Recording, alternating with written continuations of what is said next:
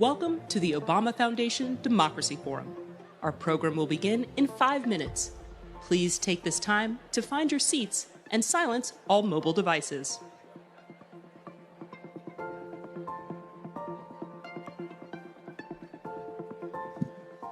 All right, we're going to do one more poll before we kick things off here. One more poll. So again, you're going to need your phone, and I'll give you those instructions again. You got to open the CVent app on this thing called a mobile device. Step 2, there's a calendar icon. Click on the calendar icon. Step 3, click on the session Spot the Real News. And then you're going to submit your answer. All right, let's see what the question is. Which part of the Obama Foundation's mission resonates with you the most? A, inspire. B, empower. C, connect. Place your votes now.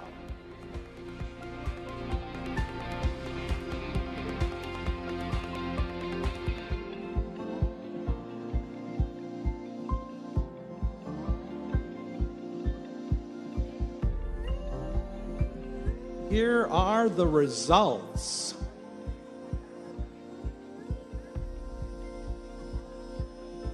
Voting is still coming in a little bit.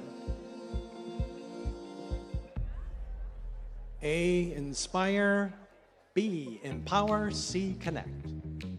That's how everyone is voting.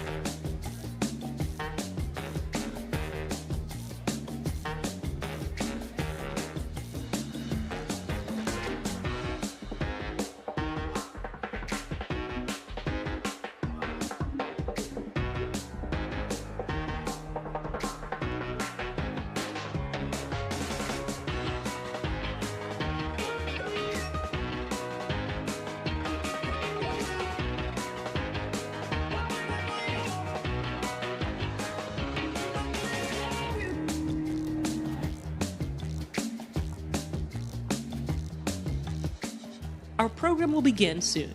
Please take this time to find your seats.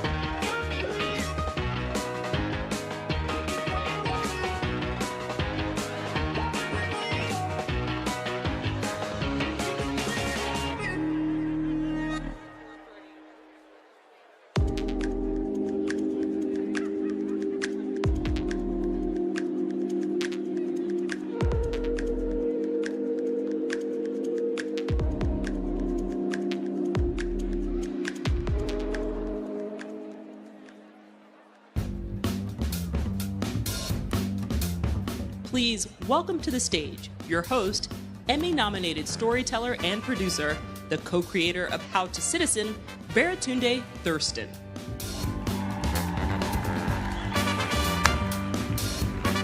Hey! What's up, everybody? Make some noise! Yeah! I see the podium over there, but as your host, I believe in no separation between me and the people, so I'm gonna hang out over here. That good? I want to welcome everybody to the 2023 Obama Foundation Democracy Forum. We are live in beautiful Chicago. Yeah. As public TikTok historian Sherman Dilla Thomas says, everything dope about America comes from Chicago. That's definitely true when it comes to the 44th president, less so when it comes to the cold. Why are we doing this in November, y'all? What's up? There are other months available.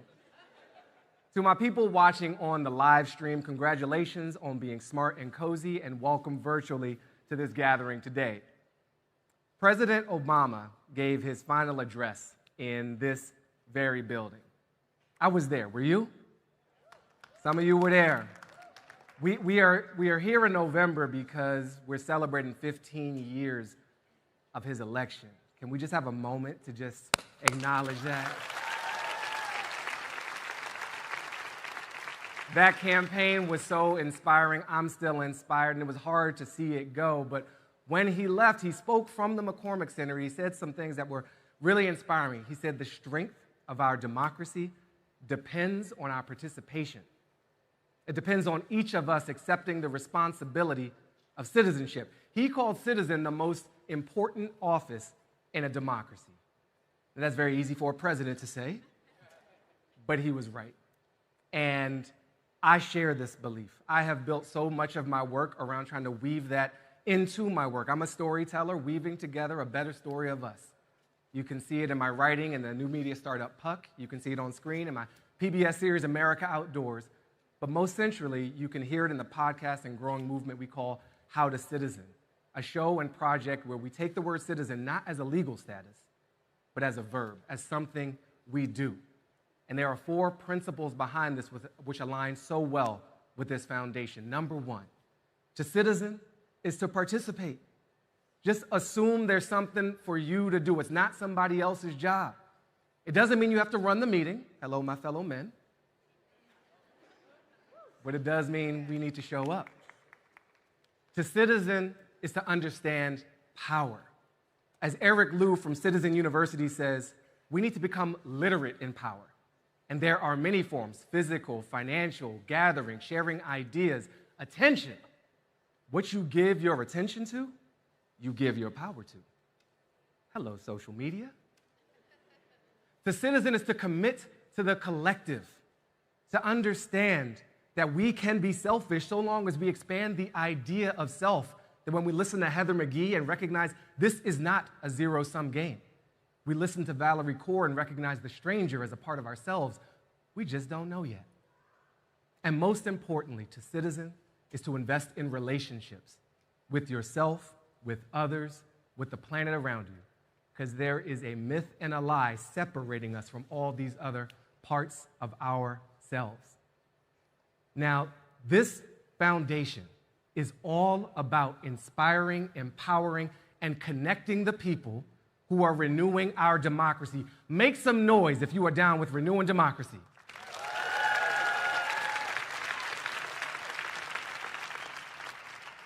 I know that when we look at our screens and doom scroll, we can hear a story of our failure, our dysfunction, our division. Some of that is true, but it is not the whole truth.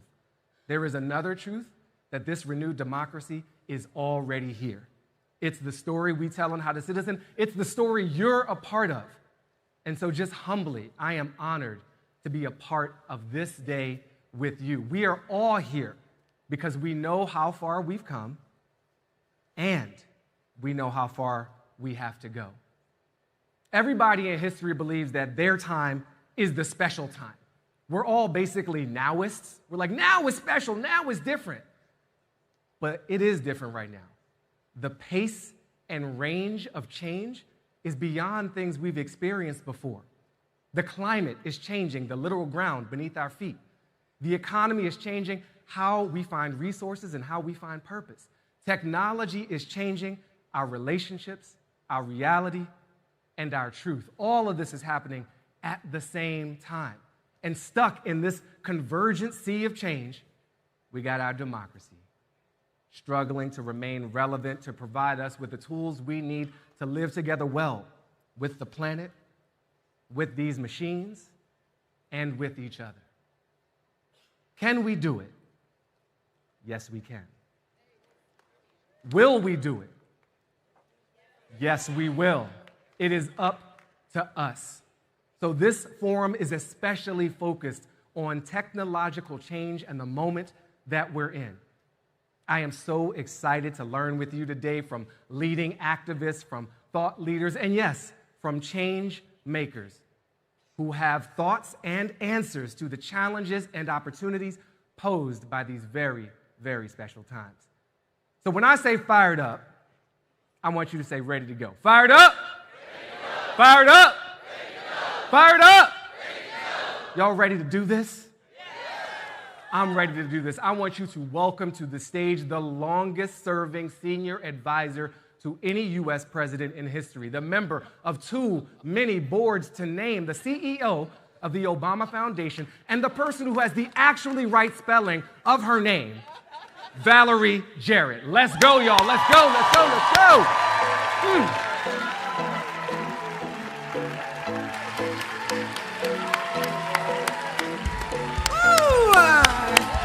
Hello, Chicago!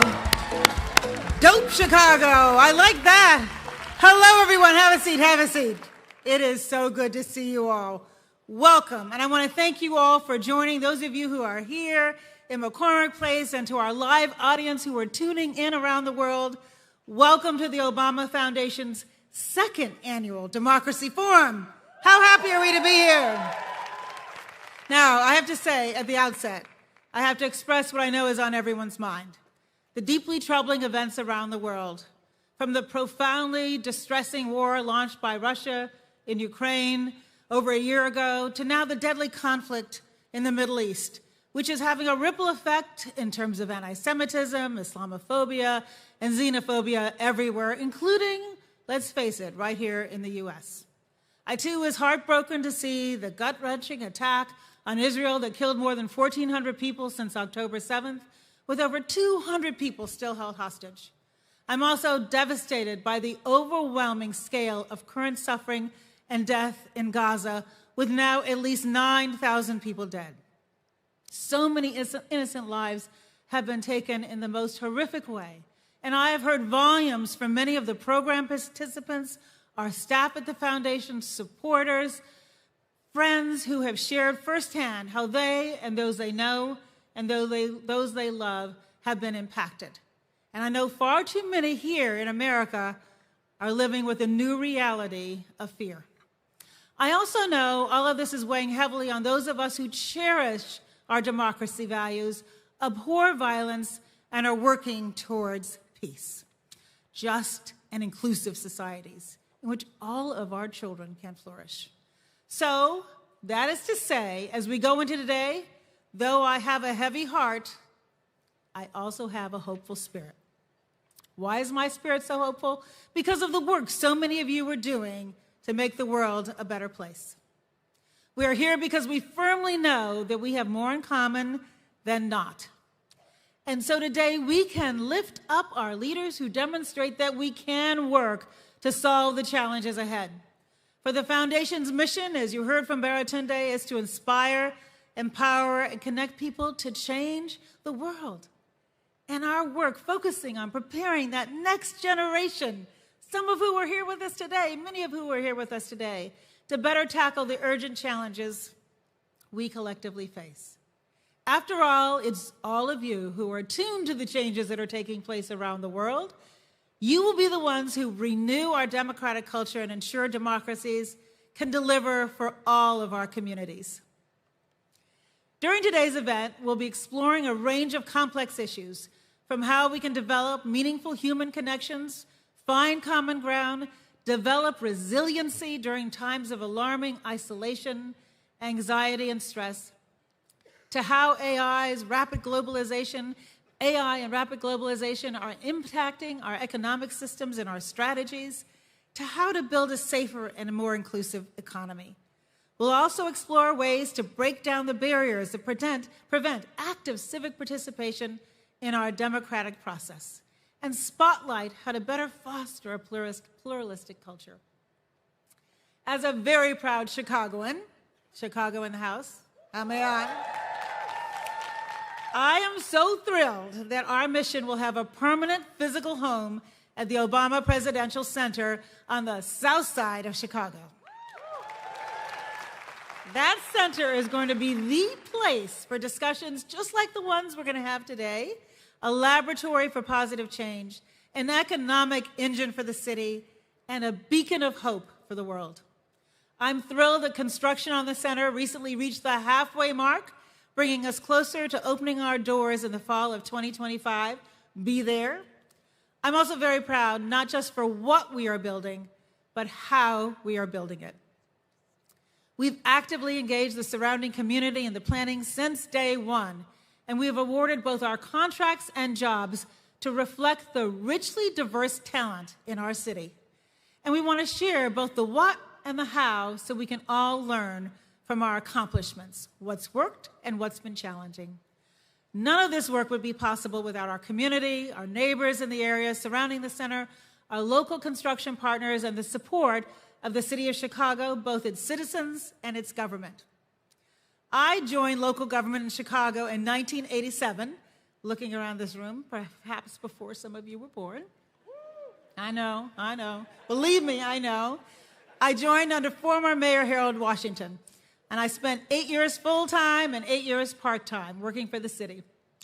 I've now worked closely with 6 mayors, and I understand the immense challenges and incredible opportunities that come with the privilege of leading this great city. I believe the success of our mayors is determined by whether they wake up every single day driven by what is best for all of our citizens, not just for some of our citizens. I believe Mayor Brandon Johnson understands this and has surrounded himself with people, many of whom I worked with back in the day quite closely, who share his values and his vision. It was a pleasure to meet him soon after he was elected in his office in City Hall, and it was really a delight to welcome he and his team out to our job site last month to see the progress of our construction, which would not be possible without a lot of support from the city. And we look forward to partnering with him and his team in the months and years to come. And so now I'm delighted to welcome to the stage an example of a leader who is willing to step forward and take on the challenges of this moment. Please join me in welcoming Mayor Brandon Johnson.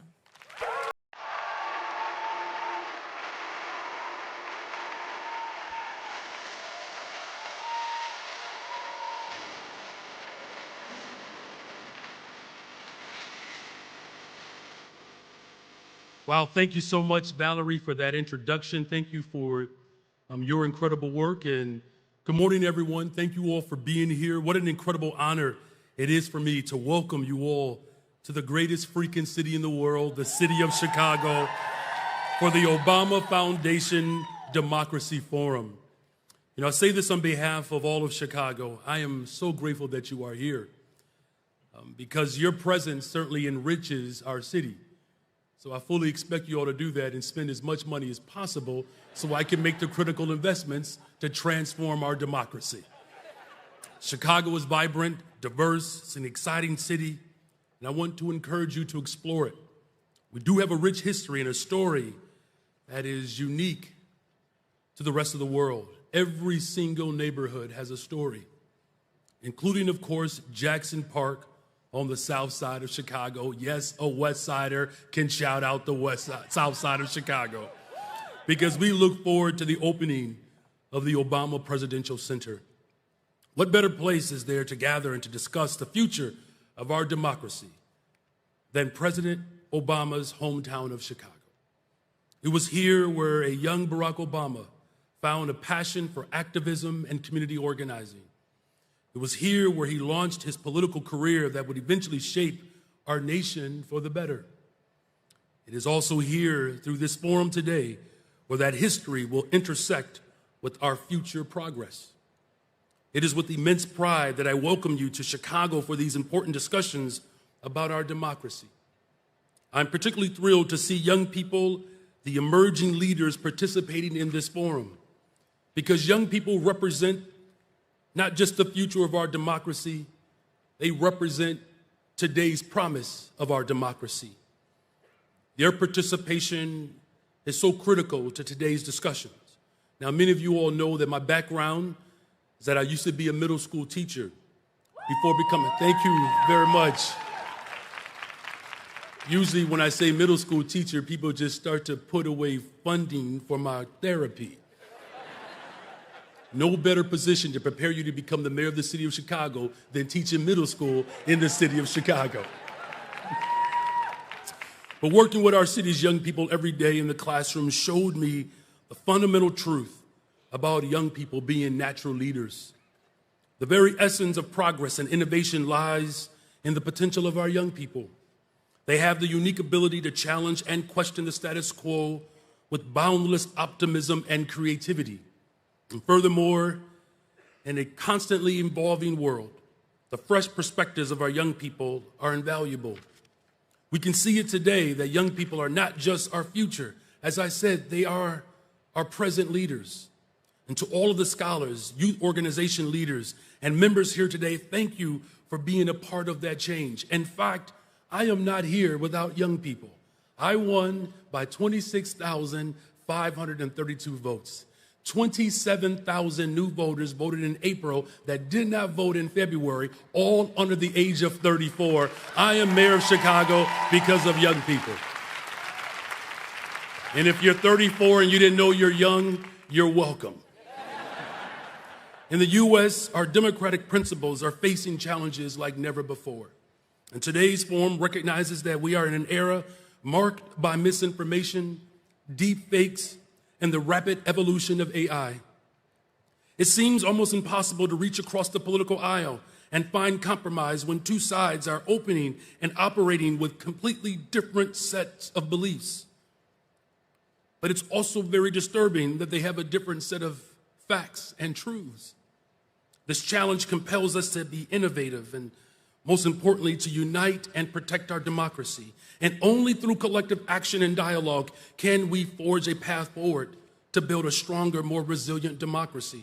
And only through collaboration and compromise can we harness the power of technology while remaining vigilant against its misuse. This is a daunting task, but if there is one thing President Obama taught us, is that change is possible. In fact, to quote him, 2008, if there is anyone out there who still doubts that America is a place where all things are possible, who still wonders if the dream of our founders is alive in our time, who still questions the power of our democracy, tonight is your answer. His election demonstrated that the people of this great nation have the power to come together and pursue change, meaning that we can face these challenges head on. Change begins here today. Today, convening with shared ideas, discovering solutions to the greatest challenges that our nation and our world has ever faced. And following today, we must continue to find ways to work together and work with those who may not always agree with us. That's how we're going to strengthen our economy. That's how we're going to strengthen our democracy. And being one of 10, a middle child, can tell you, if I can survive a house with 9 siblings in one bathroom, anything is possible. Today, we must not only see this as a platform for discussion, but a call to action. I call to stand for democracy, safeguards its integrity, and shape a future where people can truly participate in all of our institutions. I pledge to you that the city of Chicago, a city that has always stood for the values of freedom, equality, and justice, will be steadfast in our partnership to do this work together. This city will always embrace progress and serve as a battleground for change. And I thank you all for being here in the city of Chicago, because this is the city that Dr. King said when he arrived, if we can do it in Chicago, we can do it anywhere in the world. This is also the city where a man said, let's keep hope alive. This is also a city that birthed an organizer that said, yes, we can.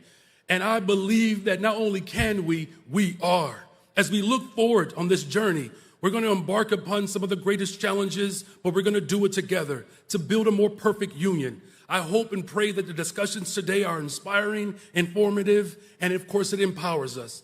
And of course, I'm looking forward that in 2024, the Democratic National Convention being hosted right here in Chicago, while the grand opening of the Obama Presidential Center is near. Let me tell you, as Dr. King said, if we can do it in Chicago, we can do it anywhere in the world. And because we are doing it in Chicago, we know that the rest of the world has tremendous hope. So congratulations on your work today. Thank you all for your commitment to democracy. And we look forward to you spending as much money as you possibly can in the greatest freaking city in the world, the city of Chicago.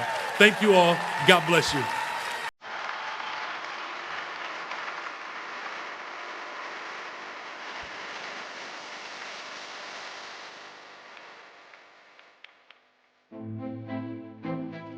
The Obama Presidential Center is going to have global interest. It'll really shine the spotlight on Chicago and on the South Side, where we can celebrate the home of our first African-American president.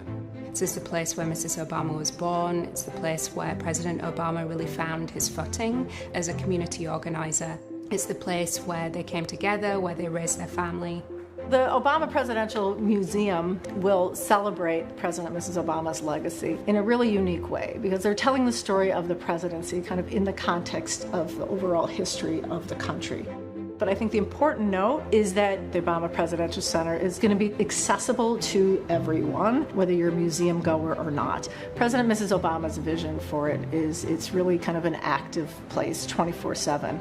The foundation is committed to working with the community, both in thinking through the design and construction, but also employing a very diverse workforce on the construction of the center. We have gone to a lot of community meetings and got a lot of community input, and the project's better because of it. There's no question about it. We're committed to, keeping that dialogue going, all the way through the construction of the project.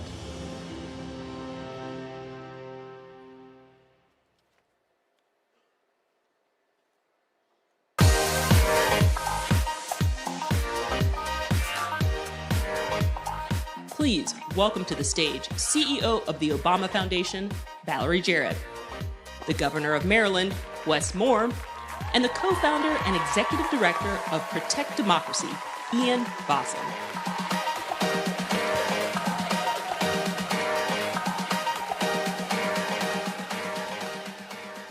Well, hello again, everybody. Thank you, Governor Moore and Ian Bosson, for joining us as we kick off the Democracy Forum. So as President Obama always says, the story of America is a story of progress, rooted in our democracy, but we can't afford to take it for granted, and it is not self-executing. We all know the progress can be fragile and require our constant engagement and hard work.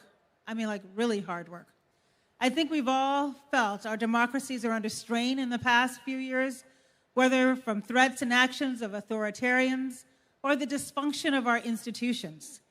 We've had the upheaval of the pandemic, historic swings in our climate, inflation globally, and we have seen the impact of technologies such as AI and generative AI accelerating the pace of change and fundamentally altering how we interact with each other and the content and forms of the news that we consume.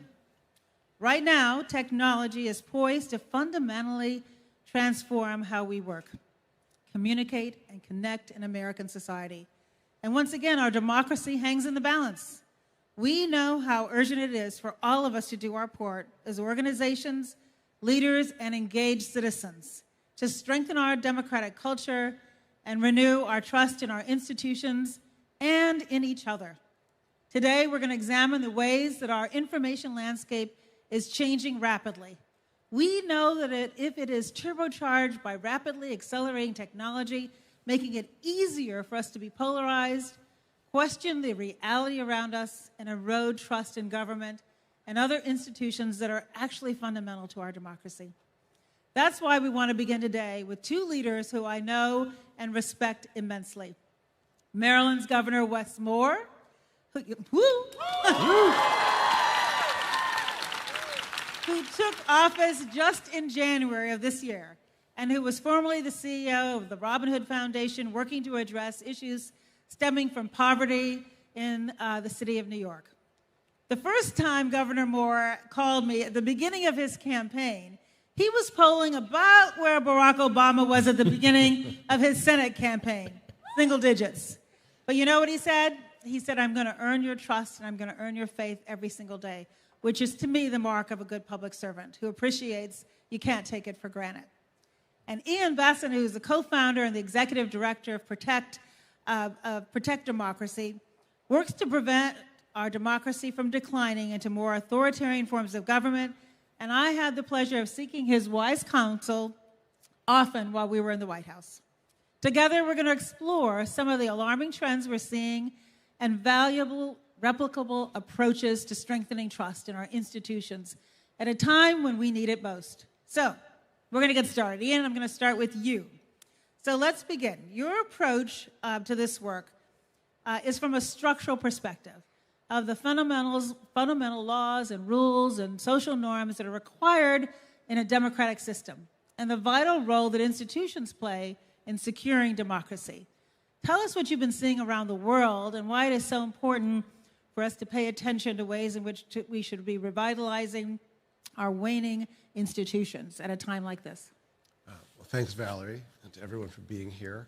Obviously, we're here at a democracy forum because democracy is facing deep challenges around the world from a rising tide of illiberal, populist authoritarianism.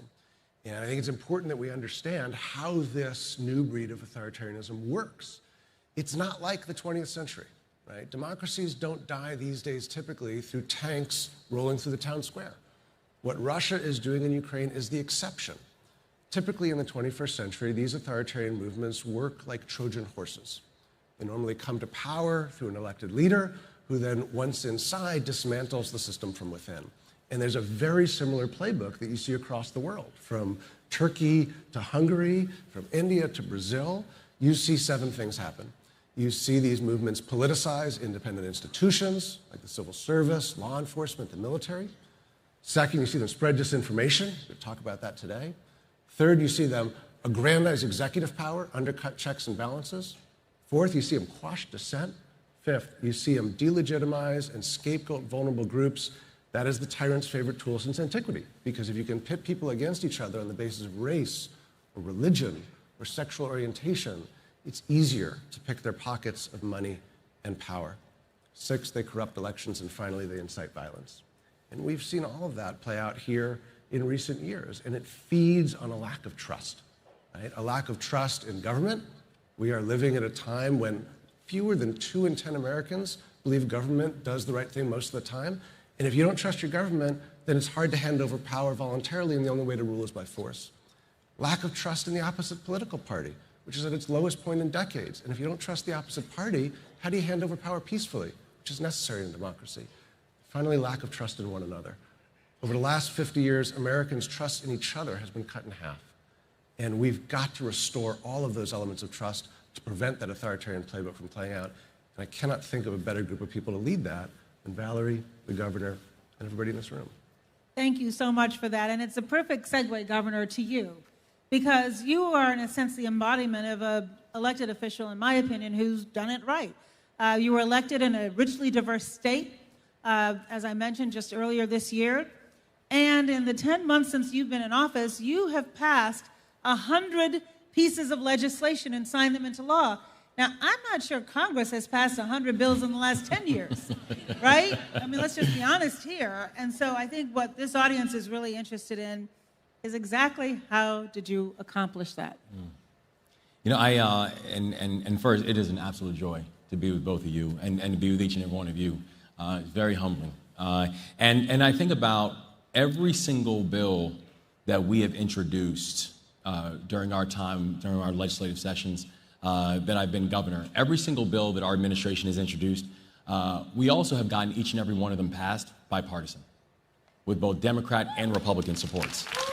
And I say that because really what it's been, it's a continuation of how we campaigned has been how we've governed. Where, I mean, I remember going out and we were campaigning everywhere around the state of Maryland, even areas that ended up not voting for us. And I remember once having a conversation with someone with a group in Baltimore County. And I was telling them about my plan for small businesses, how we want to help small businesses. And a gentleman said to me, he said, listen, I really like what you're saying. He said, but I got to tell you, I'm on the other side. And I was like, what does that mean? And he's like, it just means I'm a Republican. And I told him, I said, do you know a question I never once asked my soldiers when I was leading soldiers in combat? What's your political party? I think it didn't come up. It wasn't something we ever talked about. We had one job, one mission, one goal. And the way we just decided to approach the work is you've got to do the work and you got to show up. You need to be willing to go anywhere and everywhere. You need to be willing to make your case. You need to be willing to show people that the policies that you're pushing forward, that they actually have an intention of benefiting everybody, because if you continue to have pockets of individuals who are repeatedly left out of a system, that is going to harm everybody. If you repeatedly have people who are not seen, then eventually no one is able to move forward. And so I think part of the approach that we really have tried to take is how do we essentially depoliticize politics? How can we come up with a new type of frame and something where, I remember once we went out to Western Maryland because they were having a boil water advisory, and I saw a mayor out in a town called Lonaconing, and he said, Governor, he said, do me a favor, turn 360 degrees. And so I did. And he said, there's only one guarantee I can make to you. You didn't see a Democrat within 5 miles of anywhere you just looked. And he said, but I tell you what, you're the first governor that's been here since 1996. You got to show up. And if you're willing to do the work, you're actually willing to make some pretty special things happen and bring more people along for the ride as well. Thank you, Governor.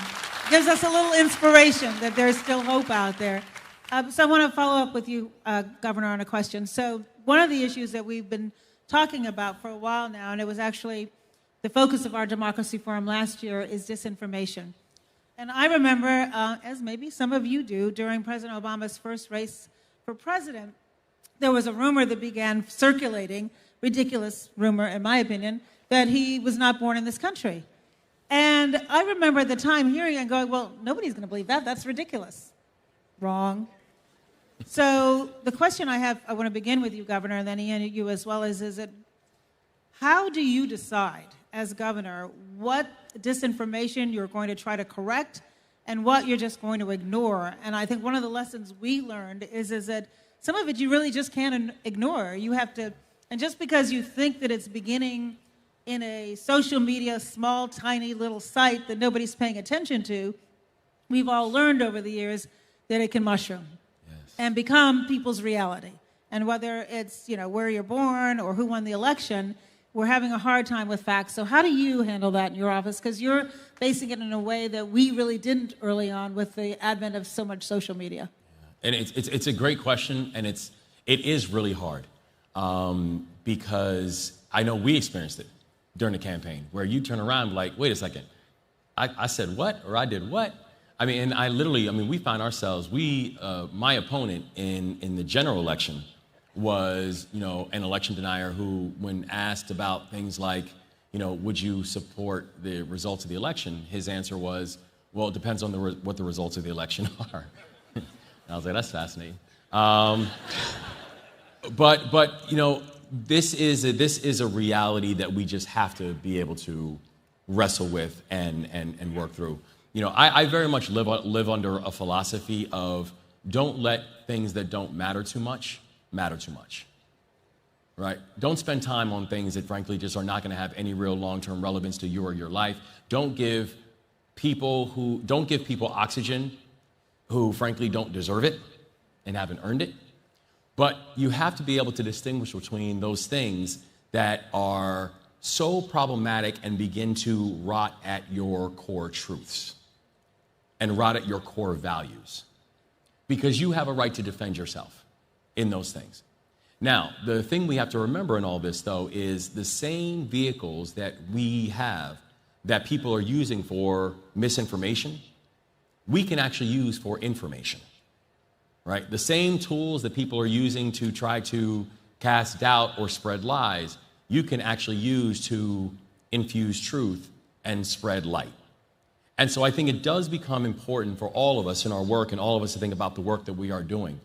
Both being able to have that mark of distinction about which things are you making things that don't matter too much, but also it's up to us to be just as creative and just as thoughtful about how we're using these tools to be able to spread truth and spread our mission and to be able to bring people on board as people will spend their time trying to use them as ways to discredit and lie and undermine.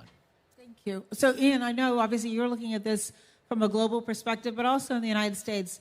What are some of the strategies that you think are most effective for combating disinformation? Well, there's a reason why we're seeing this rise of disinformation at the same time that we're seeing this erosion of trust.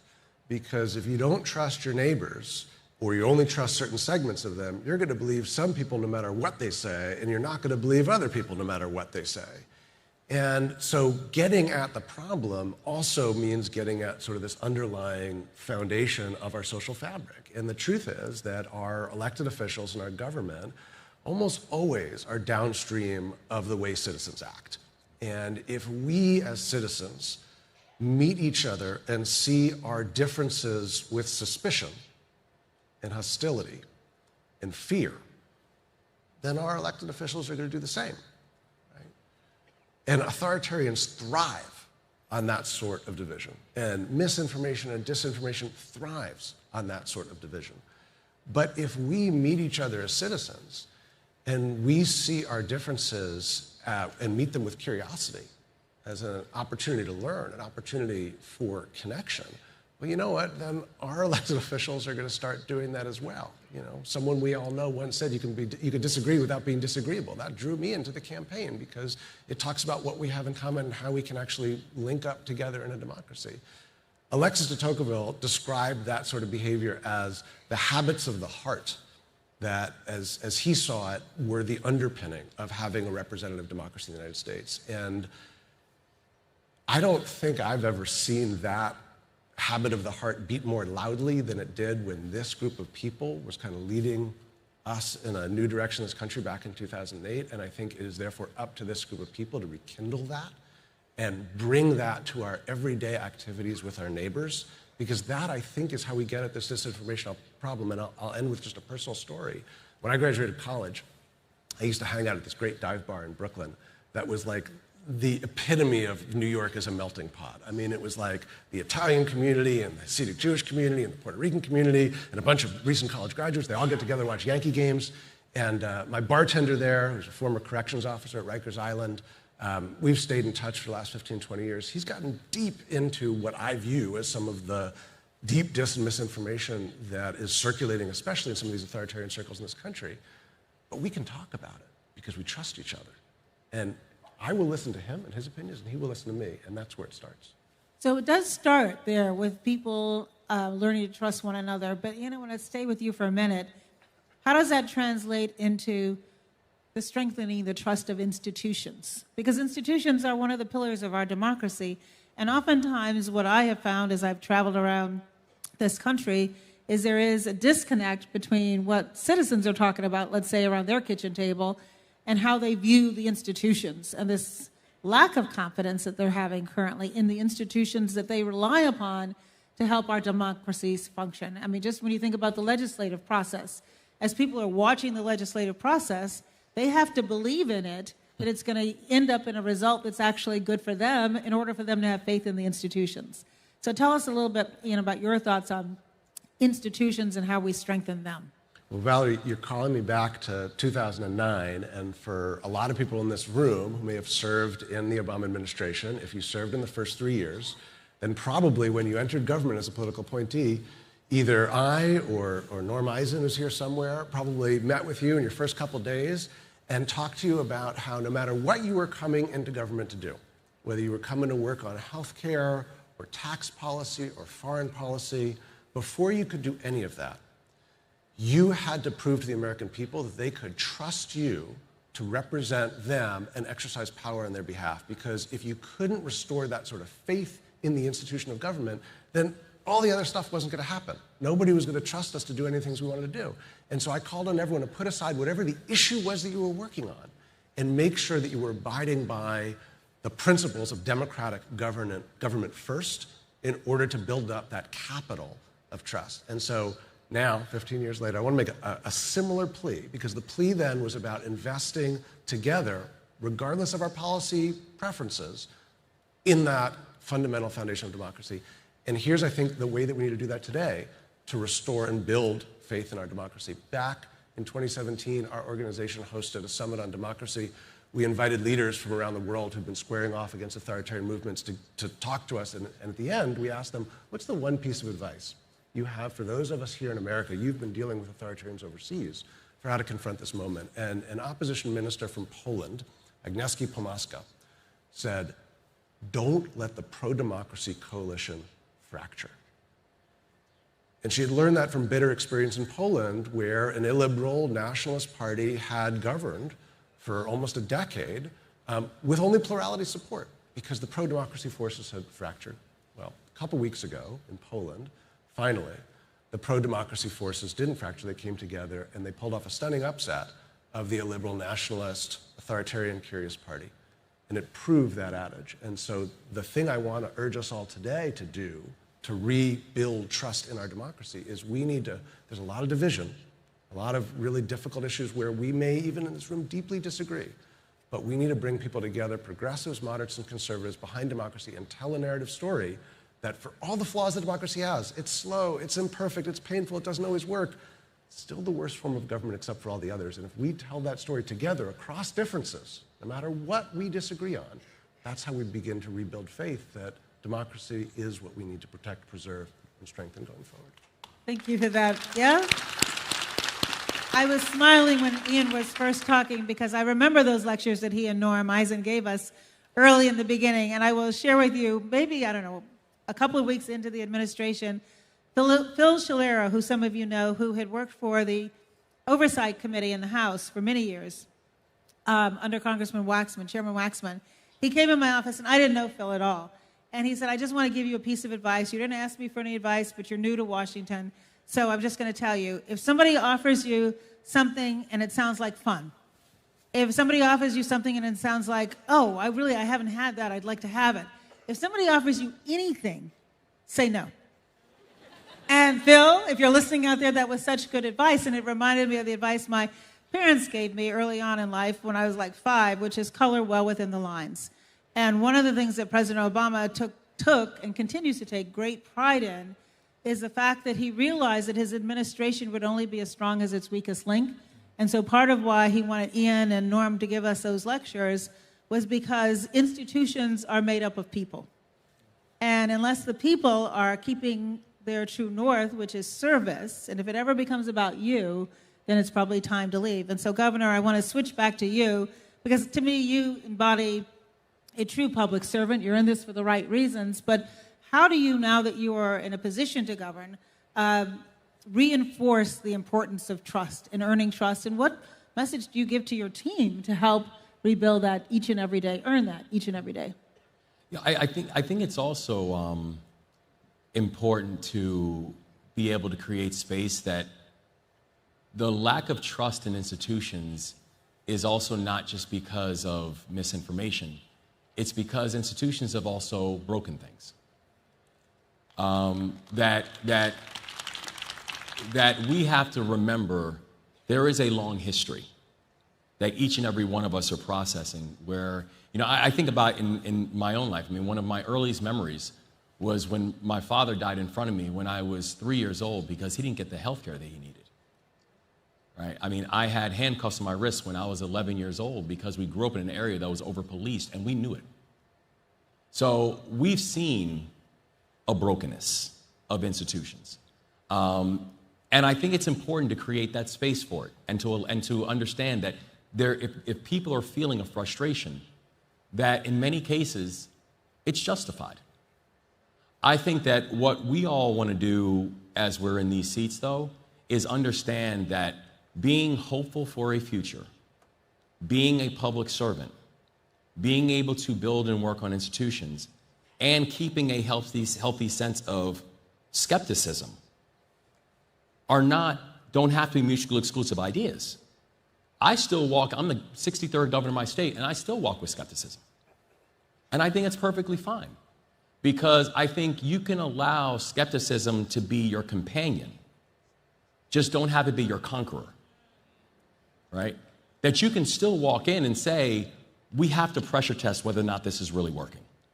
We have to change a lens on how we're thinking about this work. When, we had a campaign slogan of leave no one behind that I learned when I was 17 years old and I first joined the military. And, it's one of the first things they teach you, leave no one behind, ever.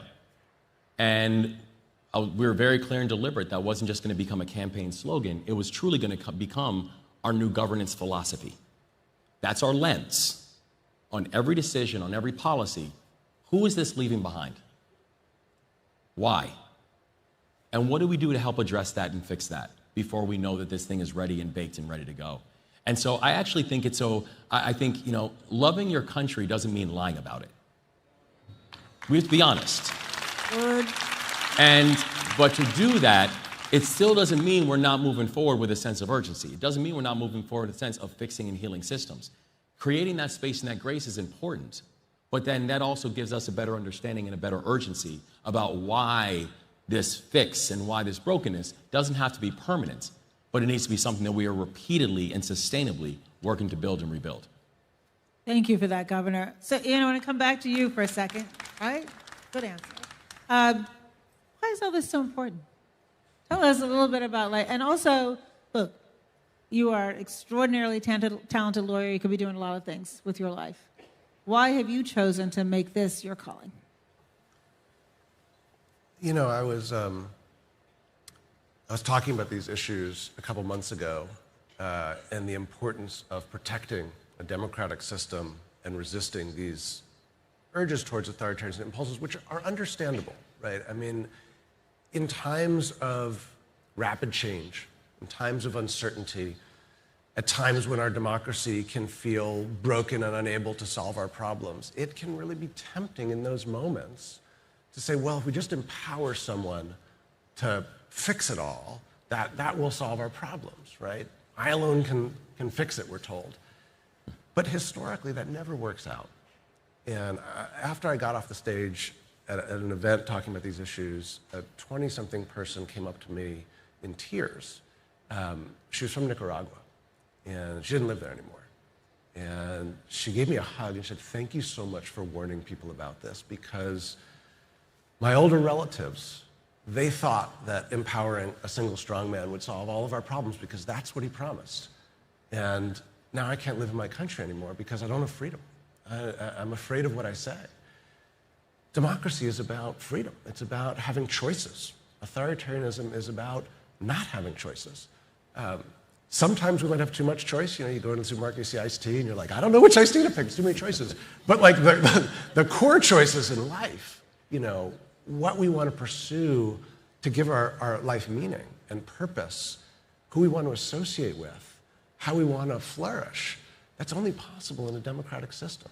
And the temptation, because we may not be able to achieve that right now for all the reasons that the governor talked about, because our democracy is imperfect, it has been flawed, it has done bad things, can either lead us to follow the siren song of authoritarianism, or it can lead us to what President Obama called on us to do, which is to perfect our union, to get back on that journey of perfection. And so I think at a moment like this, where I gather hope, is that, yes, things do look dark right now, very much so.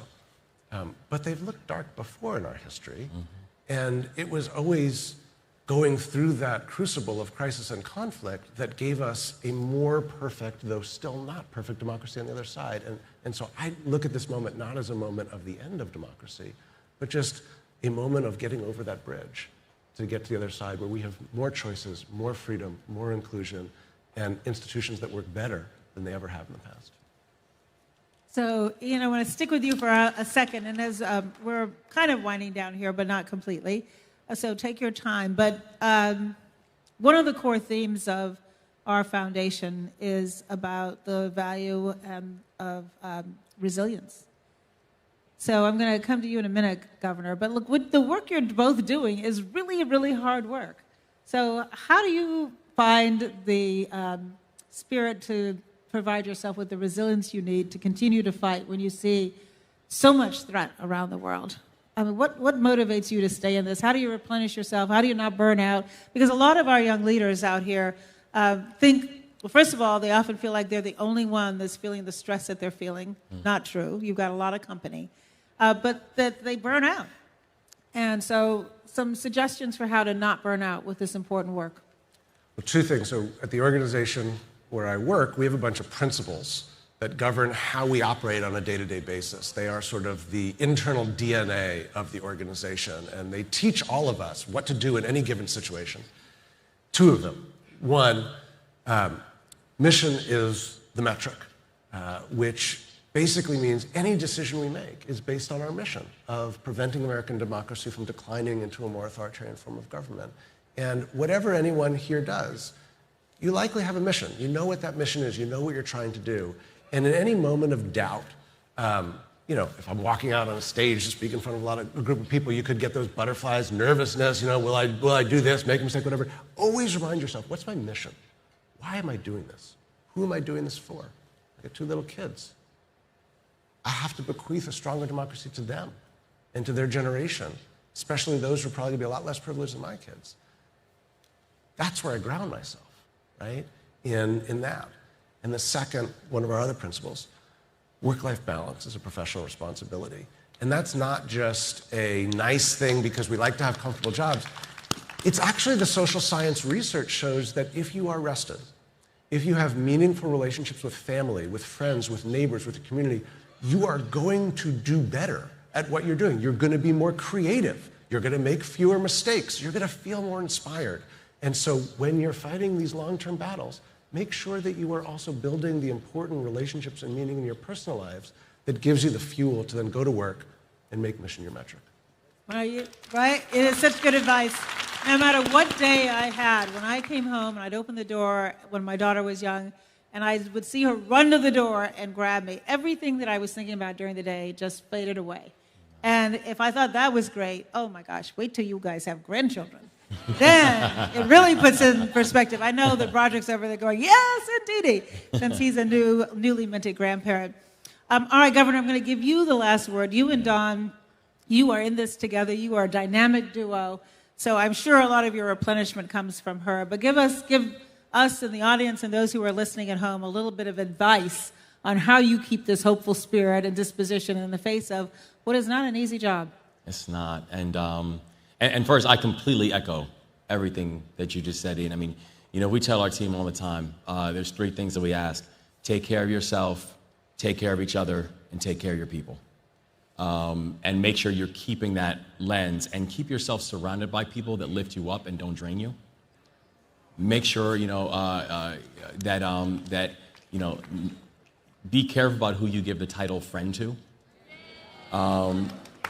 Because if a person doesn't want nothing but the best for you in all circumstances, they're not a friend. And so careful who you give that title to and who you choose to spend your time to. But the other thing I would say, though, is this. Study history. And I say that because, I consider myself a junior historian. Like, I really like history. And first of all, it does add a sense of context because, you said something earlier that I thought was right. It's like, imagine having a conversation with Frederick Douglass and explaining to him how tough we have it. I'd love to see the conversation with Harriet Tubman and say, Harriet, I got to tell you about my day. Know your history and know what we've come from. And I remember, during the morning of our inauguration, and some of y'all were there, we started down at the Annapolis docks. So Annapolis is the capital of Maryland. The docks, which are beautiful, and I hope you all come visit, but it's also one of the country's earliest and largest slave ports. And we had a wreath-laying ceremony, and we had a prayer, and then we marched from there and marched up to the State House, where I was inaugurated. And by the way, the State House was built by the hands of enslaved people. And that's where I was inaugurated as the state's first African-American governor. But there was a reason for that. And the reason is history. That it was important to take people on this journey of understanding where we collectively were, where we collectively are, and how many people had to be involved in that process of multiple backgrounds and faiths and races and religions to make that journey possible. And so the thing I would just say is, if you study history in all the free time that you have, it'll give you a sense of context about the moment we find ourselves in. And honestly, it'll give you something that I know it gives me, which is a sense of strength. To know that we've seen dark days before. We might be in dark days now, but joy comes in the morning. And that's why we do our work. Preach, Governor, preach. Well, we have run out of time. I could talk to you too, Ian Basson, Governor Moore, forever. But there is a lot at stake here, and I appreciate you sharing your wisdom with this audience. There's a lot of hard work ahead for all of us, but this is not a time to be weary, because those upon whose shoulders we stand had it a lot rougher than we do. So thank you very much.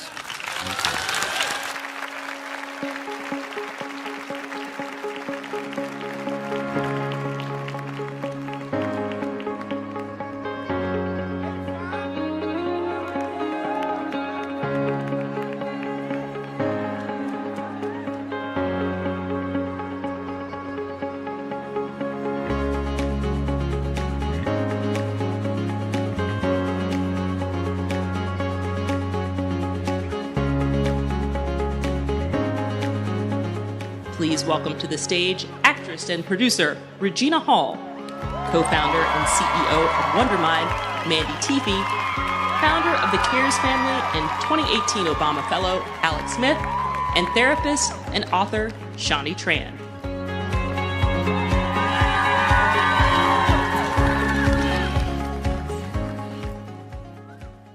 Hello. Hi, everyone. Thank you for joining us.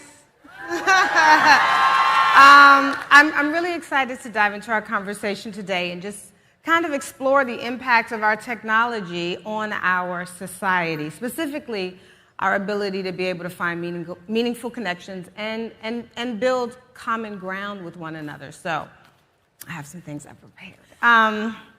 So lately, obviously, we're pretty much glued to our phones. We're having deep conversations, constantly connecting with our, I guess the word they use today is network. We are engaging in dialogue. We're consuming hours of video, hours of media, and we're sharing these glimpses into our lives. Yet research is showing that during a time when we are more connected than ever, we are experiencing unprecedented rates of loneliness and isolation and a lot of depression. So what do you think of that? Like how has this alarming trend, as we can call it, manifested itself in your work? Let's start with you, Alex. Well, firstly, thank you, and thank you to the Obama Foundation for bringing together this extraordinary community. I'm going to start with a stat to answer your question, and then a brief story. The stat is that on average we receive around 3,000 messages for every face-to-face meaningful interaction that we have with a loved one. Some people find that hard to believe, right? Until you think about how many notifications you get, how many emails you get, how many texts you get. The story is that yesterday I flew from London to Chicago to be here, and I ordered a car on my app, on my phone. I arrived at the airport having checked in online. I bought a magazine from a self-service checkout. I then got on my flight and I watched a movie without having any interaction with anyone whatsoever. And you know, technology is a factor in all of our lives, and I think social media is part of it, right? We look for that dopamine hit that makes us feel good, but we want a dopamine rush. And what that leads to, obviously, is a kind of dopamine crash as well, and it leads to depression and anxiety and all sorts of other things. But, you know, kind of my belief and experience is that technology and social media is just part of a much bigger picture, and that there are four much bigger forces, frankly, that are driving what I call disconnection in a connected age. The first is economic forces, so globalization, deindustrialization, urbanization, gentrification, inequality. they're leaving people feeling like they're left out, left behind, and finding it hard to interact with their communities. The second big force is kind of cultural forces, right? Single occupancy living is on the rise. Rates of marriage are declining. Faith participation is declining. Participation in trade unions is declining. So we're choosing, through institutions, not to interact with one another for cultural reasons too. There are political forces, so austerity, a cost of living crisis, community centres closing, libraries closing, and then there are technocratic forces, right? Remote service delivery rather than human service delivery. You pick up the phone to your bank or your local council or a service provider, and it's press 1 to listen to lift music, right? And press 2 to speak to somebody 10,000 miles away on the other side of the world. That leaves people, again, feeling unseen, unheard, part of a much bigger system and not particularly recognized as who they are as humans. Yeah. And loneliness is a personal crisis for those who experience it. So for those who haven't experienced it, it feels like heartbreak or grief or deep homesickness, I would say.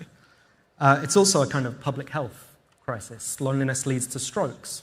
It leads to heart attacks. It leads to depression. It leads to dementia. It leads to anxiety. There's all sorts of evidence showing that loneliness is as bad for our health as smoking 15 cigarettes a day. And this has a kind of compounding impact over time. My point, though, is that really loneliness is also a political crisis, because when we withdraw from one another and we spend less time with one another, particularly people who are not like ourselves, it leads to polarization, it leads to othering, right? It leads to division, it leads to discrimination. It also, by the way, leads to underemployment and homelessness and racial inequity and social inequity.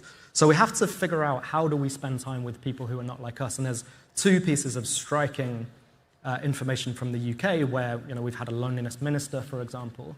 One is that young people now are the most socially conscious generation in history, but the least socially engaged in terms of their own communities and the people around them and knowing their neighbors. The other is that loneliness in young people is leading to people turning away from democracy and towards authoritarianism because the levels of empathy are just decreasing. So the way that I tried to do this in the Cares family over the last 12 years, which is the organisation that I created in the UK, is to bring older and younger people together. These are the two loneliest age groups in British society, to share group activities like dance parties on a Saturday night, book clubs, history nights, I heard before. We have to know our history. Well, when people across generations learn their history together, that's really powerful. And as well as group activities, one-to-one relationships between people who build that humanity and recognize that humanity. We had an incredible philosophy at the Cares family that was, we're not a service. This is a group of communities, intergenerational communities of people building solidarity and connection and belonging together. Not belonging as a zero-sum game where you can belong but I can't, together. This week, the Cares family has kind of been recognized as being in trouble, the organization that I founded, and may not last the week as an institution, as an organization that I led for the last 12 years. And I feel desperately sad about that for the staff and the older and younger neighbors, 30,000 of them who have been involved in the last 12 years. But the point is that it can't be one institution or one group of people that bring people together in society, right? Loneliness is an equity issue because it's people who experience it are those who are already marginalized. It's also an everybody issue, right? So we need to build civil society infrastructure, civil society organizations, businesses, government, individual people in individual communities coming together and recognizing that it takes at least two people for one person to feel visible. That's very true. Thank you so much for that. I think I watched a program where it talked about centurions. And when they looked at where large groups of them came from, they all came from very close-knit communities that were very connected. So, okay, Shani, you have built an impressive online community on TikTok that uses humor, which I love, as a way to bring people in and engage them around issues that can kind of be challenging and really tough to talk about. So how is the online community that you cultivate responding to this kind of space? Yeah, so one of the things that I do with my online community is I do make them aware of parasocial relationships, which essentially is a one-sided relationship, people watching me, and I'm aware of that. And one of the things that I like to do is, like in my Instagram stories, I like to be a little bit more personal. I always like to look at my TikTok or Instagrams as the light in the darkness with everything that's going on in the world. So I can talk about depression, and the way that I may do that is I may play a character who is depression, and then I may play a character who's trauma, and then talking about a very serious issue, but bringing sort of like different tones to it. So like when I play trauma, she's very sassy. She's very like, she puts on makeup. She doesn't really want to talk to depression because trauma feels like she's the ish. And then you have depression, who is often reading and doesn't want anything to do with depression or trauma. And then I have anxiety, who's very like bubbly, because most people don't know anxiety in that way because she's very invasive, very like, hi, how are you? And so I do that because I want people to see these very serious diagnoses, but laugh. Because I find that humor is very important. And what I'm hoping and what I look at is I don't often look at how many people have watched my videos. I look at how many people have shared them. And the reason I look at that is because it tells me they saw something in this and they may have shared it to a friend. And sometimes I get a comment that's like, I really want to send this to my therapist, and I'm a therapist, and I'm like, do it. That will start the conversation with your therapist if, say, it's something that you feel uncomfortable talking about. And when I look at social media, I look at it as a place, it's not a support system. When it comes to mental illness, one of the biggest protective factors when it comes to like suicidal ideation is a support system. And if someone's like, oh, well, I got a couple friends on social media, that's a red flag for me because it's a parasocial relationship. It's very one-sided. So what I'm looking for is who is in your life, who is in your community. And the reason I talk about that is, for me, I meet a lot of other people in social media, like other therapists, and one of the things that I always try to do is if it's someone that I click with, even if they live far away, I try to take a step to turn it from a parasocial relationship into a potential relationship. So I may start to DM them, and then if I DM them, hey, do you want to jump on like a FaceTime call? But like not turn our cameras on, you know what I'm saying? Like we just actually talk, like let's take that first step. And I think that's so important for people to take that step in social media, or even in life in general. Let's say if you have like a coworker, if it's someone that you're vibing with and you're like, you know, I'm new to this town, I want to be able to like go out, have dinner, have drinks, do your thing. You know, starting that conversation of, would you like to meet outside of work? Because when it's just at work or just in one setting and you are earning for that connection, making that step. You know, it's interesting. I don't know if you guys know, and you should get this book. I'm just going to say it. It's called Power versus Force, but I can't think of the author. But the reason it's such a good book, you know the book? I don't. Oh, sorry. But the reason it's such a good book is it's not that good. No.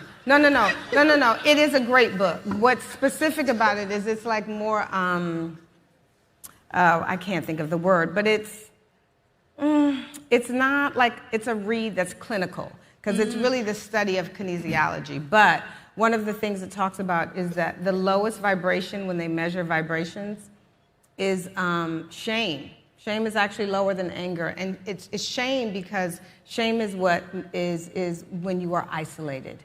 And so even everything else, and so when you talk about introducing you know, depression to trauma, anxiety, and meeting people who are like also engaging people to know you are seen and you are not alone, it just makes me think of the book, because that's a big threat with isolation and feeling alone and hiding. But seeing a person that's a face, yes, and not just like a screen, you know, it's very connective. So yes, I would suggest you get the book. Something I wanted to add to that is whenever I tell clients the difference between like guilt and shame, is guilt is I did this bad thing, whereas shame is you identify with it. I am bad. Yeah. It's so crazy because when I first read that, like, you know, I went to Catholic school, so I always had to read the Bible. And I remember in the Adam and Eve in Genesis, I guess, you know, you all know when they ate the apple and stuff. And then they had they said they were naked, and they realized they were naked once they bit it, and then they were ashamed. And I was like, that's so crazy because of the. Okay, I'm digressing. Okay, now let us explore the complex relationship we have as a global society with the tech and our ability to connect in meaningful ways. Now, Mandy, how are you creating spaces for people online at Wondermind? Yeah, as we know it, community has changed the definition. It's shifted to what community actually means. It used to be that your community is right outside your door, and that's where you would go, and that was all you were exposed to. And so at Wondermind, we tried to expand that community in a positive way, where you are being relatable as co-founders. We all have mental diagnosis, all of the co-founders, so we like to meet the consumer where they are. And the beauty with that is that can be in any format. It can be anywhere we go. And we also like to create activations. So they have to come out and come out of the space. And something I always like to use as a point is if movement is something that is controlled and organized by your frontal lobe, then that means that that's around what we react to what our environment is. So if you're sitting in your home alone all the time, that's your environment, and that's what's causing the loneliness. So go out, get your body moving, do things that will actually set that frontal lobe into other people's worlds, because there's just so much information. Like, we would be exposed to a handful back in my day, and a handful of what society is and what community is. And now you're just inundated with information, and you're trying to figure it out, especially the younger generation who's trying to figure out who they are, what their beliefs are. And there's so much, and it can take an introvert and turn them into an extrovert, which is a powerful thing. Yeah. And you get to create your community, and you get to create all of these worlds, but without the guidance of people that have good intentions, it's something that everyone can get lost in. So we really try to create that community as a safe place with no jargon, no judgment. Mental health is for everyone. It's something that affects us emotionally, socially, physically. And we're just here to bring everyone together and know that they're not alone in that space. Mm-hmm. Yeah. Mm-hmm. You see that? The thing is, I think you think about it and you start to realize that human beings, we are probably at our highest when we are connected, right? Yeah. In some way, and we have a lot more in common than we do that's different, and then what we do have that's different, it's actually quite supportive of who we are individually. So. Yeah. I know I got something wrong up here. But I used to go to this thing, and I can't remember what it's called. It was a health thing, and they said it was like a retreat. And these retreats are great, and some people are there because they just want to cleanse. Some people are healing. They have disease. But one of the things they say is and I say this too. They never would say you have a health challenge. They would say you have a health opportunity, right? Mm-hmm. So you have a mental health opportunity, because it means that with this kind of support, there is that room for a support system, friends, growth, healing. Of course, we're spending a lot of our time diving into our online lives, but I really want to end this conversation by hearing from kind of each of you about why face-to-face, in-person connections are so important to our collective well-being. And so let's start with you, Mandy, and just go all the way down. Yeah, I think whenever you feel what connection means, you automatically feel, for me, I feel a mental connection. Yeah. And you can get that mental stimulation online or, educating yourself and, exploring, makes you feel safe. It makes you feel like you are in an environment that you can be embraced in. And so that's why we love to do these activations to where all the communities come out. We have a newspaper stand yes, newspaper. And it worked really well. Everyone came out and got a newspaper. And so we took it old school, and people were just walking by, and then they would just come, and they would sit, and then they would just get involved with whatever activity was going on because they're yearning for it, and we need it. And it's like such a it's natural human instinct to want to have that physical connection, whether it's by energy or, I don't want to say by touch, but like by energy, you know, it's just something you can't replace with anything else, like especially a screen. Agree. I'd say that just like democracy itself, community is not self-regenerating. Mm-hmm. And although as a species, one of the things that differentiates us from many other species is our empathy for one another. Mm-hmm. But we have to be proactive in seeking that empathy and seeking to spend time with other people, face-to-face, and other people who are not like us. And I think the thing that really gets me, the one stat that I always use the most in my work in the UK is that 72% of British adults say that knowing their neighbours is of fundamental importance to them and their well-being. 73% don't know their neighbours themselves. Wow. So we're doing this kind of insanely maybe British thing of recognising that something is absolutely fundamentally important to us and who we are, and not doing anything like enough to nurture it. Mm-hmm. And so what I've always tried to do, and this is a practice that anyone here can kind of take away, is just like fruit and vegetables, think of your 5 a day. 5 meaningful connections. And that can be walking down your local main street and waving to your barber who cuts your hair once a month. Mm-hmm. And instead of looking down in your phone as you go home, say, how's your day? Mm. Right? Or skip the self-service checkout and go and speak to the person who's behind the actual tills. Yes, I love that. And ask them, how's your day? And some of them can be online, right? A WhatsApp message, a video call.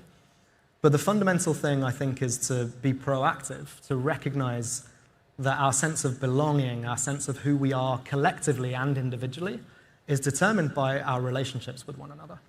And I think if we go too far down a path where we're deprioritizing those relationships and prioritizing efficiencies in how we interact instead of relationships, then we can be on a quite a difficult path. But again, I'm hopeful that when incredible people who do want to come together and build community do so, then you kind of pass the baton. You don't just have that inspiring interaction between 1 or 2 people. That one other person will take that away and maybe change how they're interacting in their own lives. I love that. Very good. Yeah. Yes. How I would answer the question is, I'm a therapist, and if there's any other therapists or social workers or licensed marriage therapists in the audience, we like Brene Brown. We like her a lot.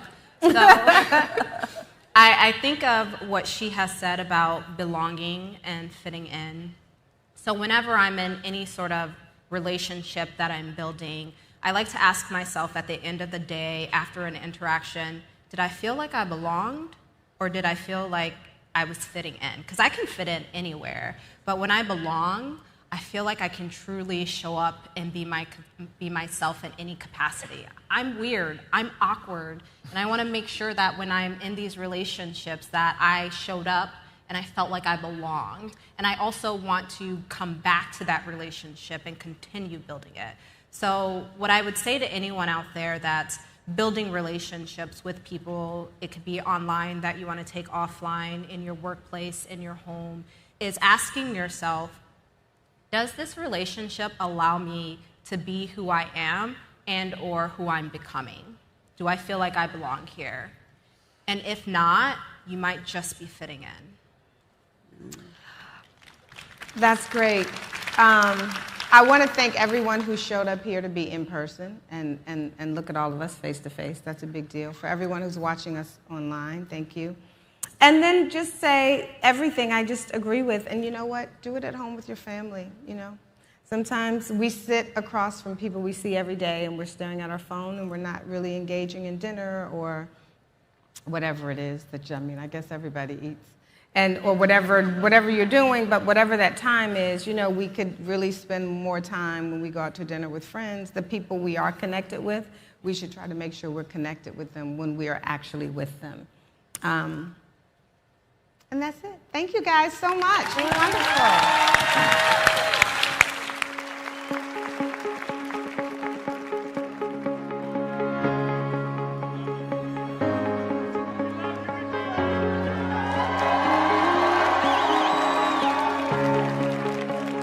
Please welcome back to the stage your host, Baratunde Thurston. Hey, we love you, Regina. That's been a good set of sessions so far, right? We had Chicago Mayor and Chief Salesperson, Mayor Johnson out here earlier, Valerie Jarrett floating ephemerally and having this institutional chat with Governor Moore and Ian Fasson about our institutions. And not just the fact that we're losing faith in them because of misinformation, but because they have failed us ourselves. I just also want to confess, I really want to vote for Wes Moore. Am I alone in that? I mean, and that's a problem because I live in California and he's over in Maryland, so he's going to have to run for some other kind of office so I can legitimately, legally vote for him, because we believe in legitimate legal votes, for sure. I'm obviously starstruck by Regina right now, feeling a little special. But I think this concept of getting at the personal, the emotional, and the idea of having friendships and relationships that allow us to be who we are and who we are becoming. Not only is it true, but it's a nice product plug for Michelle Obama's book, Becoming. So make sure you all get that great book because it is awesome as well. Listen, we have our next speakers coming out to walk us through a demonstration of how we can all bring media literacy best practices into our day-to-day in this connected but disconnected social media landscape. So I'm going to ask you to take your phones out. Don't go to social media.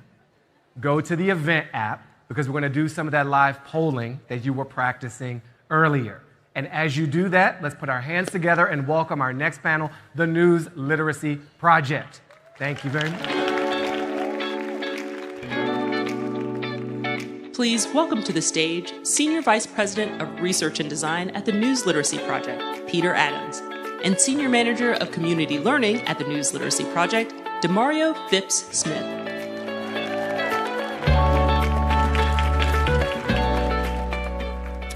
Hello, Democracy Forum. I'm Peter Adams. And I'm Demario Phipps-Smith, and we're with the News Literacy Project. We are a nonpartisan education nonprofit that works with educators and the broader public to help people distinguish credible information from misinformation, to be better informed, more engaged, and more empowered individuals. You can learn more about NLP on our homepage at newslit.org and through our slides at the bottom right. Today, we're going to go over 3 quick tips to help you stay informed. We only have a short amount of time, so we'll move pretty fast. Keep in mind that throughout today's presentation, we're going to share a couple of interactive polls, so please open up your event app and be ready.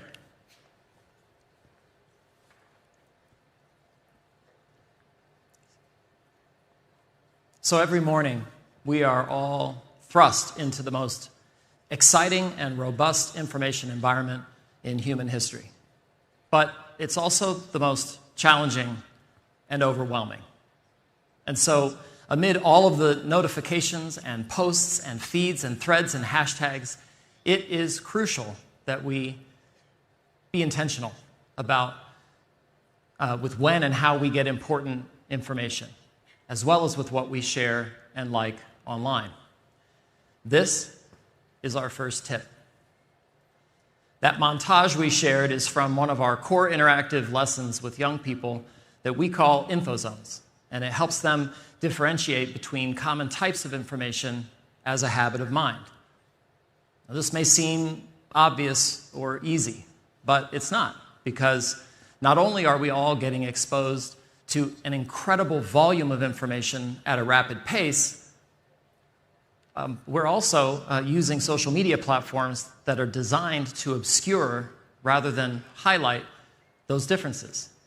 They're designed to keep us scrolling, to keep us engaged, to keep us watching and reacting. and sharing and generating data and seeing ads. In doing this, these platforms reinforce the faulty notion that all posts are created equal, that it's all just content with equally credible claims and ideas.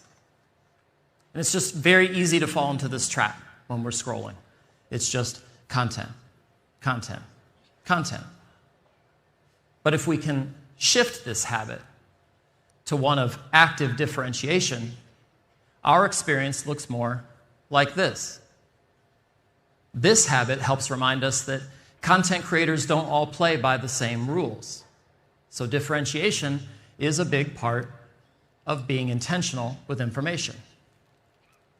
A second aspect of being intentional is simply being proactive about getting news. Our social feeds and notifications make it tempting and easy to just let news find us. And while this can be helpful, it's also vitally important to make time to deliberately seek out standards-based news from credible sources as part of our daily information routines. Another important part of being intentional is to be critical and discerning. Part of this comes naturally. We each have a sense of what makes something credible. News and information as verifiable, sources that show a commitment to transparency, independence, and being fair. And if we look for these values and principles in practice, we can see their influence. While user-generated content is becoming a larger and more useful part of the information landscape, it's often incomplete or unreliable. News coverage from standards-based sources is more credible because it shows a commitment to accuracy, being fair, and presenting facts in the right context. Now, everybody, let's get out our phones and open up the app. We're going to try our first poll question. So click on the calendar icon and select the session, Spot the Real News. I'll give you all a second. Okay, everybody ready? All right. For our first poll question, let's take a look at these two headlines. Is there a concern for accuracy and fairness more apparent in one of these over the other? Vote now.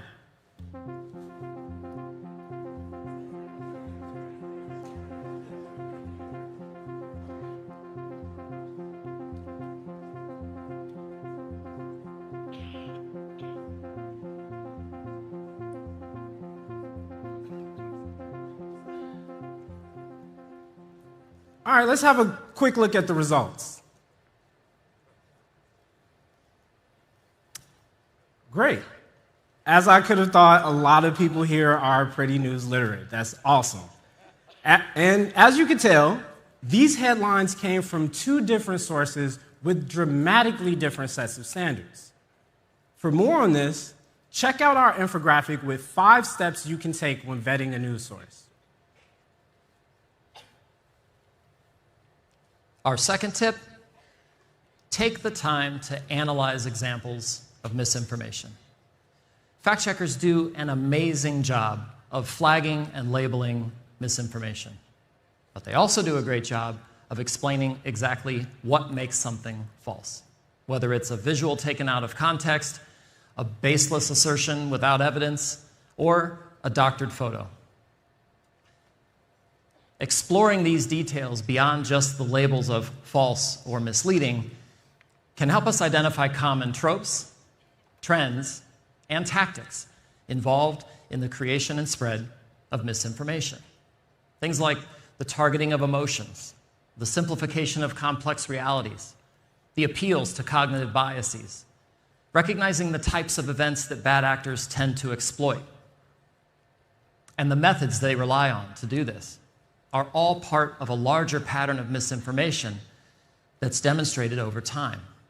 It's a pattern we can learn to recognize. So we created a website called Rumor Guard to help you do just that, offering insights and analyses of misinformation examples for anyone who wants to learn. Even that one uncle that you've got, that uncle who shares truly bizarre things, to Facebook.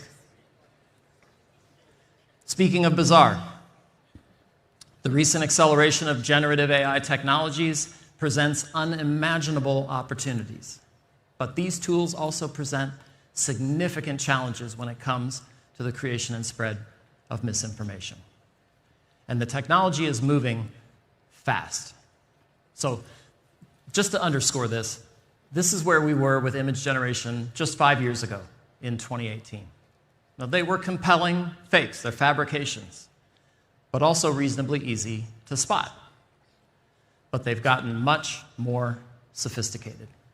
In fact, the two examples here are available for hire as AI models that can appear in custom images wearing or doing anything you might need or want them to do.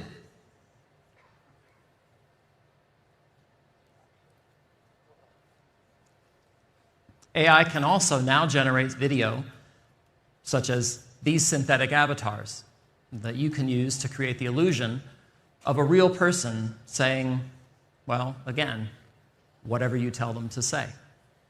In fact, 2 of these avatar personalities have already been used in a propaganda campaign masquerading as a newscast.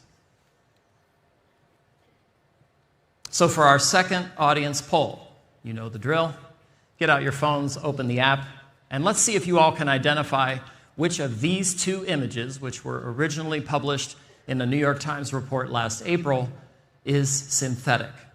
Which of these 2 headphone-wearing guys was generated by AI?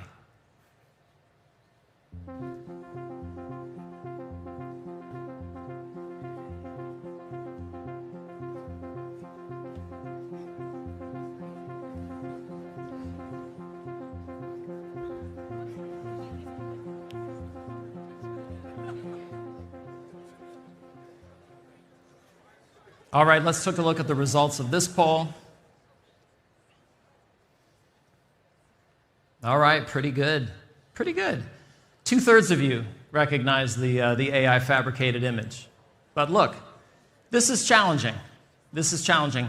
And it's not just because the tech has gotten so good. It's because we are hardwired to see that as a human being. We're hardwired to interpret that pattern as a person. But in fact, it is just a pattern. It's just a pattern that an algorithm made to arrange pixels in a way that looks like a human being. Right? And just as we did with our first tip, we have another infographic available to help underscore the key points that I've just shared in brief misinformation, which you can access here. And finally, our third tip. Understand the value in your role as a trusted intermediary to your friends and family. A troubling portion of people distrust news media as interpreters of complex subjects, and many people rely on their personal connections to navigate what they should believe. False beliefs can become part of a person's identity in ways that are very hard to undo. But people who embrace misinformation can still be reached by a trusted intermediary. Those who hold on to false beliefs often genuinely believe them to be true, because of this strong emotional reaction that becomes part of their worldview. Cynical views towards the news media, the government, and other institutions can prevent people from trusting credible sources and help steer them into self-sustaining echo chambers. When engaging with somebody who believes misinformation, it's important to remember PEP. Practice patience, empathy, and persistence. Understand it's going to take some time. And you have to respect this person's belief. It's also an investment of time and energy. And of course, we have yet another infographic for that. You can scan the QR code to download our PDF on speaking to others without starting a showdown. And that's it. Those are the tips. Be intentional, analyze misinformation, and act as a trusted intermediary. We're out of time. But if you'd like to know more about the NLP and the work that we do, please stay in touch with us, and you can do so here. Thank you so much. Have a great day. Thank you. Thank you. Our job as journalists is to tell the truth. That's become increasingly difficult and increasingly important in the era we're in. When local news disappears, when it dissipates, people lose access to credible information that helps democracy run and thrive. People have a right to know what is happening in their community. If there was ever a time to be able to get down to those frontline communities and equip them with the tools to be able to tell their story, like, it's now. Press Forward is an opportunity to collaborate across the city with all of the wonderful organizations that provide news and information. We want to see that network of news organizations grow and flourish in Chicago. Local news is essential to our democracy. What it needs is more support from those of us in the philanthropic community, from those of us who are readers and listeners and viewers, and we're going to make a difference together.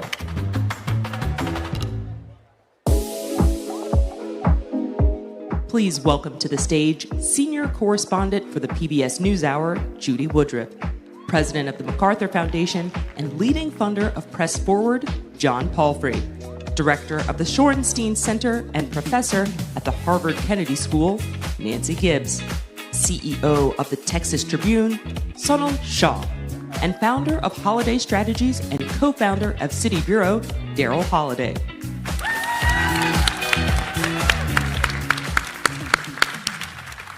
Thank you so much. I am delighted to be here to take part in today's program with this extraordinary panel. And let me just start, though, by saying thank you to the News Literacy Project for that wonderful demonstration. They just gave us these ideas about how each one of us can prioritize media literacy on a day-to-day basis. Very, very helpful. It actually was a perfect introduction to the conversation that we're going to have over the next 40 minutes or so about what has happened to local news in this country and how that is directly connected to the health of our democracy. It is something that I've done extensive reporting on over the last year and will continue to do in 2024, trying to understand, as I work with the PBS NewsHour, why the country is so divided. Once I learned that there are more than 2,500 daily and weekly newspapers across this country that have shut down altogether, many more that have shrunk, tens of thousands of reporters have been laid off or no longer working. You put all this together, we decided to travel around the country. We visited, among other places, Mississippi, the western part of Virginia, and the panhandle of Texas, as just examples of places to look at. And we can talk about that as we have this conversation. But I have seen firsthand some examples of what we're dealing with. And that's why I am thrilled to be here with the four of you, John Palfrey, as we said, of the MacArthur Foundation, Nancy Gibbs with Harvard Shorenstein Center, Sonal Shah of the Texas Tribune, and of course, Daryl Holliday of Chicago's own City Bureau. So Nancy, I'm going to start with you. Let's jump right into this and ask you just to give us some background. I mentioned just a few touch points, if you will, but give us a background on where we are with local media right now. So we are now at a situation where 2/3 of counties in this country only have a single source of local news. Usually it's a weekly. And we're losing 2 newspapers a week.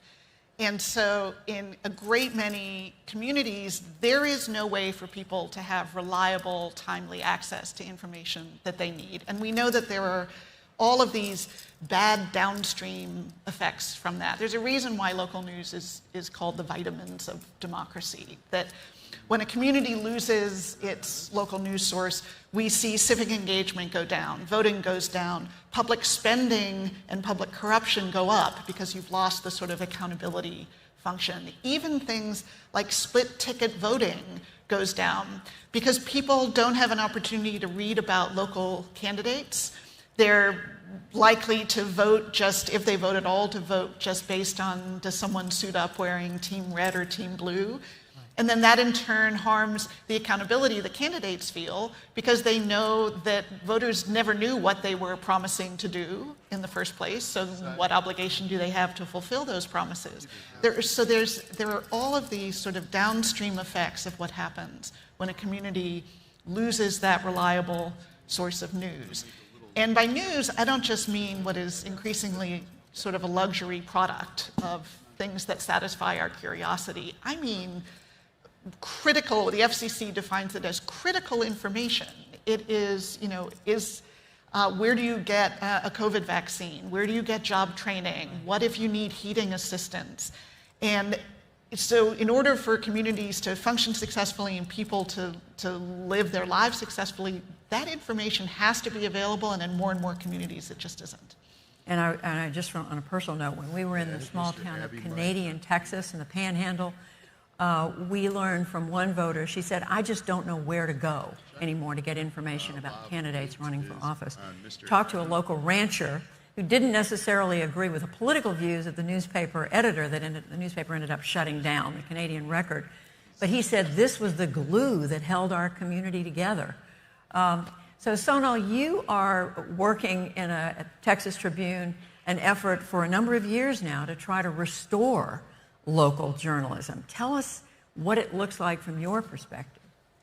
So the Texas Tribune was started in 2009 as a digital-only newspaper at the time. And this was, remember, 2009, we weren't thinking about digital-only at the time, but with the idea that we needed to break in and really sort of address the local news crisis. And we started off as covering, first just covering the State House. Nobody was covering the state legislature on a daily basis. What were the policies coming out?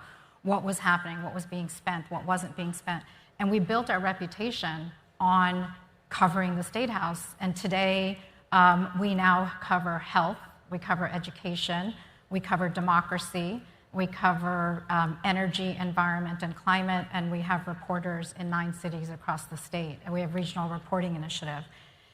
And the importance of it is not only are we covering what's happening across the state, how is it affecting communities, we are being republished, to Nancy's point, we are being republished as the front page of most newspapers across Texas right now. So 500 times a year, because people don't have enough reporters, they are republishing our work as the content that people are getting. And then secondly, I think the thing that is super important is people are finding us in multiple ways. So no longer are they just coming to a website or reading a newspaper. Sometimes they get a text message. Sometimes it's through email. Sometimes it's through Apple News or Google News or other places. So we have to think about where and how are people finding us, and where and how can we make sure they continue to find us. Our most downloaded work, to Nancy's points and to the earlier to the video, how to vote. That is the single most downloaded thing off of our website, how to vote. We're having an election going on right now. The biggest and most downloaded piece there is what are the constitutional amendments mean to you? And for you to understand them. So people are finding us for those issues, but I will say I think the opportunity to continue to inspire more local news. We have 5 other local news sites in Texas, in El Paso, in San Antonio, in Fort Worth, and in Houston. And it's important for us to be in partnership with all of them, because together we can cover the state and we can make sure we're doing it together. But it is 254 counties, 30 million people in the state, 40% Hispanic, 15% Black, 7% Asian American, and growing. And we're the largest Black population in any state. How do you get the word out about where to find you, where Texas residents can find? We find them in multiple ways. We get the word out through partnerships and newsletters. Others publish us, Rice University, University of Texas, and other places, as well as other newspapers. We do events across the state. We do about 50 events a year to make sure for those that may not read the news, they may come find us because we do an event alongside, and they can do that.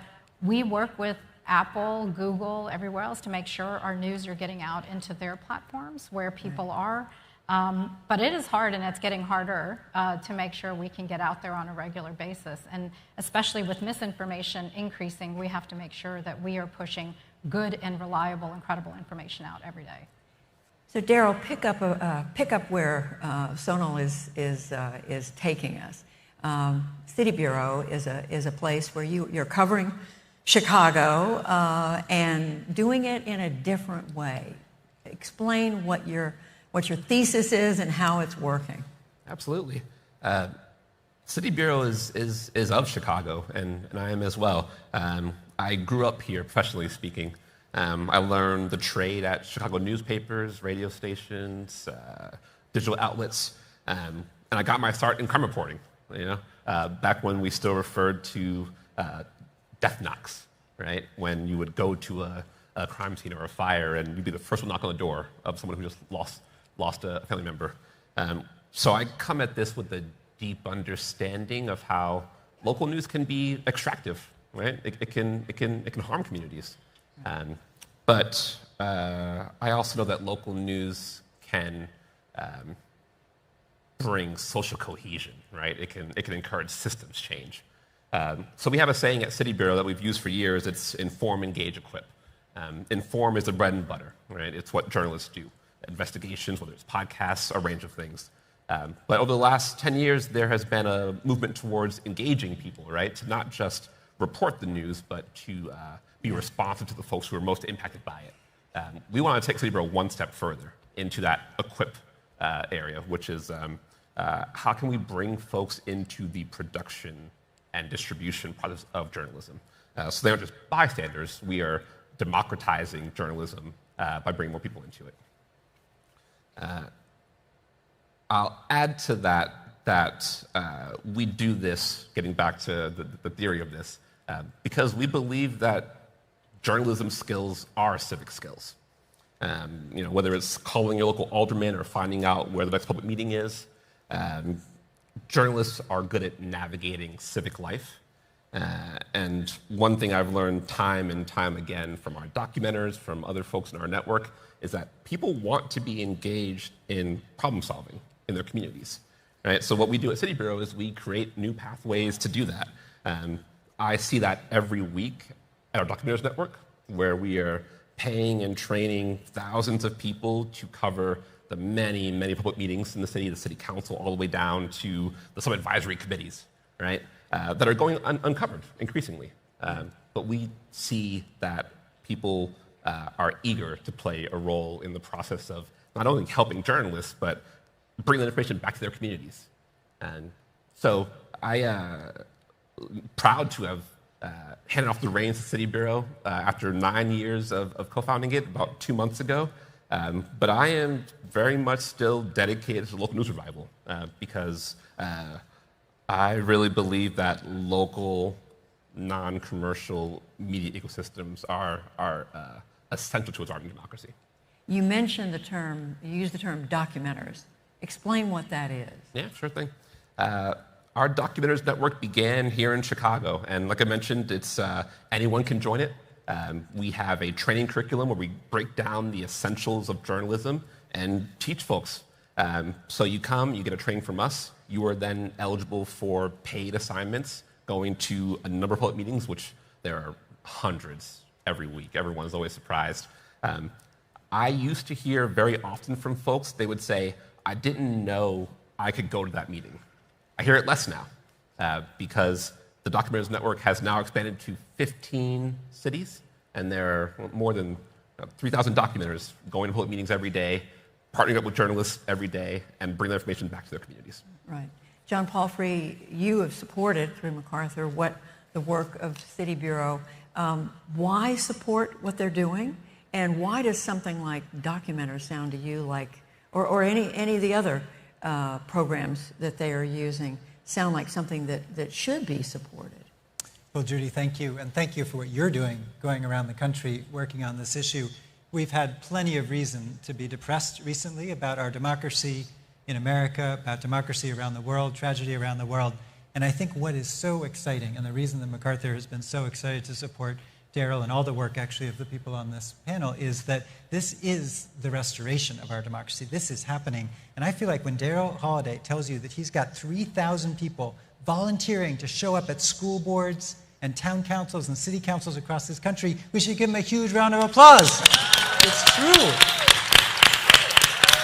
It's an incredible rejuvenation of our democracy to have people stand up and do that. When something falls away, go do it.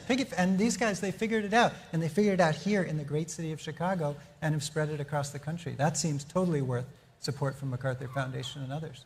Nancy, you watch all this very closely from at the Shorenstein Center. What do you see happening nationally that either picks up on what we heard from Daryl or that is catching on in other places? Well, one thing that gives me some hope, and I expect you've seen a lot of this in the traveling that you've been doing, is there's lots of social science research that shows that a lot of the division and polarization in the country, which we all have heard and experienced, is driven by misperception that people have about their political opponents. It's like we carry around a kind of cartoon version of our political adversaries. And that's partly because there's all kinds of evidence that the people who are the most likely to post and tweet and share and comment on political issues tend to hold more extreme views. And the vast majority of people in the middle say, I don't engage, I don't post, I don't comment. And so it has this effect of distorting just how divided the country is on a lot of different issues. And where I think local news is so critical here is that local news is typically the place where we encounter members of our community in real life and around issues that don't fall neatly into partisan battles. Like if there is mold in the elementary school, that is something for everyone to be concerned about. Right. And coming together as a community or reading about efforts of how are we going to address this problem in our community has the effect of getting past the kind of distorted misperceptions that people have and create opportunities for us to see one another sort of in reality and not in these exaggerated and caricatured forms. And Sonal, that touches on something that I think I've seen time and again when it comes to whether it's local news or local community action, it is a matter of talking to a neighbor or someone who has the same things at stake because you live in the same community. And it is possible not to worry about, okay, what's your stand on fill in the blank, this national issue, which, by the way, Nancy, is what people turn to national news when they don't have local news. And what do they see? They see a lot of division and fighting and us versus them. But Sonal, the fact that at the local level, which I think I live in Washington, I've lived there over 40 years, I think often we've dismissed what's going on in communities around this country. And I think it's really important that we now turn that around and make our focus what is happening on the ground in these communities. I want to just add on to John's point and Nancy's point, but I think people want to be engaged. You see it with Daryl when you see documentaries. When we give people an opportunity to engage, they do engage. When we put our reporters out in Midland, Texas, or in Lufkin, Texas, the community comes to you and wants to have a conversation with you. We're having a water challenge. Hey, come look at our job training programs. Hey, come see where the sheep are grazing next to all the solar farms. Like, they're coming to us and wanting to have conversations, and we're building trust. And I think what local news does more than anything else is builds trust in communities. We have as many Republican donors as we do Democratic donors. We find people call us and will say, we don't agree with the stand you took, but we think you're fair. I think that's where we need to get to, is to be able to have a conversation. If people call us and say they disagree with something, we will pick up the phone and ask them, what did you disagree with? Was it the facts? Was it the story? Was it something else? But to make sure that we're also rebuilding trust in communities. And I think local news is where trust is built. And it's our opportunity to engage people that want to be engaged, whether it's through documenters, whether it's through City Bureau, whether it's through Texas Tribune. But it's an opportunity to engage because it feels when you're looking at just national news, you don't have access to that. But when you're at the very local level, what you saw, you feel like you have access to it, and you can talk to someone if you disagree. Daryl, I want to come back to you on this point about how there is such a big gap to fill. I mean, I've read, and I think this is accurate, at its height, the Chicago Tribune had something like 600 reporters, 600 folks on the editorial staff. Today, I believe, there is still a Chicago Tribune, but the number of editorial staff's way down, I think 150. You can correct me, you know better than I. And that's to cover the city of Chicago, millions of people, the suburbs around Chicago, your capital in Springfield, Illinois. How much of that vast assignment can be filled by the kind of work that you're doing? I mean, what do you see? I get to brag about Chicago a bit right now, it sounds like. Yes. Those numbers are all right? Some of the larger publications have far fewer reporters than they did in their heyday. But that said, I think we are really seeing a revival across the country in a number of ways, but also in Chicago. I think about Hyde Park Herald, I think about Block Club Chicago, The Tribe. I can list newsrooms all day that are filling these gaps, partnering with our traditional media outlets, and also devising new models and new ideas and going even deeper into communities. I think that, Chicagoans are the best. I think full stop right there. And apologies to the non-Chicagoans, but you heard the mayor, greatest city. But practically speaking, I think our network of journalists here are so collaborative. The community organizers here really understand the value of information. Our fundraisers, our philanthropists are, I think, doing a tremendous job meeting this moment. If we can get government and business on board, we'll have a full movement here. So while I do think we are seeing some reductions in certain areas of the field, we're seeing so much growth from the ground up all across the board. And speaking of growth, John, you and the MacArthur Foundation have been at the very forefront of trying to figure out ways to seed important new growth in local journalism. It was just a few weeks ago that you and others announced this big new initiative, Press Forward $500 million. You're going to begin to invest in communities. Explain where that is, and I think you may even have an announcement today to make about advancing that. Do I? Wow, yeah, I do. We have news. Thank you, Judy, and thanks to the Obama Foundation team also for partnering with us on this panel to really bring to the fore these incredible people who are doing this great work, but also to talk a little about the role that philanthropy has to play, and actually that each one of us, I think, in this room has to play. I will backtrack for a second and just to brag on Chicago, if I can, and then make it a little announcement, if that's okay. Around the country, people talk about news deserts. That 20% of our country is a news desert. Nancy gave you those stats. Chicago is a news oasis. Hear me now. This is a news oasis. This group of people, it's 100+ organizations that are, in addition to the Tribune, I would put out there the Sun-Times, now merged with WBEZ as a nonprofit. But there are 100+, yes, incredible effort there. And what's exciting is to see the number of different things that are happening in this really innovative group of 100 organizations. Daryl mentioned a few amazing ones, Block Club, Tribe, and so forth. You were talking about how to vote. I was thinking about Injustice Watch. They put out a guide for how to learn about judges. You vote for judges here. And I will tell you, I'm a law professor. It's actually really hard to know who to vote for judge. They do a really great job, and then that's amplified by the Sun-Times and others in BZ. So there's really interesting things. Chalkbeat now has a chapter here in Chicago. National things coming here. Education, Chalkbeat. Education, exactly, sorry. Yeah. National education organization doing really great reporting also here in Chicago. So what we realized in Chicago and around the country is, yes, it's a crisis. Yes, there's a major decline. But one of the big aspects of this is it's undercapitalized. In short form, there's too little money right now for these organizations, particularly nonprofits, but also public media, also for-profits. We need to put more in. So MacArthur and 22 organizations, foundations, and individuals have pledged $500 million over the next 5 years to address this issue, which we're very excited about. Very exciting. Thank you. You can find out more about this. It's pressforward.news. Many of those funders have traveled to Chicago to be part of this, and we're so excited to be with them. And so starting with Chicago, but looking across the country, how do we help fund this revitalization of local news? So can I do my announcement or no? You want to ask a different question? Have at it. So here's the announcement, which is the first phase was to have $500 million plus across the country.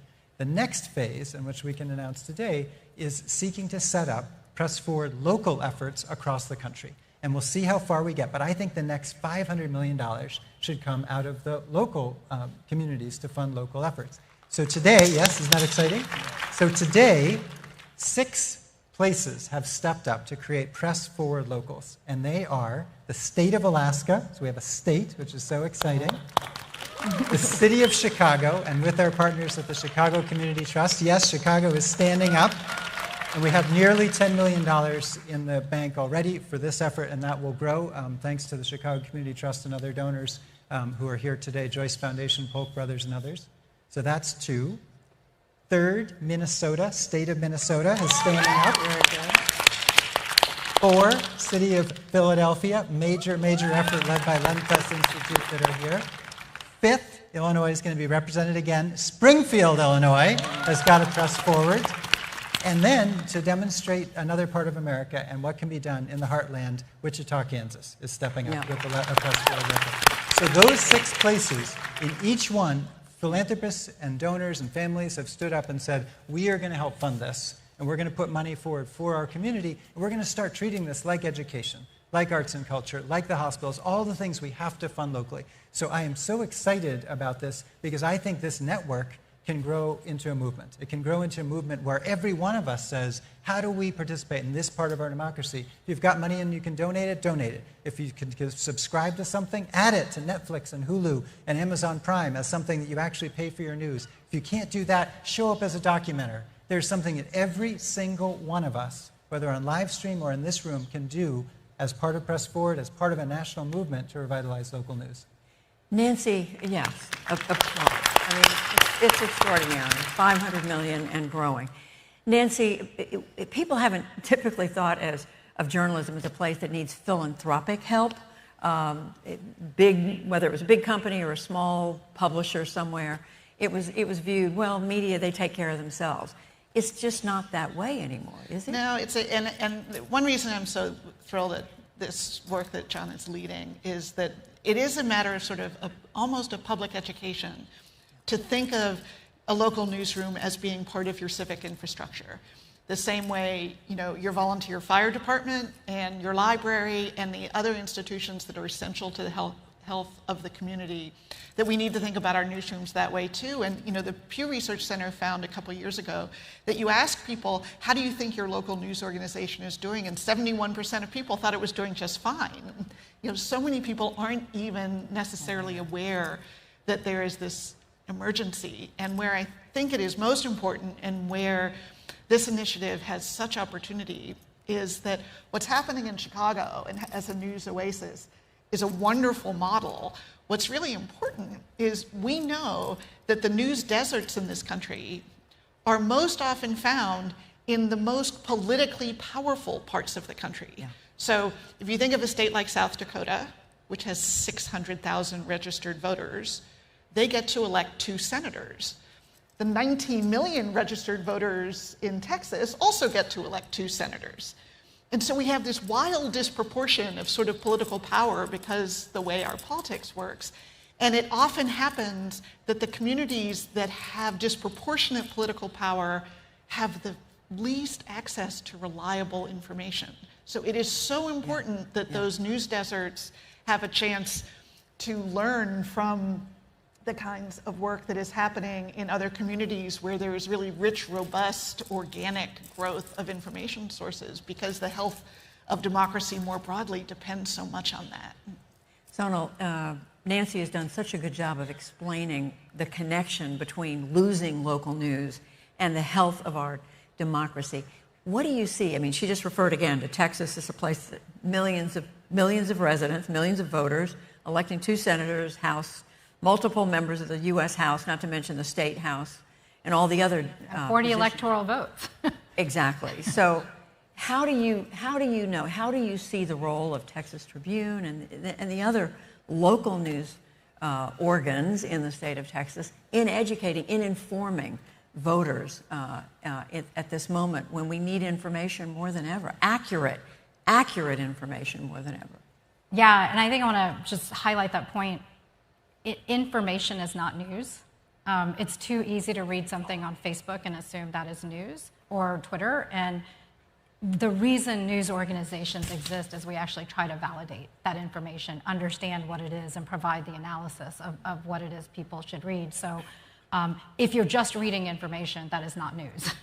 Right. And what's important and why news organizations, local news organizations, including ours, are important is because we are going into the communities to understand what is being said, what does it actually mean for you, and how can you analyze it to understand what is actually happening. And when local communities get that information, they have information that they can use to then think about what they're seeing elsewhere. We know when people don't have news, places like Texas, you'll see Rio Grande Valley has now gone to 2 days a week of news. Places like Waco have gone to 2 days a week of news. And when we are being republished as the first part of the news that everybody's seeing, it's free. It's important that it's free because people otherwise, if they wouldn't have it for free, they're not reading it. And two, it's important that they have access to it and understand that it's coming as credible, reliable, verified. We're not just reporting information. We're actually sending people out to have those conversations. And that is critical. So to all of the young people that are here, I would say, how many of you get your news just quickly on Apple News? How many of you go to a newspaper website every day? And how many of you get your news on like Google News or other platforms? How many of you subscribe to news? We can see some hands. Okay. So this is the thing. I think the importance of remembering that subscribing to news, even if it's $1 a year, it's important because news organizations like ourselves feel that it's not about the money, it's about the fact that your members care when they choose to subscribe. And we think about that. Our membership matters a lot to us. It's not just about the money as much as it is about how many people are signing up because it makes a huge difference. And filling that gap and making sure that as next year's election comes up, that we are giving credible, reliable news that people can use, it matters every single day. Daryl, I want to quickly touch on, and yes, thank you. I want to quickly touch on and have everybody touch on this question of trust, which has come up earlier in the program, just not so long ago in a conversation Valerie Jarrett was having with Ian Basson and Governor Moore of Maryland. But Daryl, how do you make sure that the news you're presenting is winning the trust, that people who read, who hear, who see what you're producing, that they can trust it? That's something that all of us, I think, today in journalism have to think about. Part of our responsibility is rebuilding that trust that has been so deeply eroded in recent years. My answer is pretty simple. I mean, I think the best way to gain trust is to be trustworthy. And I am an advocate for participatory local civic media. Like I mentioned, documenters, they are a core part of our work. So when we have documenters, which are people's mothers, fathers, brothers, sisters, they go back to their homes, their neighborhoods, and they are sharing directly with their community members. So we're a part of that, and we do some coordination. We build up curriculum. We build up technology to enable this spread. What we're really doing is, again, democratizing journalism to begin with. John, I mean, we want people across the political spectrum. We want people of every background to be paying attention to what's going on. So how do you see from where you sit at MacArthur and focusing so much on local news, how do you think the media can best go about regaining trust? Well, let me just say I agree with you. This has to be independent of ideology. This is democracy, and if we actually make this political, it's not going to work for our country in this moment or across time. So it absolutely has to be independent of ideology. But the takeaway for me of this whole panel is Daryl's point: to build trust, be trustworthy. And actually, one of the reasons why I think this is so exciting for democracy is if we think about polarization as one of our key issues, when you bring things down to a local level, I think we tend to be less polarized. We get excited in a community about the student who's done really well and is going to the National Spelling Bee or the Quiz Bowl. Who doesn't get excited about that student from your community going there, right? You would have to be pretty weird not to be supportive of that kid, right? So bring it down to community issues and focus. And I love this notion that the documentaries are your neighbors. They're your mom, they're your sister, they're your cousin. Those are trustworthy people in your life. And I think if we do rebuild community from the ground up in this way, I think local news can have a huge positive effect for our democracy. Sonal, just quickly, how do you see this whole question of rebuilding trust? It's engagement. It's making sure that we are touching communities where they are. It's making sure our reporters are talking to communities or out in community, having those conversations. For us, it's also engaging with ethnic media across the state because we have such a large ethnic media organization, and making sure we're partnering and not just extracting and being a part of that, the events that we do, but also being responsive. When people respond to you and they tell you they don't like something, don't just dismiss it. Like, actually engage and understand and know where people are coming from, because it may not be the story, it might be something that they read in that, or there's a different experience that they had. And I think it's sort of community organizing meets journalism at some point, and we're going to have to figure out how those two come together because it matters. Just add one tiny point to that. I think one of the most exciting things about this moment is how much more diverse the people who are working in the journalism space today, local news, and more diverse coverage of communities. That will make a big difference, right? If it is only white people covering white communities, that's not going to work in America. And I actually think this is one of the huge opportunities to fund, too. For sure. Nancy, I'm going to let you close us out, because all this is conversation taking place in the context of there is national news out there that is people do see as polarizing, and they do see national news coming from one side or another in too many instances. Not the PBS NewsHour. We are trying to tell it straight every day. But how do you see local journalism fitting into that bigger picture, which is still polarizing? Well, when you track why people have lost trust in news, one of the things that they cite, and why they are increasingly avoiding news, we're seeing tremendous declines in engagement with news. And people say because they feel like it's designed to manipulate them and to make them mad and to divide them, and that everything does come with an agenda and is very driven by opinion. And I think it's not an accident that local news statistically is much more focused on that critical information. And you say, you don't publish editorials. You don't publish columns. Right. And so moving away from sort of the opinion argument space into the shared community information space is critically important. And the other thing is that all journalism, the superpower of journalism, the fuel that drives it is curiosity. Yeah. And we know that curiosity is actually a kind of superpower in a polarized environment. That even people who do not agree with each other, if they think that the other person is truly curious to find out why they believe the way they do and how they have come to the beliefs that they hold. This is where your reporters going out and your documenters going out and engaging directly and curiously with people, and not sort of coming in with a preconceived, here's what the story is, let me tell you why you're wrong. That kind of curiosity expressed has a kind of healing power that is enormously important. And so it takes journalists to commit journalism. Whatever the robots may say, it actually takes having people on the ground in these live events, person to person, help me understand how you got to be where you are and why I believe what you do. And I think that having more people doing that in more communities has tremendously beneficial impact, both on trust and on the health of our communities. A lot of potential power there in curiosity and in keeping, and at the same time, keeping an open mind and being open to understanding things that we don't fully understand. Daryl, Sonal, Nancy, John, thank you so much. We appreciate it. Thank you. Thank you.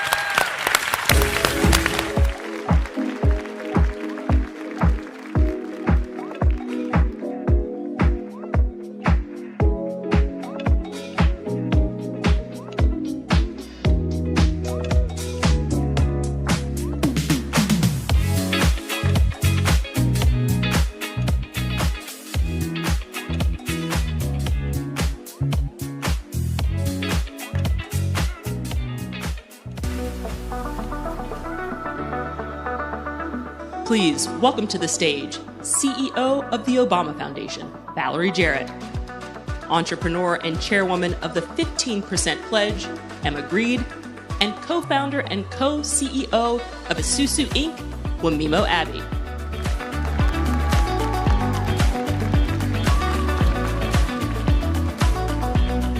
Well, hello. I'm delighted to be back with this incredible dynamic duo.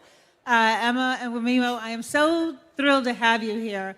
We were talking a little bit backstage, and I said, let's just go off the cuff for a second, because look, these are very busy people They know each other, they're friends, but that doesn't mean that they're going to come to Chicago and spend time with us. So I was hoping, by way of introduction, beginning with you, Emma, if you could introduce yourself a little bit to the audience and why it was important to you to be here with all of us today.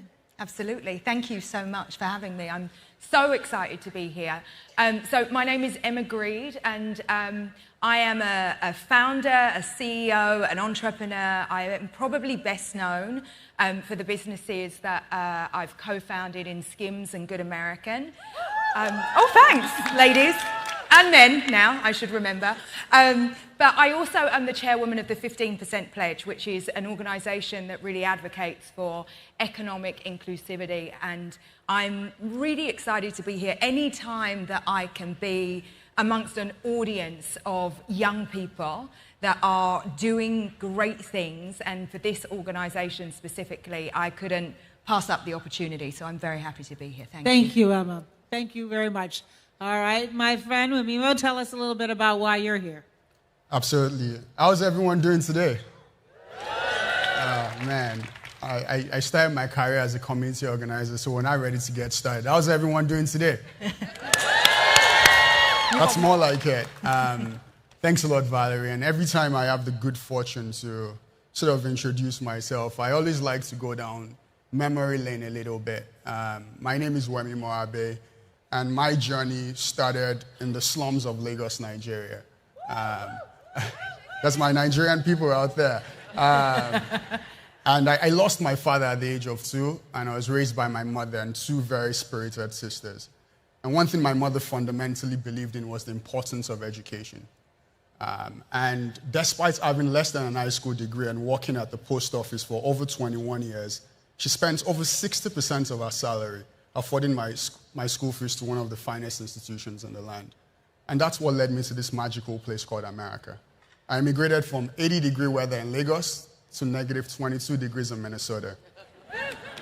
And that was a character-building experience. My New York and LA friends always laugh at me when I say some of my hobbies is deer hunting and ice fishing. But during that transition, something important happened. My mother and I did not have a credit score. We walked into one of the biggest financial institutions to borrow money, and were turned away and had to go borrow money from a predatory lender at over 400% interest rate. My mother sold my father's wedding ring, and we borrowed money from church members, and that's how we got started in the United States. So really inspired by that experience, that's what brought me here and started my company, Esusu, which is built on a simple premise. No matter where you come from, the color of your skin, and particularly your financial identity, shouldn't determine where you end up in the wealthiest nation the world has ever seen. 100%.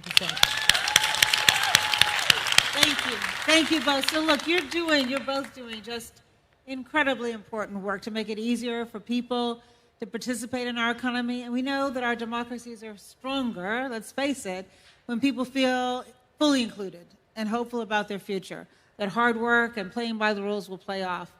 At the Obama Foundation, we are focused on value-based leadership, as you both know, and I have been so inspired that you are both working in ways that reflect your personal journey and those values. So, Emma, let's start with you. You have amassed an incredible portfolio of apparel and lifestyle brands that are rooted in the value of inclusivity. And I want to hope that you'll share with this audience how you approach entrepreneurship and the business ventures that you decide to pursue. Yeah, it's a great question, and I really want and think it's important to say that, you know, I'm in the second chapter of starting companies in my life, and in the first chapter, like a lot of 16-year-old school leavers, you do what you have to do to get by, right? And that was my first chapter. I went around and, you know, I had an early interest in fashion, and I did every work placement, anything that I could do to get closer to the creativity. And I landed in this very kind of strange world of celebrity and brand partnerships. And from that, I was able to leverage everything that I knew and everything that I'd created into an agency, which I was lucky enough to build and then sell. So 10 years after starting my first company, I found myself in the position of saying, what do I want to do next and what's important to me? Because it felt to me that what I was doing for the first 10 years of my career was pretty frivolous and without much meaning. And so having time to really think about my industry, I really kind of landed on this idea that I was really in a business that was incredibly exclusive, that spoke a lot about DE&I but did nothing. And I thought to myself that it would be incredible to build a company run by a black woman at the top of the company that would truly embrace the values of what it means to be a diverse business and an inclusive business. But don't get it twisted. I was also trying to make money, because that has been very important to me my whole career, because I didn't come from that. And so I set out to build a business that would retrain women about beauty ideals, that would actually speak to the media and the fashion business in a way that honestly wasn't being done 7 years ago. And if you think about where the industry has come in the last 7 years, you know, before Good American, there were no websites showing clothing on a diverse range of women. There were no brands doing what we've done that's become the absolute norm. And so I think that by doing things differently and being a bit of a rule breaker, I found unbelievable success. But it's about the values of the business being rooted in real purpose. We set out on a mission, and we decided at the beginning of that business that we would never waver from the purpose of the business, that we'd have a set of principles by which we would do business. And even though we would be unashamedly commercial, we would go after those things with the idea and the values of the business and never, ever, ever make sacrifices. And I'm very, very happy to say that, you know, 7 years later, we're still abiding by those principles. We've built enormous companies that provide jobs and value and have created a huge change in our industry. And we've done it all without ever sacrificing the principles. You both really do embody, in my view, that you can do well and good at the same time. So, Emma, thank you for sharing that. And we know you told us a bit about your roots, but if you could, talk a little bit about what your company, your innovative approach that you're using, how you developed it, and how you believe that your strategy paves the way for future entrepreneurs, as well as your own success. Absolutely. Something ASUSU is fundamentally built on, which is radically different from the status quo, is we coined a term called justice capitalism. And justice capitalism is this idea that you can do well and do good, and those things are by no means mutually exclusive. And what our business does at its core is, in this country, there are 36% of folks that are renters. That's over 110 million people. They send on an average $1,100 to their landlords every month. That's $1.44 trillion of money that goes to the landlords. Unfortunately, less than 10% of that data is reported into the consumer rating agencies. So as an immigrant, and considering the plight of my mother's experience and I when we came to this country, we built a business on a simple premise. When you pay your rent, we make sure it shows up on your credit score. And when you can't pay rent, and here's the radical piece, we give people zero interest rent relief, so we are not solving homelessness backwards. And what constructs does this create? The landlord can essentially have a situation whereby if renters can't pay rent on time, they can get that rent relief so they can pay their mortgage also. If a renter is paying their rent, we give credit where credit is due, so one day they can become a homeowner. And then as a society, we're not solving homelessness backwards. So how is it that you make money? We make money in a very simple way. We charge the landlord $2 per door per month, and we fundamentally believe poor people should not pay for that cost. The government has also stepped in and said, look, the average white family makes 10 times as much wealth than the average black family. And what the government has done, sometimes we get sort of defeated by the status quo, they've also came in and subsidized the cost of what we're doing. And they believe in this concept of a win-win-win construct in society.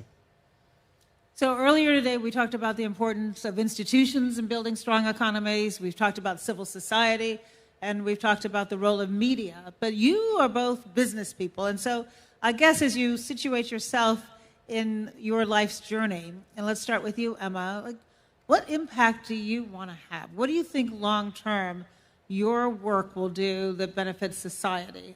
Give us a snapshot into the future and how you would like to be remembered down the line. So I think there are two pieces to this. The first piece is really the proof point, right? That you can build billion-dollar businesses that operate with this set of principles, and they can be commercially successful. That's the first thing, right? We have to check, we have to know where we live. This is still America, and I think that that's a really important part. But the second part is for me personally, and what do I do with the wealth that I accumulate? Because we talk so much about, you know, female founders, black-owned businesses, minority-owned businesses, but you have to put your money where your mouth is. And so for me personally, it's about seeing other founders of colour really be able to succeed because I have decided to take a bet on them. So there's one thing opening a door and walking through it. There's another thing thinking about who's coming behind you. There's another thing entirely grabbing them by the hand and yanking them. And that's really what I want to do. Yank them by the hand. Yank whether them. they like it or not. Yes, absolutely. Which means sometimes telling people not what they want to hear, but what they need to hear. Well, absolutely. And I do that all the time because I think that there's so much around this idea of creating brands specific to your community, creating brands for a specific demographic. And what I say to founders all the time is just because you are a founder of colour, it doesn't mean to say that you need to shrink and reduce the idea of who you're servicing on day one. Absolutely not. So I'm like, I want founders to think really big and to think about who is out there and who needs servicing. And so the idea that black brands are not made just for the black communities is a really key principle. But it starts with the person that creates the brand, right? And so it's demystifying the idea of who we have liberty to service in the first place. Wamimo, tell us a little bit about what you would hope your impact would be down the line. The impact I hope to have is really simple, and it's wrapped up in Isusu's vision statement, which is to leverage data to bridge the racial wealth gap. And some of that work we're seeing happen today. Some of the folks that we've reported rental data for, we've been able to unlock $17 billion in new credit lines for them. So these people have gone on to go get homes, auto loans, and other financial products. And another thing I want my legacy to be is, you know, this little company called Isusu is now a $1 billion company. And that's something, what I want to do unapologetically is to kick down the door and make sure many of you in this room today can build businesses like that, pave the way, give you the resources, not just rhetoric, to make sure you can be successful and build win-win-win businesses on a justice capitalism framework. So I would share with you both that throughout my career, I have had countless conversations with some really impressive young people who are doing their part to lift up their communities and build their careers, give back. But oftentimes, and we talked about this a little bit on the panel earlier with Ian Bassett and Governor Moore, like people, they just run out of steam and they don't replenish themselves, and when it gets tough, they tend to give up. And you can't make it in business without being both tough and resilient and willing to, you know, live to fight another day. We heard about that on the panel 2 panels ago. One of the young folks who works in our administration, in our foundation now, had a business that didn't do so well. But you can't give up. So what would you say? What are the strategies that you use on those dark days where you think, and I'm sure this was earlier in your career, but you remember it like it was yesterday, where you thought, have I lost my mind? Is this really going to work? How am I going to get up the next day? How am I going to make payroll? What am I going to do to replenish myself and have the resilience that it takes to fight another day? So Emma, let's start with you. What is in your toolbox? Oh, so much. You know, I think it starts with mindset and expectations, right? Being an entrepreneur, surprise, surprise, does not look how it looks on social. It ain't that great. You know, my day is a series of problems and disasters. Nobody comes to me and says, hey, Emma, everything's going great, ever. It literally never happens. And so I think setting your expectations to know that you need not just a thick skin and resilience, but you're going to need it over and over and over again. It's not supposed to be easy. And whenever you're doing something important or you're doing something that is meaningful, it's going to be difficult. And I think about my life, I have this whole thing about the rule of thirds, right? When you're doing hard stuff, for about a third of the time, you're going to be like, pow, pow, I'm so happy. The other third of the time, you'll be like, today's okay. And the other third of the time will be absolutely horrific. Like literally horrible. And it's when those ratios get a bit out of whack, when things are too good, you're probably not pushing hard enough. So it's like set your expectations from the outset that doing great things is very, very difficult.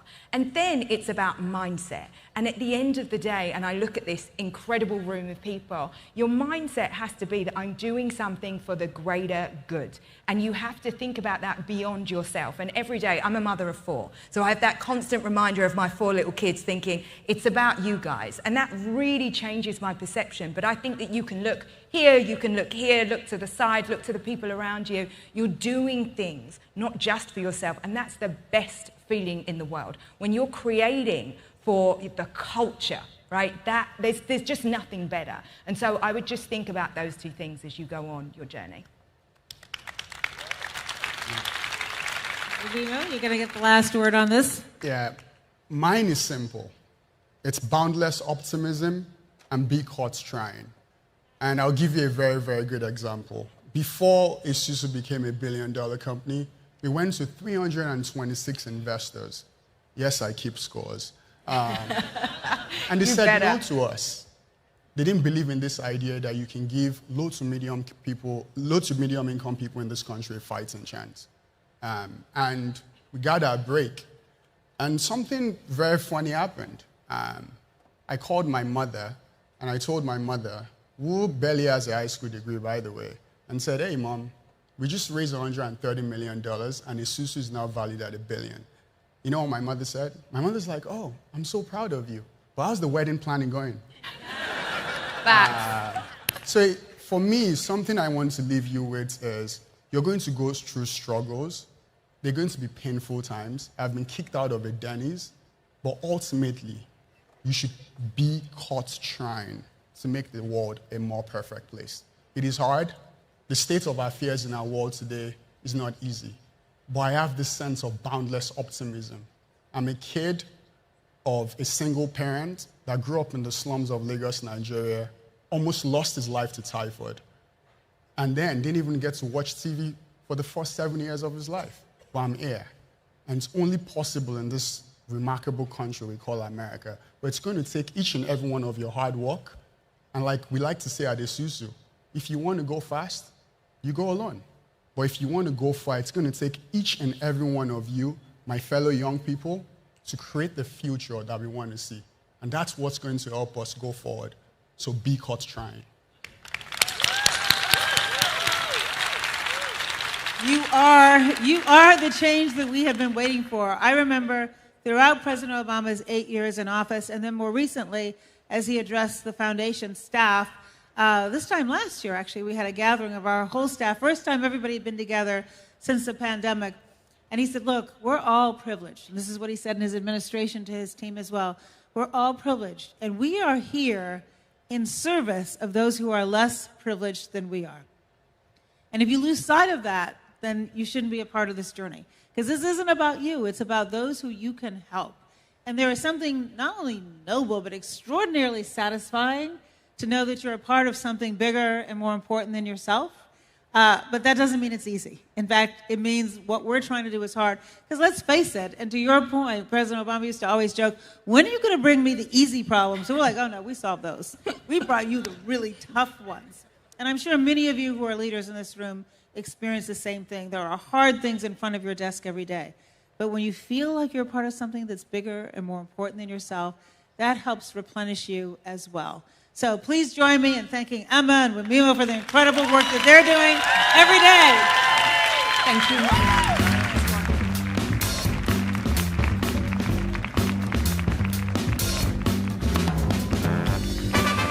you. Please welcome back to the stage your host, Baratunde Thurston.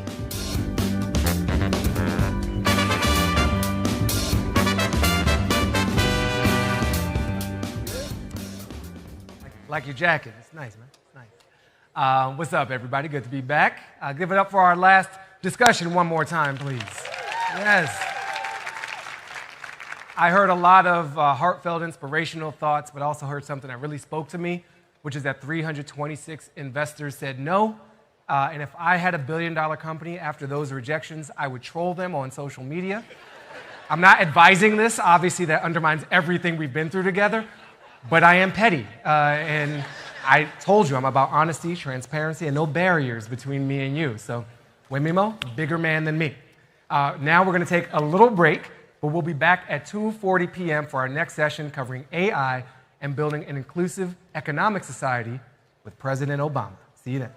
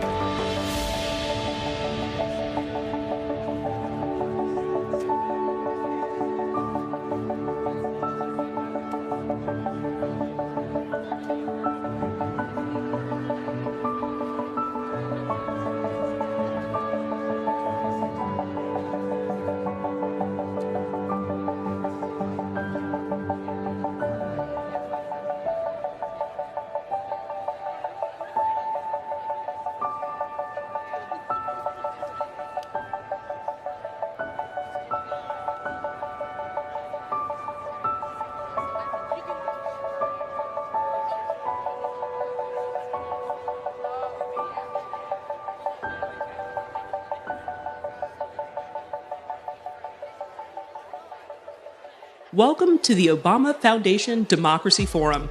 Our program will begin in 10 minutes. Please take this time to silence all mobile devices.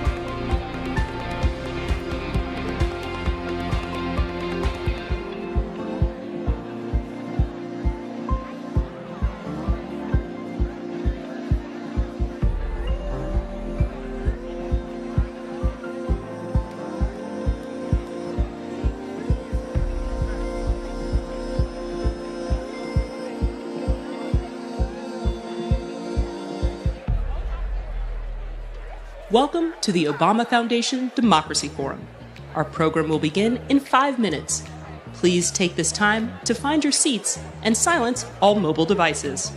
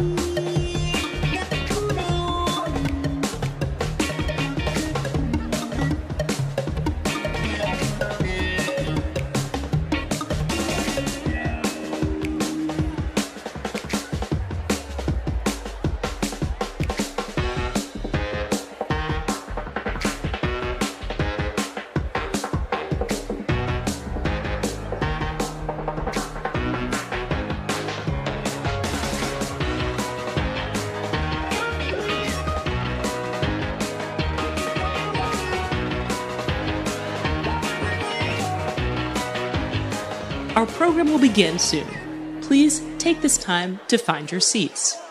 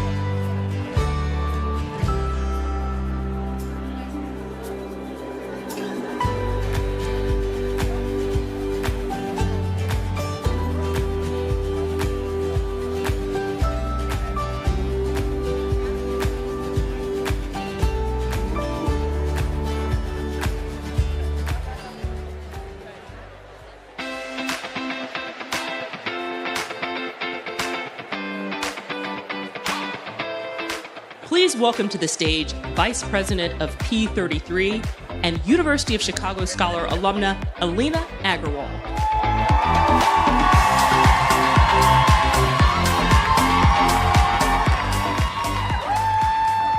Good afternoon, everyone. We are here today to talk about democracy. And it's my belief that a true democracy requires an economy that everyone has access to. I was born and raised in Chicago, the best city that there ever was, in an Indian immigrant family with disparities all around me. And I learned quickly that some of these disparities were mine to grapple with, and some were not. When I was 9 years old, my friends were causing chaos in the classroom, throwing candy across, ignoring the teacher, and when things escalated, the teacher didn't blame the kids at fault. He blamed who he always blamed, a black girl, my friend. As he was sending her to the principal's office, again, I raised my hand and said, "Actually, I did it." You see, deep down, I knew I wouldn't be in as much trouble as her. So I visited the principal's office, got a lollipop, a smile, and was sent right back to class. I learned then that the rules are different for different people, and the consequences are too. And that meant something. That meant that the rules weren't universally true. It meant the rules were made up, and sometimes they were wrong. Now, I've devoted my career to fixing these disparities in our society. At P33 Chicago, I'm working with the tech sector to do so, because tech is our future. It's where the jobs are, it's where the money is. The tech sector has the power to close wealth gaps unlike any other in today's time. And yet, most people, especially those black, brown, female, non-binary, cannot get into tech.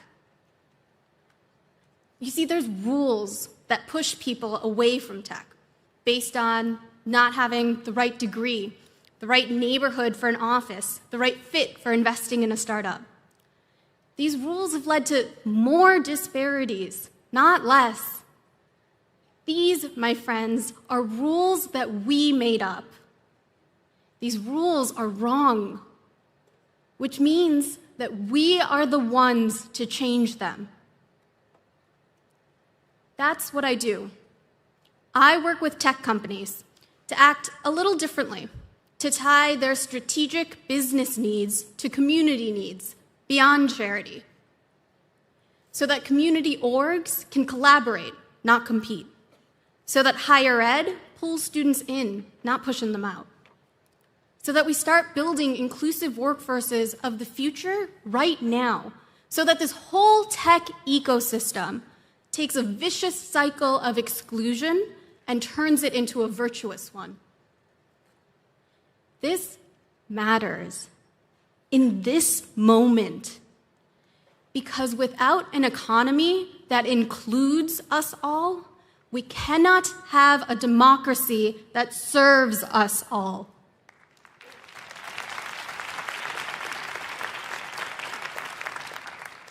Through my work as a University of Chicago Obama Scholar and a member of the Inclusive Capitalism Working Group, a team of thought leaders that focused on economic inclusion, I've learned just how important this is for President Obama. And I've had the distinct fortune of meeting him well before any of these events. In fact, I was first inspired by President Obama as a 14-year-old girl at the Indian Independence Day Parade, where my parents took me to shake hands with the first major politician that had ever come to our local event. See, he was changing the rules that day, too. So today, with my own baby daughter in the audience, it is my deepest honor to introduce President Barack Obama. Thank you.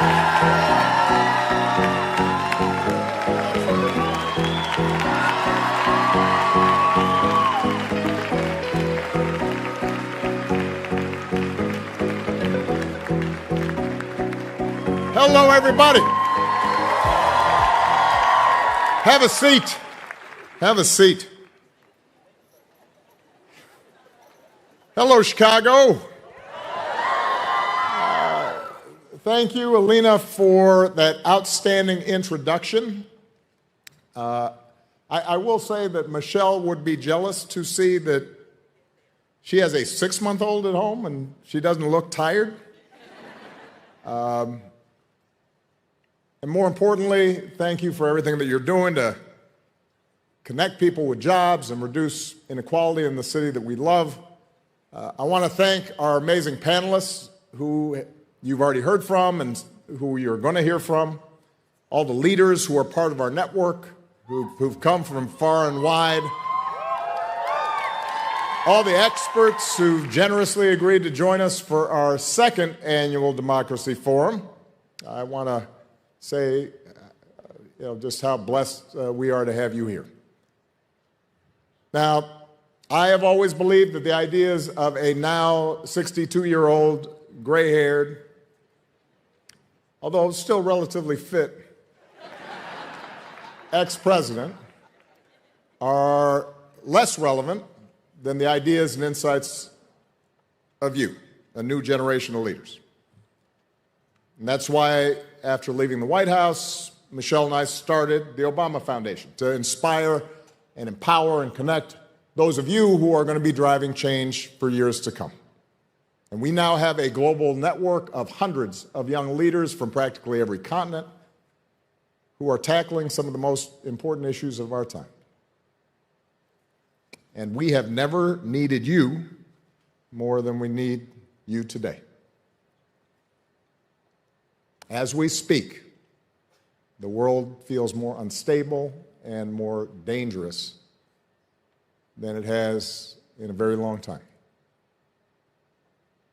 Russia's brutal invasion of Ukraine continues to challenge the international order. This summer delivered record-breaking temperatures across the planet, with an uptick in drought and flooding, wildfires. Right here in America, but also around the world, we've seen a continued assault on democratic norms, escalating political polarization, a lot of it fueled by a steady stream of misinformation and bile on social media. And of course, over the last few weeks, we have watched a deadly struggle unfold in the Middle East. Triggered by the horrific murder of more than 1,400 mostly civilian Israelis, many of them children, at the hands of Hamas, as well as the abduction of over 200 hostages. And then an Israeli response that has so far resulted in the displacement of well over 1 million people, the death of at least 9,000 Palestinian civilians, thousands of them also children, the cutoff of water, food, electricity to a captive population that risks creating an even greater humanitarian crisis. And all of this is taking place against the backdrop of decades of failure to achieve a durable peace for both Israelis and Palestinians, one that is based on genuine security for Israel, a recognition of its right to exist, and a peace that is based on an end of the occupation and the creation of a viable state and self-determination for the Palestinian people.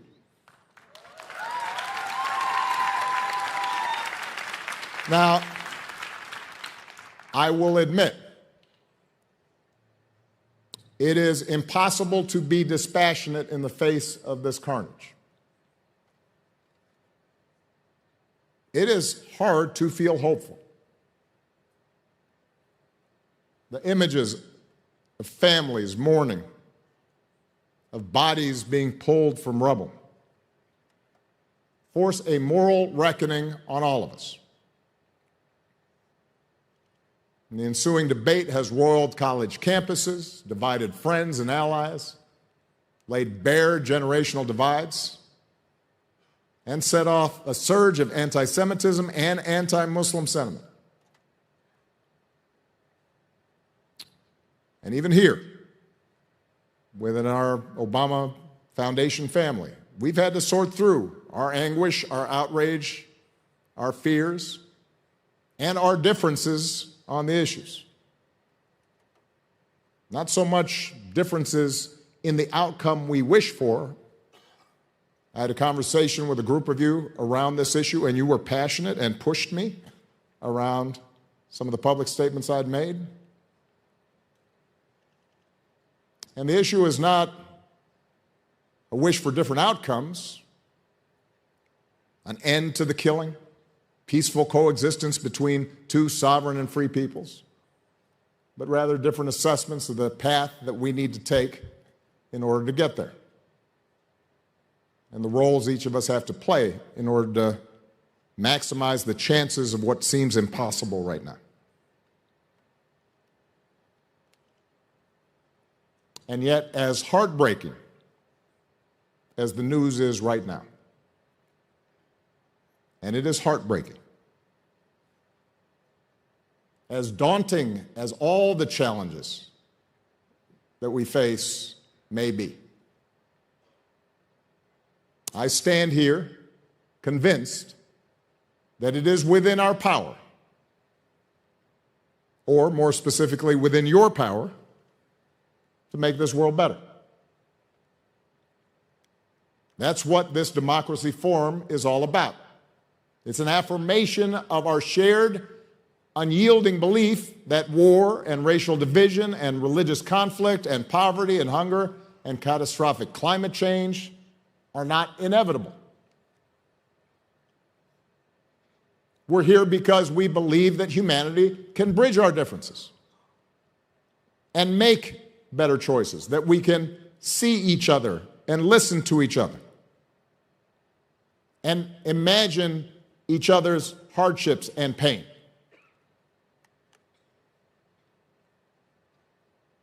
And that this better future is most likely to happen under democratic systems of government. Democracies in which everyone's dignity is recognized, where the rule of law and human rights are respected by everybody, where people have a voice in how they're governed, where we all have a stake in maintaining the social order, and where we can disagree with each other, sometimes bitterly, without losing sight of the ties that bind us together. That's why we're here. That's the work you're doing. And if we're right that a renewed commitment to democracy is a key ingredient to solving all our other big challenges, then we have so much more work to do.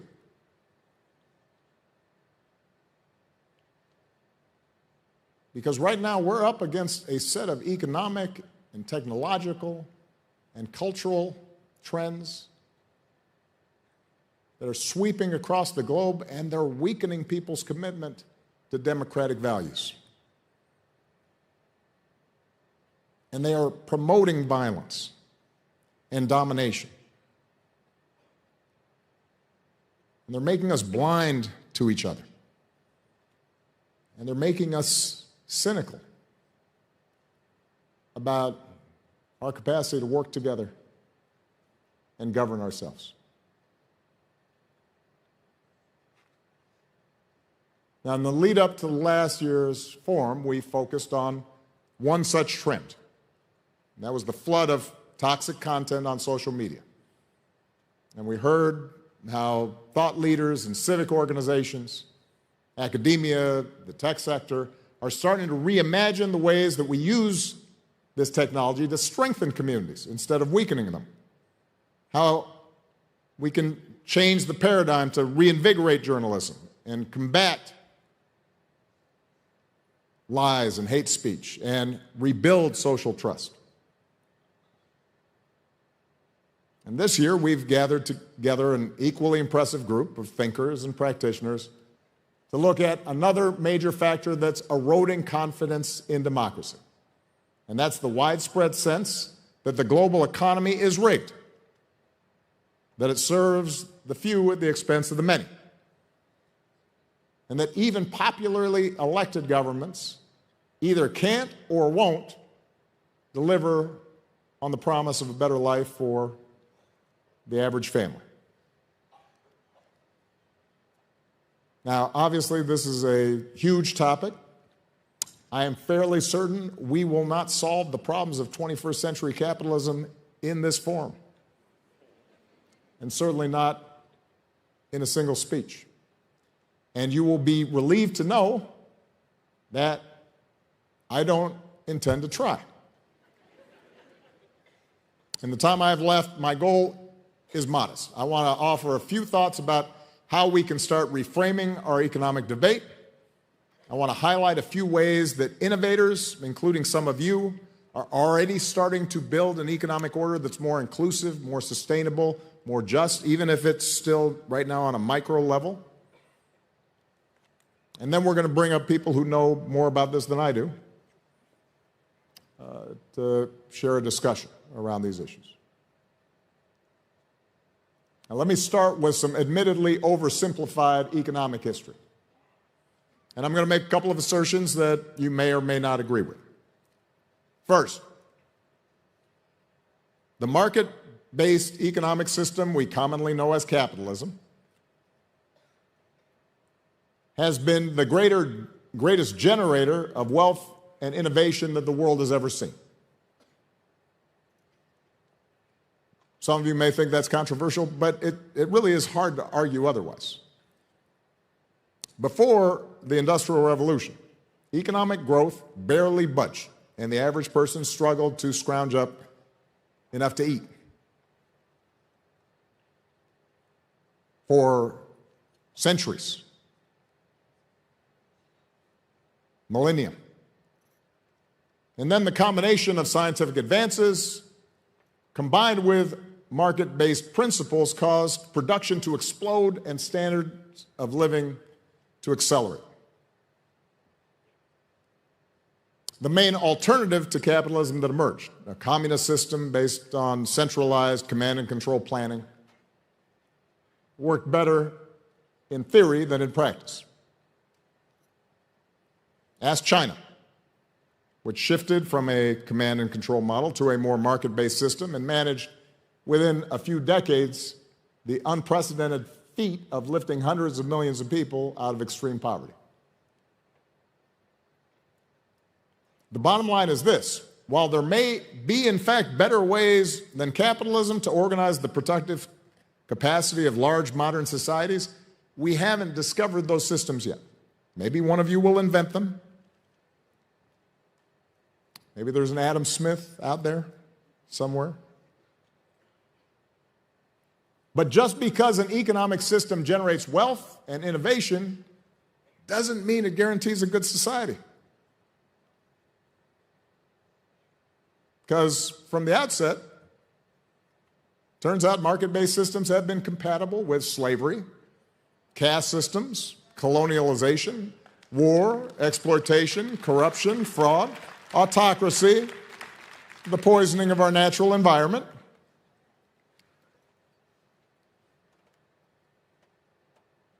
Fortunately, thanks to the accumulated efforts, bit by bit, of reformers and organizers and visionaries not so different from many of you, some, mostly democratic governments, began to recognize the need to moderate capitalism's excesses, especially after the Great Depression and World War II. Governments began making public investments in education and transportation, scientific research and housing. They constructed a social safety net to protect at least some of their citizens from destitution. They granted workers the right to organize, passed laws to protect consumer and environment, enacted policies designed to maintain the integrity of the financial system, to prevent monopolies and bring back bring the system back into balance.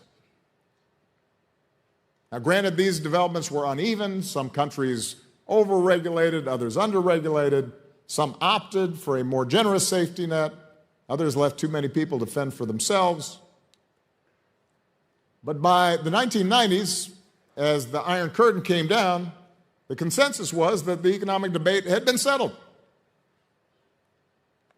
There was going to be the spread of the free market. As far as the eye can see, global trade would steadily increase, and all this would lead to the advance of Western-style liberal democracies around the world. Also, everybody would be able to buy Big Macs.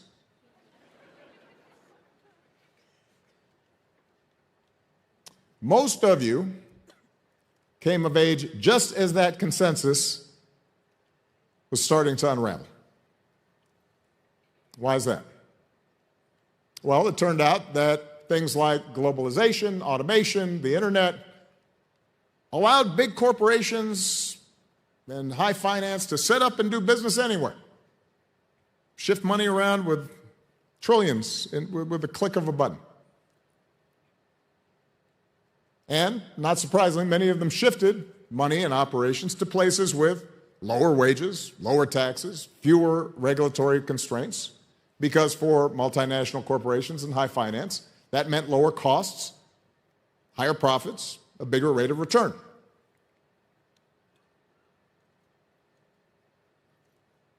That meant workers lost bargaining power.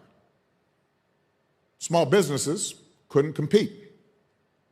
Local economies were gutted. And we were left with a winner-take-all economy that dramatically increased inequality within countries, between cities and rural areas.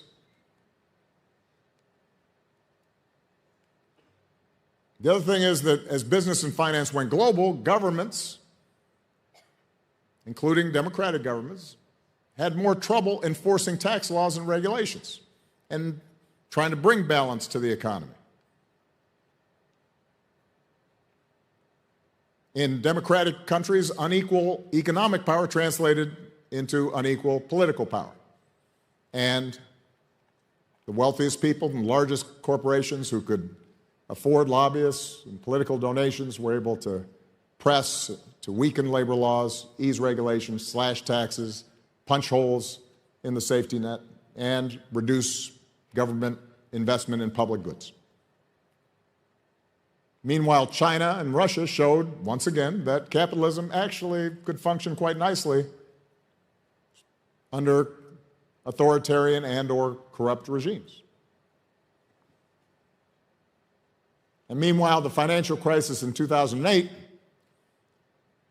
just as I was about to become president, as well as the pandemic a decade later, showed how in a more connected world, vulnerabilities anywhere could put every economy at risk.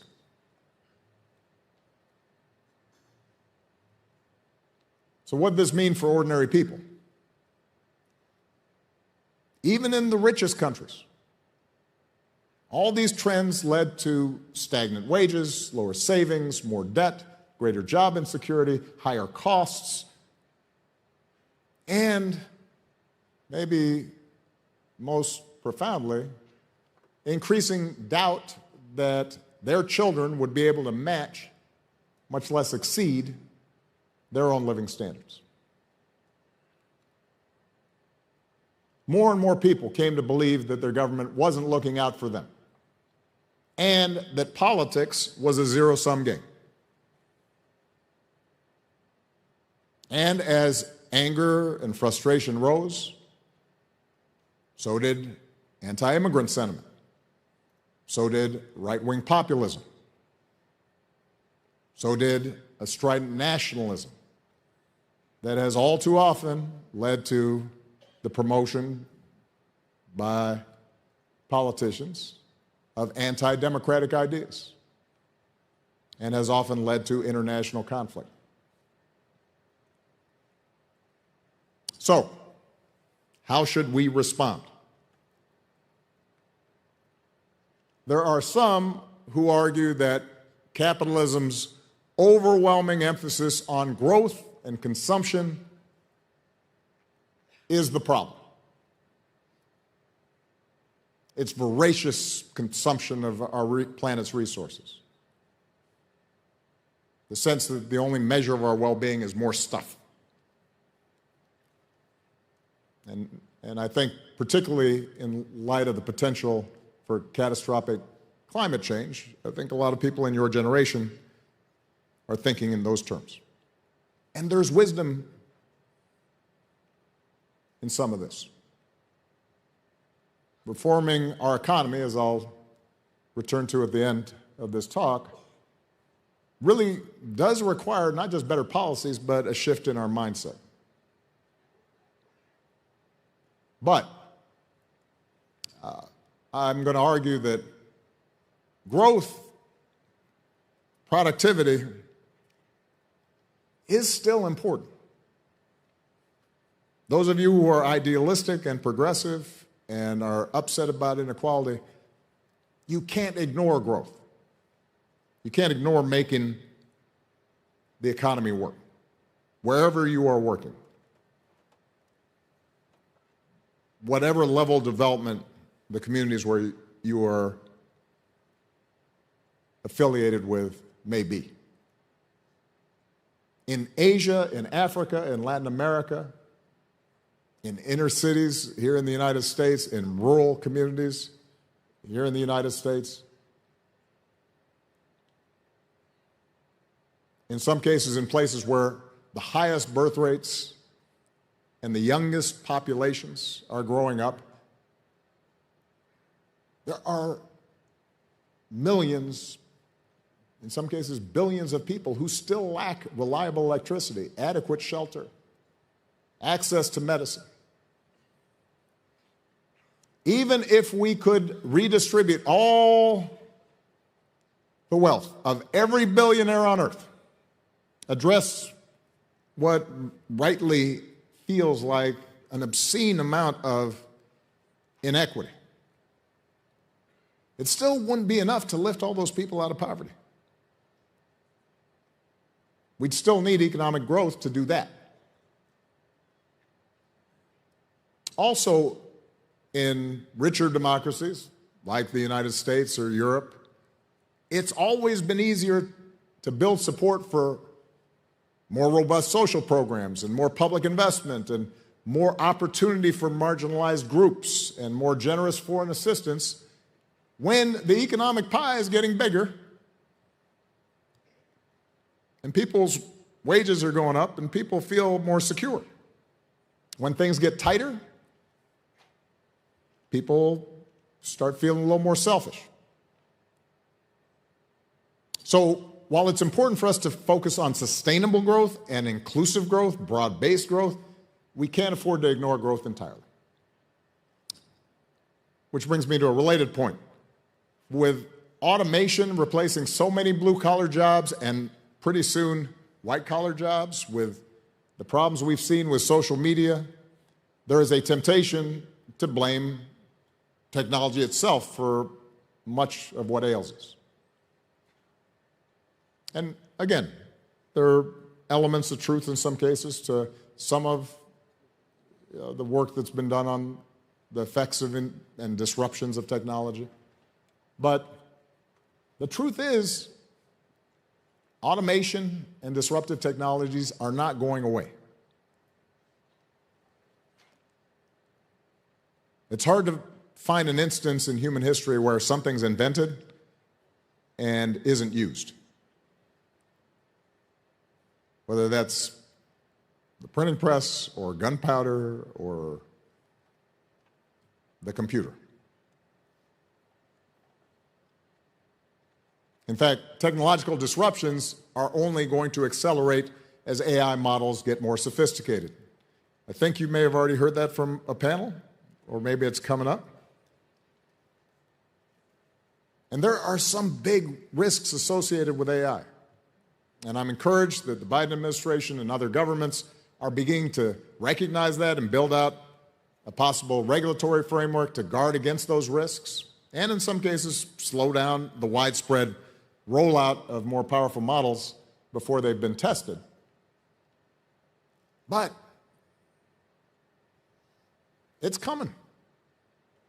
And in some cases, we're actually going to need AI and other powerful new technologies to help us solve tough problems like the transition to a zero-carbon economy. Like, that's a hard thing to do. If we can come up with pathways for new carbon-free energy sources, we have to seize them. So the question isn't how to stop these advances from happening completely. It's how to make sure they're subject to public debate and consider public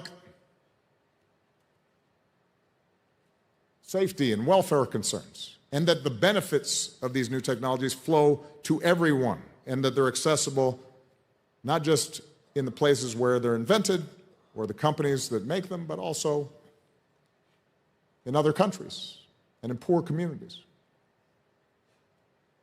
So with that framework in mind, let me quickly preview some of our work, some of the key opportunities that our working group identified to build a more inclusive and sustainable economy. At the top of the list are measures that can not only help workers find a job, but also get a bigger share of the economic pie to return that balance. At the macro level, that starts with us making sure our governments, those in charge of managing the economy, support fiscal and monetary policies that encourage full employment. For decades, economists told us we couldn't go below a natural unemployment rate. They estimated it might be around 5.5% without sparking inflation. But as it turns out, there's nothing natural about a steady unemployment rate that leaves millions of people out of work, and that is twice as high in some cases in African American communities or in rural communities. And recent experience right here in the United States shows that government actually can bring unemployment down to just under 4% while keeping inflation manageable.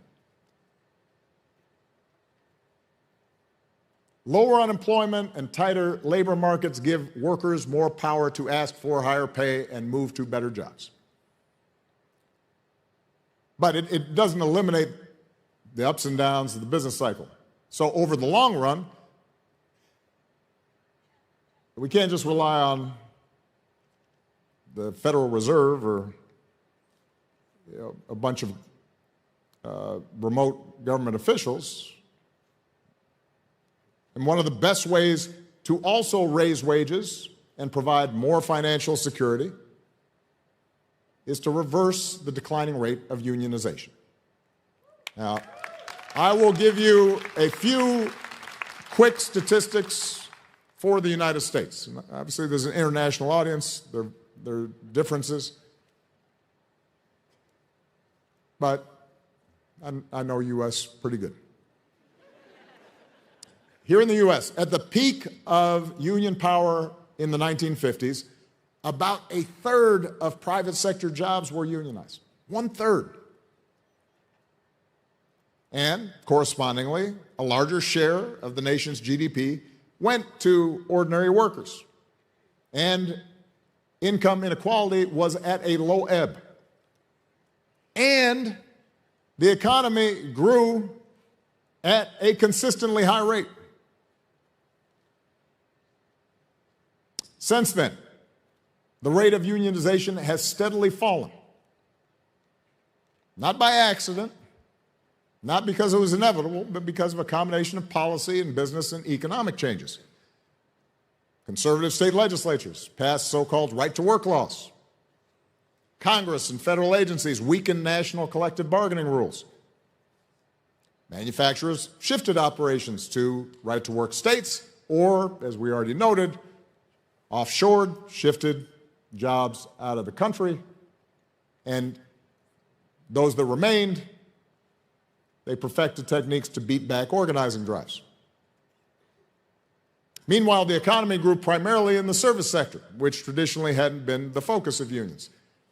Take that all together, and the result is that today only 6% of private sector jobs in the U.S. are unionized. 6% of private sector jobs are unionized. In the UK and Canada, it's twice that. Still not great.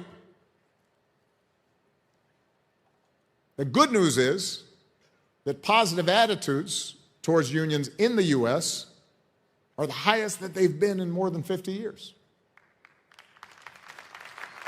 And we've also seen successful strikes, most recently between auto workers and the big three automakers, that show the power of unions to get a better deal for their workers. So we need to take advantage of this changing mood to push for stronger labor laws, both at the national level and the state levels, and we should support international movements to create unions in other economies.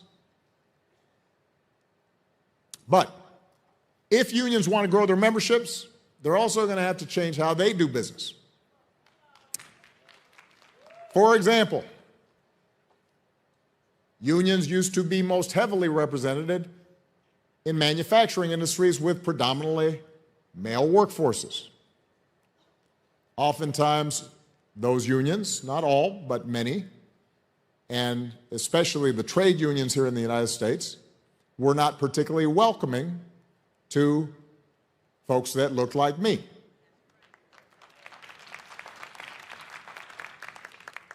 Today, 84% of private sector jobs are in the service sector. That number keeps on growing. And in the education and health services sector, just to take one example, more than 3/4 of the workforce is women. It's surprising, isn't it, that really important jobs that don't pay any money are traditionally women's jobs. It's curious how that happened.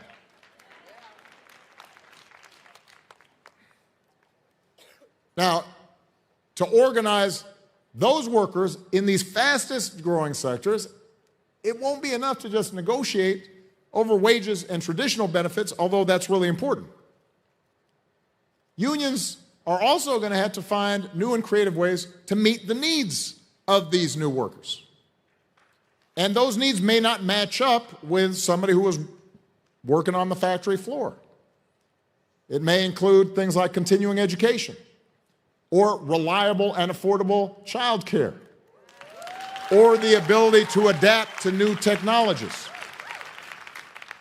Now, already, some unions are doing just that. For example, during the pandemic, unions at the healthcare giant Kaiser Permanente negotiated to get workers up to $300 a week for child care. Locals in both the United Food and Commercial Workers and the Teamsters successfully negotiated for more flexible schedules to accommodate child care needs. And then, in terms of adapting to the new economy, look at the new contract between Hollywood writers and studios. It wasn't just about pay. It also stipulates that studios can't treat AI-generated content as quote-unquote source material and then force screenwriters to clean up whatever Joe and ChatGPT generated for less credit and a lower fee. So that kind of adaptability, that kind of creative thinking, that will increase the appeal of unions to a more diverse set of workers across a wider cross-section of the economy. And by the way, it also has the potential to be good for business.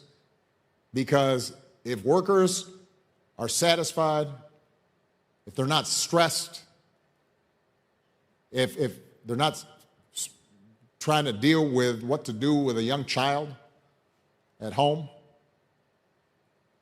that boosts productivity, reduces high turnover rates. And that matters in terms of how your business performs.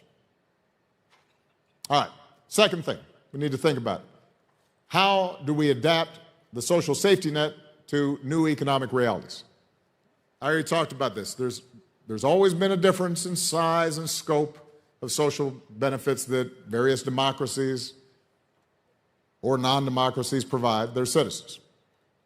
Among rich countries, the U.S. has a particularly stingy safety net. In contrast to citizens in the Nordic countries, they historically have been willing to pay significantly higher taxes to support more high-quality public services and more generous social insurance benefits. What accounts for the difference? Well, it turns out that one of the foundations for building political support for a strong safety net is high measures of social trust. Right? People need to believe that everybody is putting money into these programs and everybody is taking money out. That right now I'm doing okay, but I might lose my job. I might get sick. Something might happen. There, but for the grace of God go I. So that I don't resent it when I'm not sick. Somebody else is down on their luck. That kind of social trust is easier to do in smaller countries where everybody is named Sven.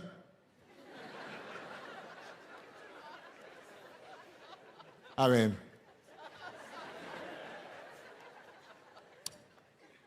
for any Nordics out there, I'm just messing with you.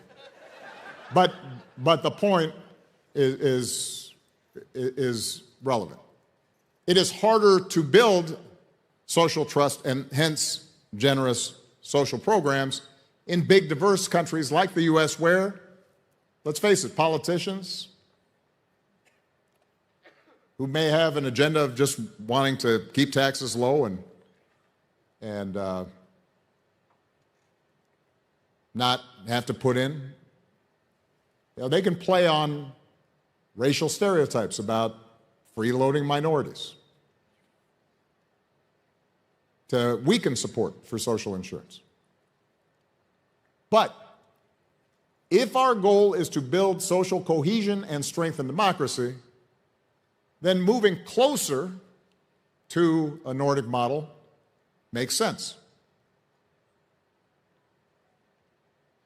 There are some trade-offs,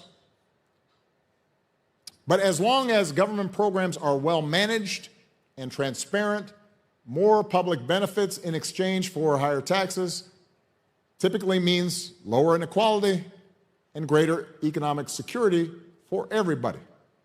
It also means high-quality public schools. In Finland, in Denmark, rich people send their kids to the same schools as poor people because the schools are super good with really well-paid, highly trained, high-status teachers. And that produces well-educated, healthy citizens who also have shared experiences. And that, in turn, makes them more invested in how their government works and more invested in maintaining these social programs and creating good outcomes for the next generation. So that's my view about making social programs more robust. But whether we're talking about Denmark or the United States, rapid changes in the economy are still going to require other changes in the design of social insurance programs. So in the US, for example, the rise of self-employment,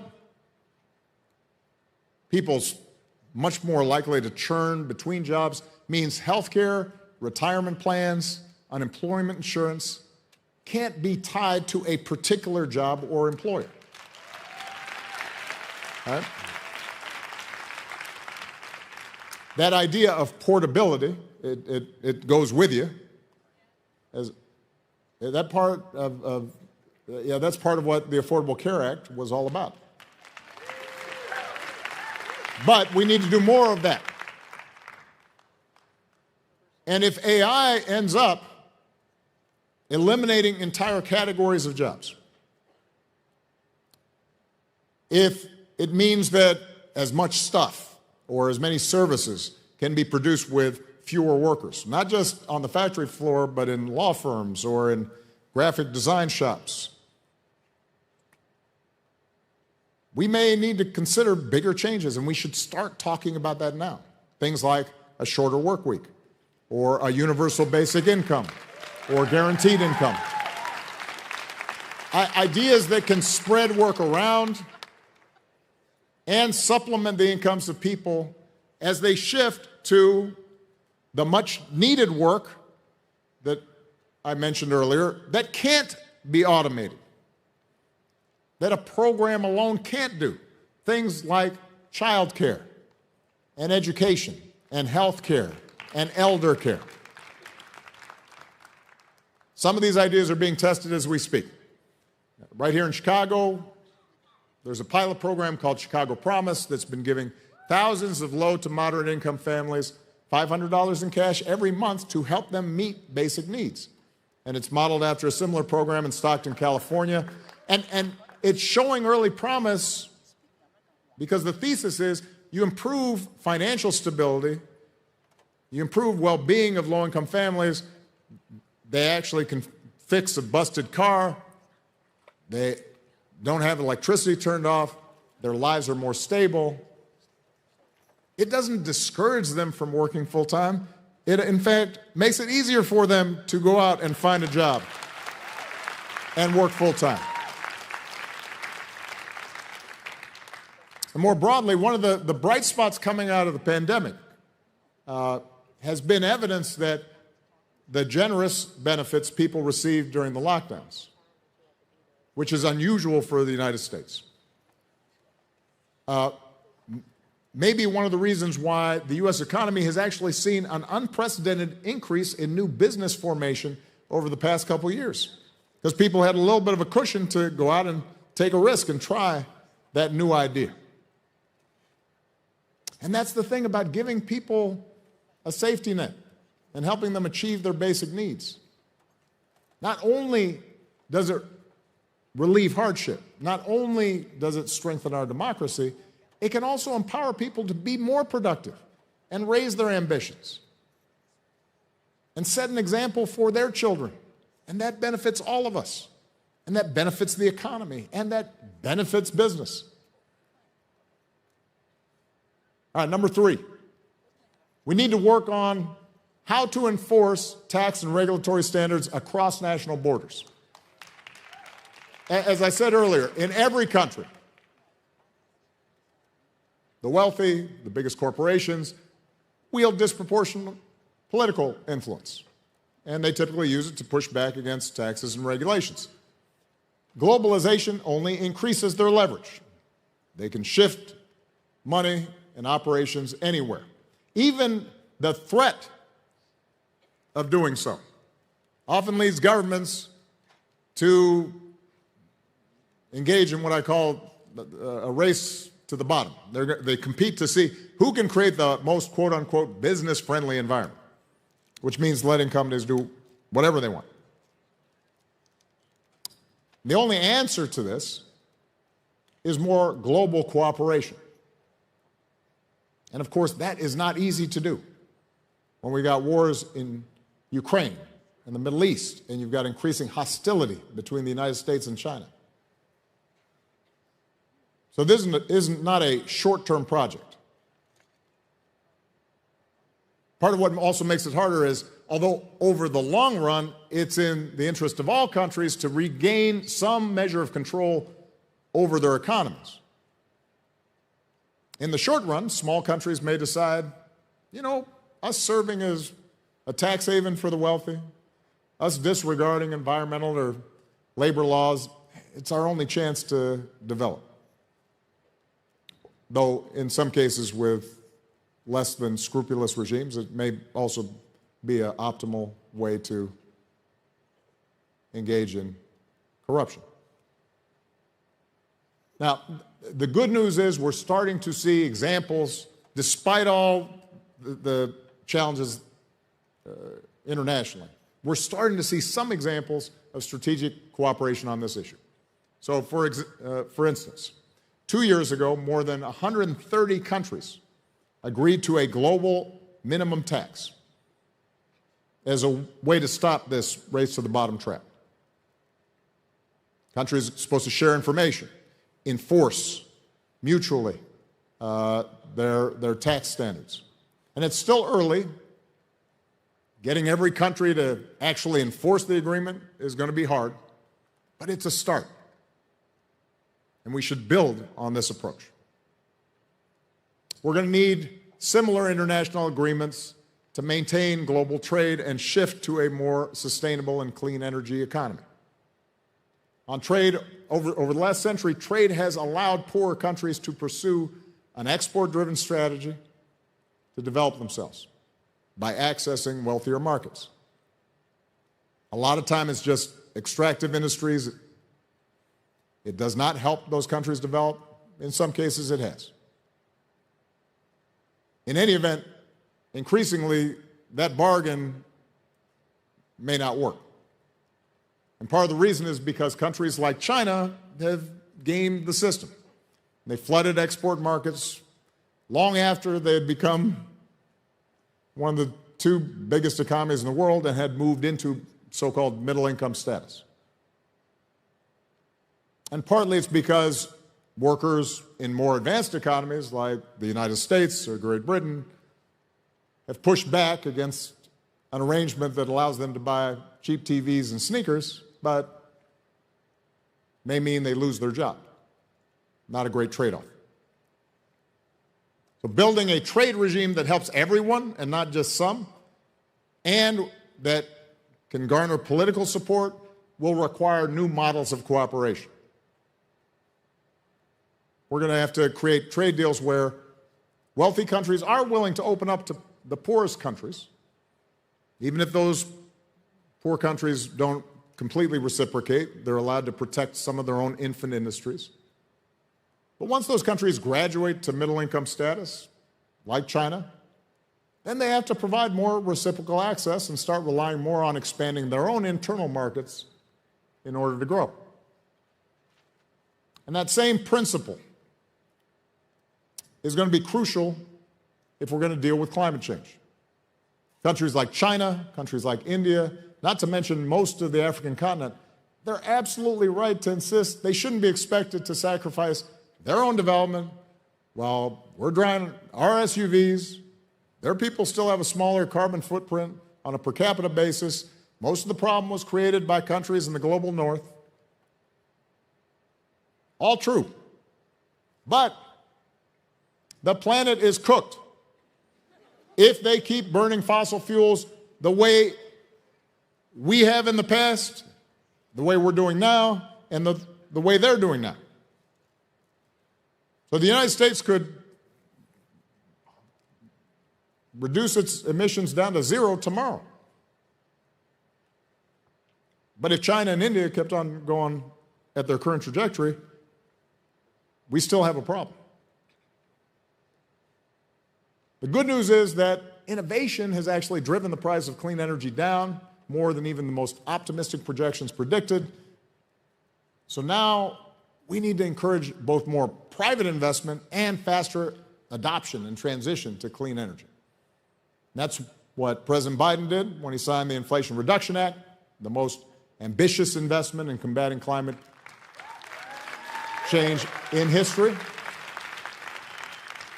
But the world is also going to have to subsidize the transfer and adoption of some of these latest clean energy technologies to the global south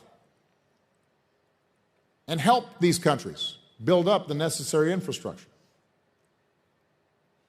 The Paris Accord recognizes this. Not all countries have to do the same thing under the deal, but every country has to do something. The thing is, we have to move faster. Not only because climate change will impact every country, but because it's likely to worsen problems like mass migration, cross-border conflicts that stress our democracies. Which brings me to the last key issue that our working group explored. If we are going to encourage more private investment in the common good, if we're going to create more worker-friendly policies, we have to reimagine how corporations are governed and operate. For more than 50 years, corporate managers have embraced the view, popularized by Milton Friedman, that their only responsibility is to increase shareholder value. That's all. The thing is, Friedman's formula isn't drawn from stone tablets. It's not an immutable scientific principle. This is not one of the laws of physics. It is a societal choice about values. Corporations are perfectly capable of operating efficiently and profitably while considering the impact they have on their workers and on their communities and on the planet and on our democracy.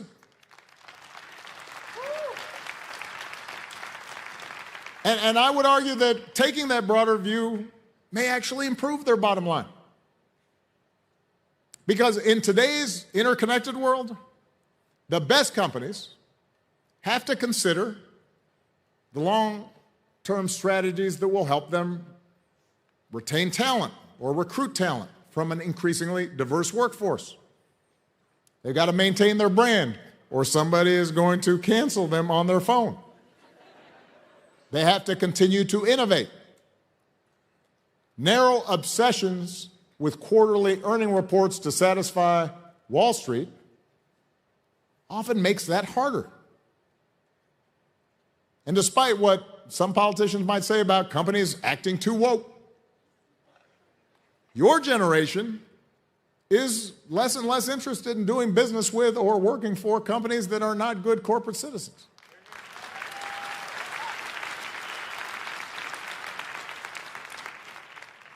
And maybe that's why, for the first time in years, so you're already having an impact just buying stuff.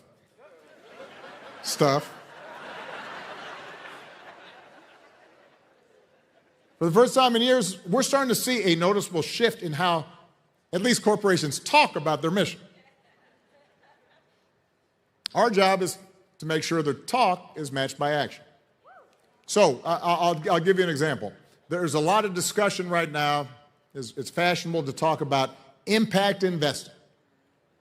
And the idea is financial institutions claim that not all of their portfolios, but some of them, will only invest in companies that provide some social good along with a market rate of return. When you look under the hood, and I've talked to a number of the folks who are pitching this, sometimes, too often, these impact investing funds really are branding exercises in which pretty conventional investments of dubious social benefit, they may not be bad, but they're not solving huge problems, are dressed up and repackaged to make them more appealing. Fortunately, there have been serious efforts underway, both by nonprofits and academic researchers, and to their credit, even some of the investment funds involved, to bring some analytical rigor to the idea. So you reform rating systems that measure and certify companies, give them a good housekeeping seal of approval that they really are having meaningful impact on issues like climate change or providing education to the underserved. And we should encourage that. If we can make that work, that could be impactful. We also need to explore new types of corporate structures, from worker-owned companies to purpose-driven public benefit corporations that allow companies to operate for a profit, to benefit from the efficiencies and discipline that comes with the market, but also allow those same companies to pursue broader social goals at the same time. So, take Patagonia. Last year, the company's founder announced they would be transferring 100% of voting and non-voting stock to a trust and nonprofit set up to sustain their values and fight climate change. Patagonia will still be able to hire and grow and make those coats. But now all profits will be distributed to groups that are dedicated to protecting the planet. getting workers more leverage, expanding and redesigning the social safety net, improving cross-border cooperation to help governments tax and regulate and negotiate fair trade deals and transition to clean energy, exploring new ways for corporations to operate in a way that's consistent with profits and the common good. None of these steps are easy. We will not eliminate, through any of these steps, all inequality. We're not going to eliminate poverty. We're not going to entirely ward off the disruptions that come from AI and other new technologies. But if we take these steps, which are achievable, they would make our economy work better. They'd improve people's lives. They would reduce inequality. They would strengthen our democracies. One last point before we bring on the panel of folks who know more about this stuff than I do. Achieving any of these things will require more than just innovative policymaking. It will require more than just savvy strategic politics. It will require a broader shift in values. Now, the other day I went back and reread one of my favorite passages from one of Bobby Kennedy's speeches back in the 60s. That's Bobby Kennedy, the father, not the son. In it, he describes the standard measure of economic performance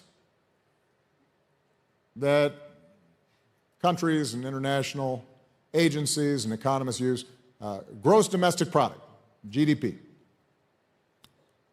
And he describes how it reflects what he calls the poverty of satisfaction that afflicts us all. And he goes on to talk about how GDP, as we use it, measures the locks on our doors and the locks that we put on our prisons. It counts the destruction of our forests and cigarette advertising. It counts nuclear warhead construction and armored cars for the police to contain unrest in our cities. What it doesn't measure is the health of our children, or the quality of their education, or the joy of their play. It doesn't account for our wit or wisdom, our compassion or our devotion to country. It measures everything, he says, except that which makes life worthwhile.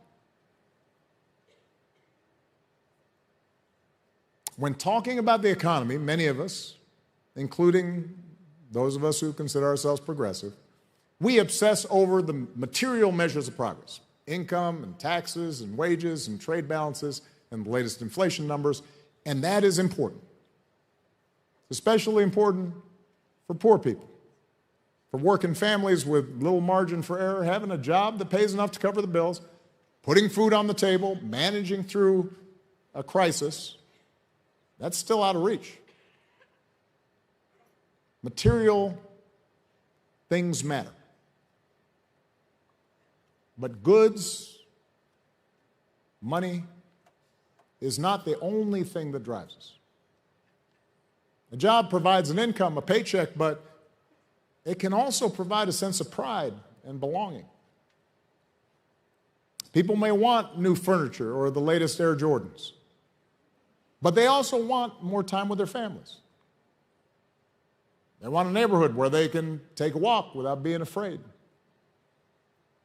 or passing by somebody who they know has nothing and is cold. They want a sense of purpose to their days. The choices we make about our economy affect all those things that make life worthwhile. And we shouldn't be afraid to talk about that.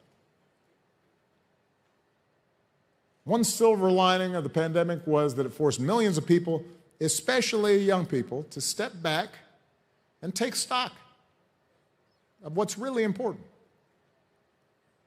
Your generation is starting to ask tough questions about how you want to live and work and spend your time. And it may be that by answering those questions, you can help all of us realign our economic policies with our deepest values. Almost 200 years ago, Alex de Tocqueville described American society, American social and economic equality as, quote, the fundamental fact from which all others seem to be derived. He wrote that Americans put a kind of heroism in their way of doing commerce. But at a time when our bonds of trust are growing weaker,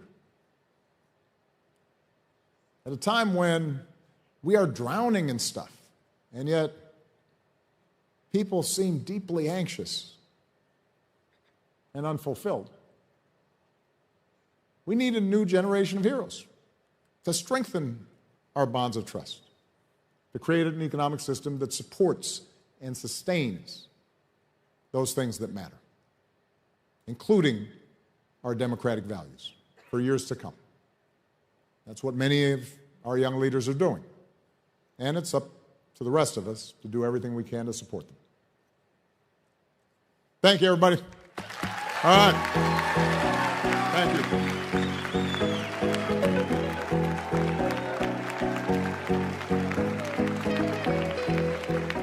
Please welcome back to the stage Baratunde Thurston.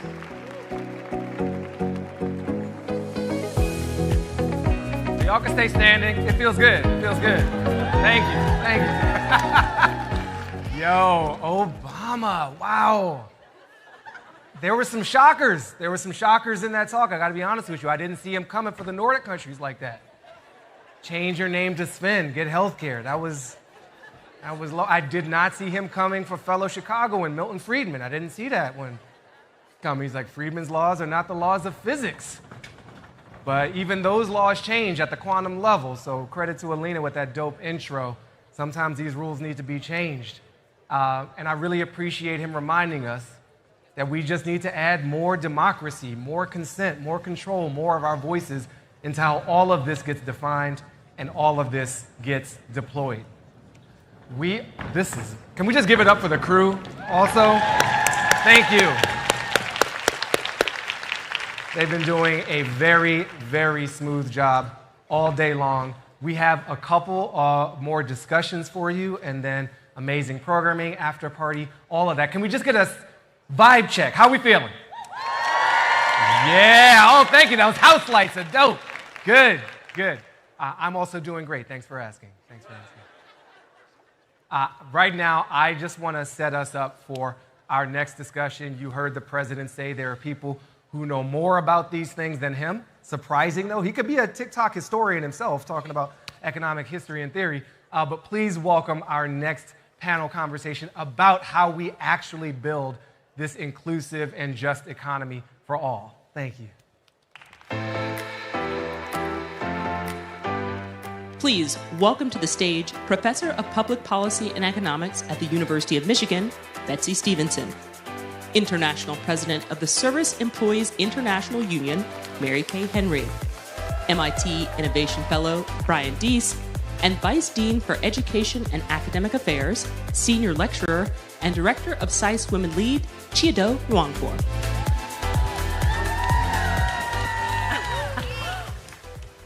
Great. Well, thank you. That was an awesome speech. And now, President Obama just laid out a framework for building a more inclusive and sustainable economy, and so we just want to dig right into that. And Mary Kay, I want to start with you and talk about unions and the roles that they play.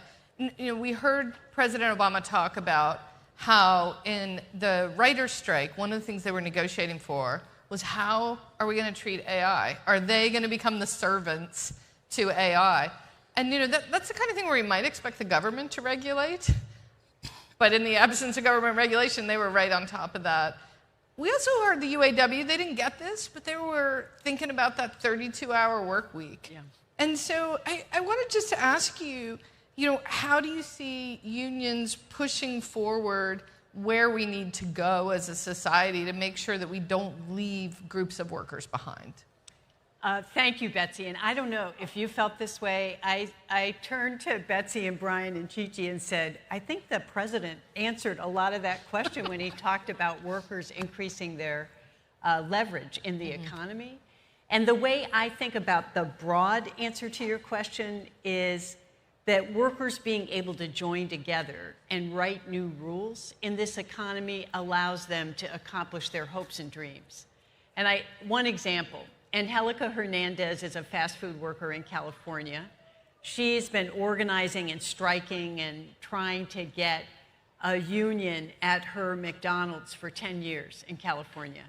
And she joined together across employers, Wendy's, McDonald's, Burger King, everybody, and pressed the California legislature to create a fast food sector council where workers, franchise owners, and government officials are going to think about what are the minimum standards that 550,000 workers ought to have in that state, which is a groundbreaking way to think about bargaining across multiple employers in one sector at a time. And what Angelica Hernandez hopes is that her son, who said that he wanted to grow up and wear a McDonald's uniform because he was so proud of his mother, will be able to think of additional dreams that he might be able to accomplish because she's created a way to adapt in that 82% of the service sector that the president spoke of just now. Yeah, so I really like that example of highlighting how government and workers and business can work together. Because it's kind of hard to imagine that we're going to be able to adapt if we're all working in silos. Right. And speaking of working in silos, Brian, I wanted to turn to you to talk about, we just heard Mary Kay talk about, working within a country, but bringing government and workers and employers together. But actually, we live in a pretty global economy. So, let's think about global cooperation, because that's really, I think, like, a very important part of the solution. President Obama mentioned this. The global minimum tax has really been challenging. And I'm just going to admit something, because I bet a lot of people in this room hear the phrase global minimum tax and they just opened up their phone to see if what's interesting on TikTok. Like, it's kind of boring. But for me, when we're talking about like taxation, that's sort of at the heart of sovereignty. And regulation is at kind of the heart of sovereignty, yet at the same time, I don't know how we do this if we don't work together. So I guess, I was wondering if you could talk a little bit about why this is important. What are some of the challenges you've seen in dealing with these type of global cooperations? Absolutely. We got to find more ways to make tax sexy and cool, because at the end of the day, tax policy is at the core of our society, because everything that we want to invest in is based on our ability to collect revenue. And importantly, to the point you made, it also goes to very basic sense of trust. Because when people start to lose faith that the tax system is rigged, then they lose investment in where those resources are going. And one of the casualties of globalization is, if you go back and look at since 1980, we've seen a 50% reduction in corporate taxes paid as a share of GDP. 50% reduction over that time period. And a lot of that is because of what President Obama was talking about, an erosion in the global tax system, because as the economy globalized, you could play different countries off each other. And there was this race to say, well, you know what? If we move our headquarters to Ireland, or we move our innovation base to Bermuda, then we could pay lower taxes. And it's a triple whammy. One, you get less revenue, but you also end up with a system where companies are actually spending their time innovating on how to avoid paying taxes, and actual production, actual jobs, actual investment goes overseas. the sort of outsourcing and offshoring that we have seen.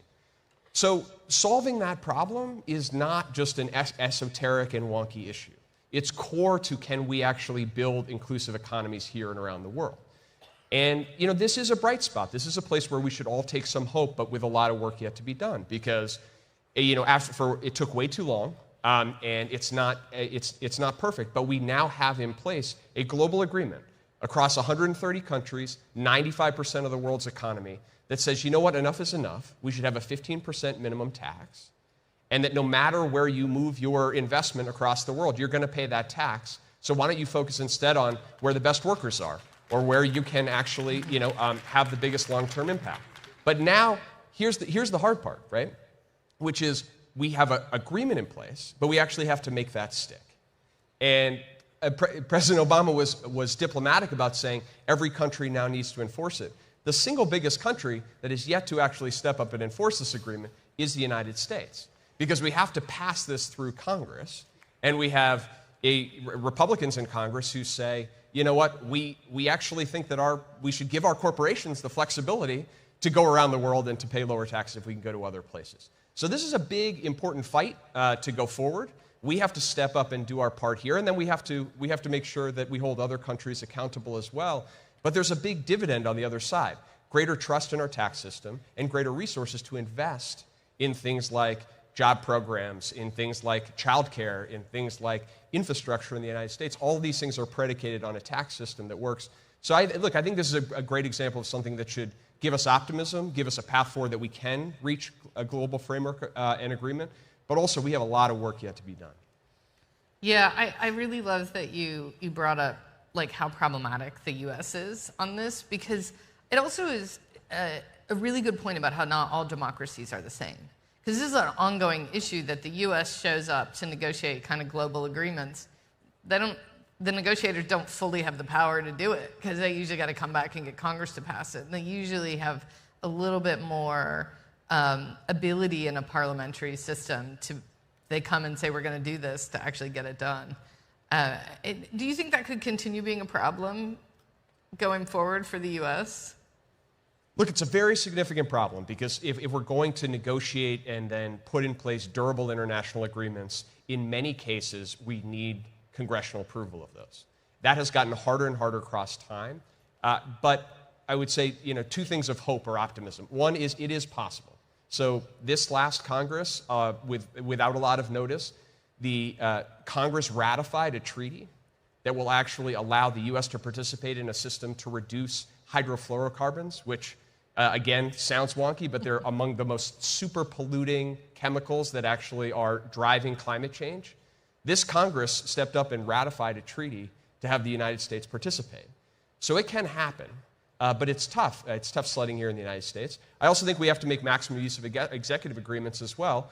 President Obama, historically, actually negotiated the Paris Climate Accords, and the United States is a party to that agreement. It was negotiated in a way that doesn't need congressional approval as well. So there are ways around this issue, but increasingly we're going to have to make the case to our own lawmakers about why having the United States step up as a partner in these global agreements is not just about helping somebody overseas. It's core to our own democracy and our own economy functioning.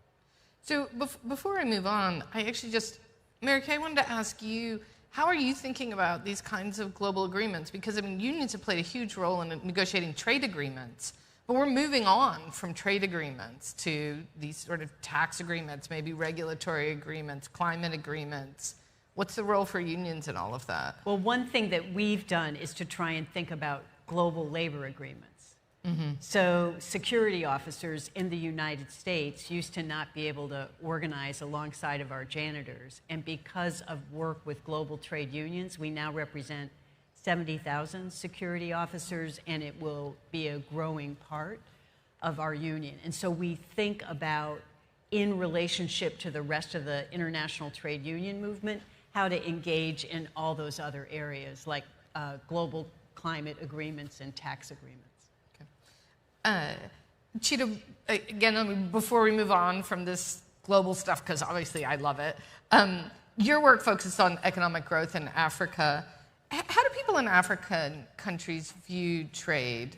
Is it seen the same as, how we see it in the U.S.?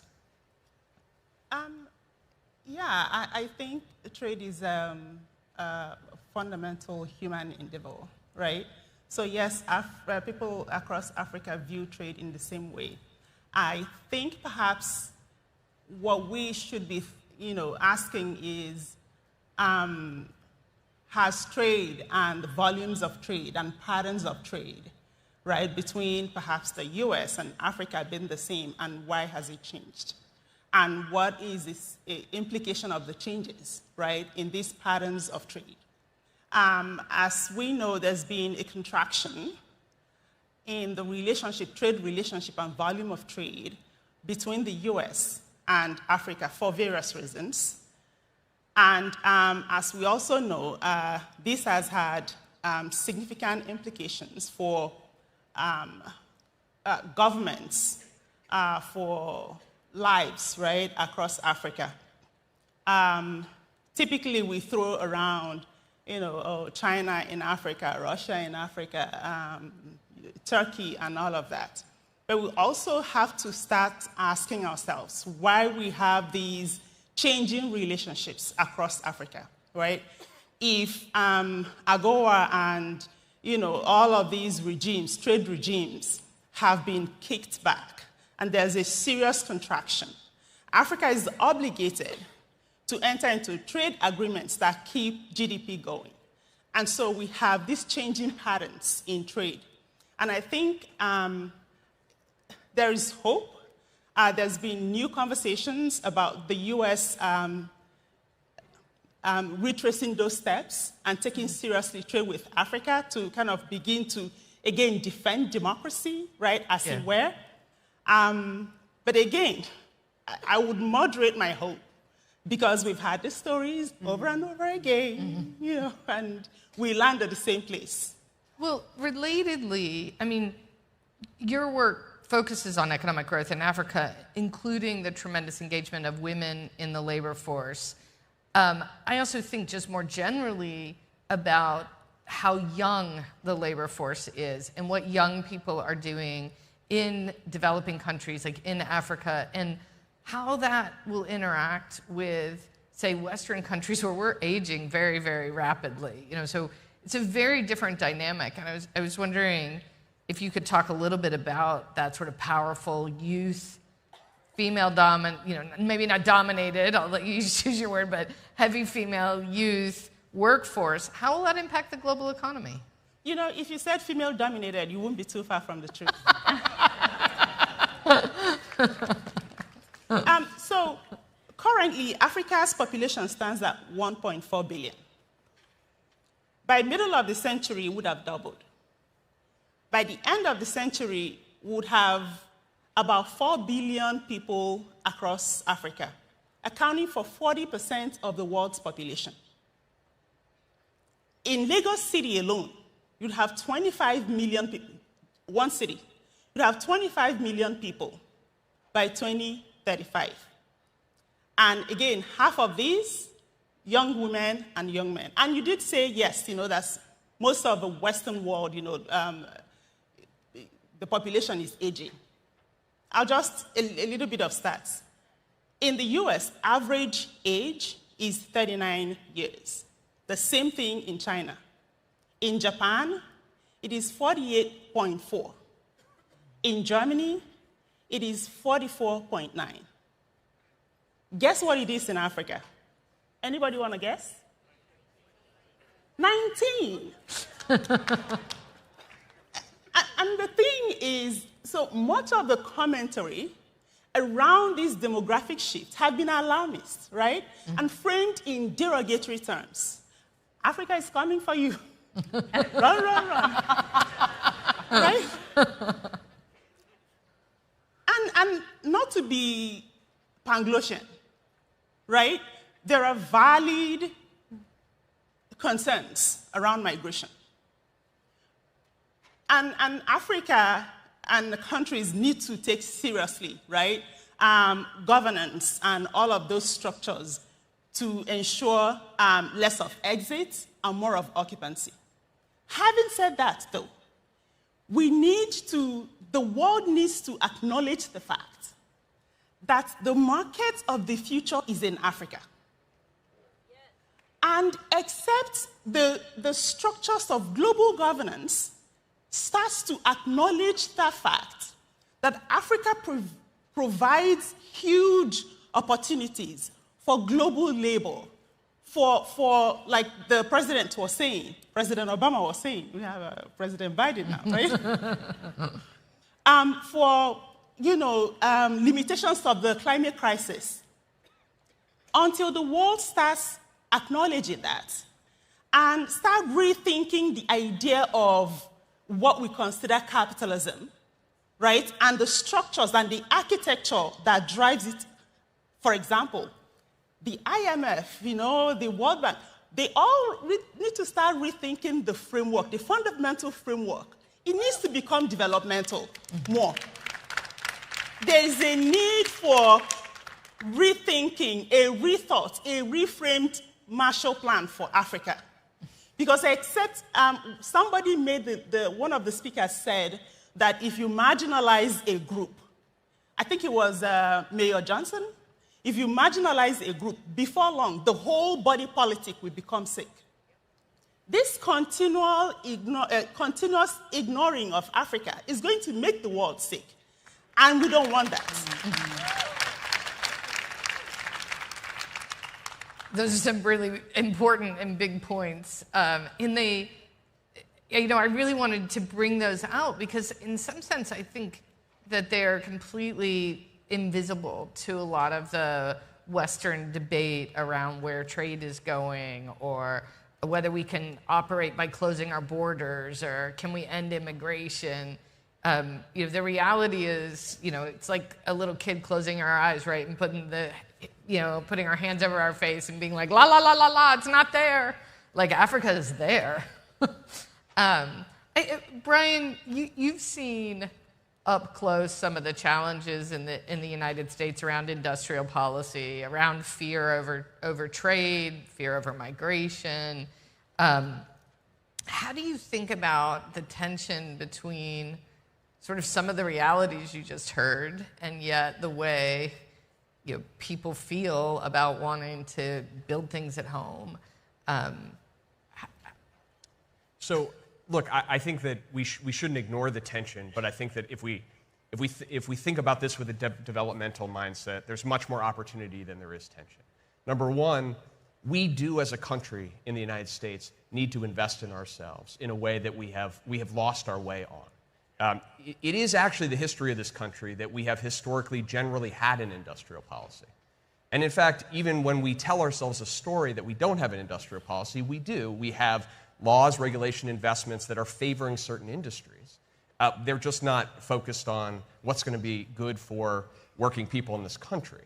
So we need to invest in ourselves. And the good news is we are actually shifting that tide right now. We are investing at historic scale in infrastructure and innovation, in most importantly, clean energy, and it is delivering dividends. It's helping to combat some of the geographic inequality. And that is incredibly important for the stability of our democracy and the way in which our economy grows. And so the question is, how do you do that in a way that actually helps to lift all boats globally and doesn't sort of descend into an isolationist or a protectionist mindset? And I think that it's combining that with the recognition that we have global institutions. I just want to associate myself with this point. We have global institutions that were built for a prior economic era that are, in many cases, 70 years old. So our system of how we regulate taxes internationally, as we talked about, is way outdated. The way that we actually encourage trade and investment, these were rules written 70 years ago. And so we say, as ambitious as we are about having an industrial strategy domestically, we need to be ambitious about updating this entire framework internationally as well. And so whether it's for making sure that we don't have rules that prioritize intellectual property over human well-being on an entire continent, or we have a trading system that says it's okay to invest in yourself and your people, but we also have to have the ability to actually take innovation when it occurs in the United States and then connect it and allow it to expand dramatically in Africa as well. If you take just clean energy as an example, the Inflation Reduction Act in the United States is going to drive extraordinary innovation and reduce the cost of the kind of distributed deployable technology that's going to be critical for Africa's development. That's a hugely valuable service that we can provide to the world in driving down those costs. But if you put that through the existing international system, you're going to end up with too little innovation and too little of that benefit on the African continent. So I think the answer, rather than admiring that tension, is, well, let's fix the international rules in the international system. Let's have a Marshall Plan equivalent effort to try to say, how do we take these innovations in the United States, in clean energy, in healthcare, in technology, and then help to expand and accelerate the deployment of those innovations around the world, as opposed to limit and hold on to them ourselves. That's possible. It just requires a reimagination of an existing system rather than just trying to drive through the existing old 70-year-old pipes. Do you have thoughts on this, Mary Kay? Like, how do we get American workers on board with the fact that there's a lot of change coming? And then how do we also make sure that they're protected in the way that they need to be protected? Well, I think we need to expand the ability of workers to join together in unions, because through an organization, they have an ability to bargain an economic security that would then allow them to be willing to change. When Kaiser Permanente faced a 9-week strike in the 1980s, they committed to employment security as an agreement with workers that we're going to need to go through a lot of change. And if we could create that sense of commitment between employers and workers on a sea change that's going to need to occur because of climate change or because of AI, it'll allow workers a huge leap forward. That's why organizing in the gig sector right now, we're trying to figure out ways how we can write rules for gig workers to have a seat at the table. As Uber and Lyft innovate, as Postmat and DoorDash innovate, those workers are stitching together 2 and 3 jobs to make a living, and we need a way for workers to have a say. We've just seen workers coming out of the pandemic probably have more bargaining power than they've had since maybe the late 90s. What should they do with it? Well, that bargaining power, in my mind, Betsy, needs to be combined with support for the workers that are organizing and hitting a wall at being able to win collective bargaining agreements. So as President Obama said, 6% of the private sector is bargaining and raising wages in that sector. We need to extend it to the joint ventures now of the big 3 that are going to do electric vehicles primarily in the South, and right now non-union, if those workers don't have a shot at being able to join together in a union. We've been backing the Starbucks workers for 2 years. Starbucks refuses to settle a collective bargaining agreement with workers, and the Amazon workers voted in Staten Island 2 years ago and still don't have a collective bargaining agreement. So I think the thing we have to do in terms of the corporate citizen is challenge corporations' anti-union behavior so that that bargaining power for the 6% can be extended to the 30% of the economy so that all workers can do better. You know, the Starbucks example kind of blows my mind. Me too. But I think what's interesting is they seem to really feel, Starbucks, the corporation, like, we know what's best for these workers and we gave it to them, so why don't they just shut up and get in line?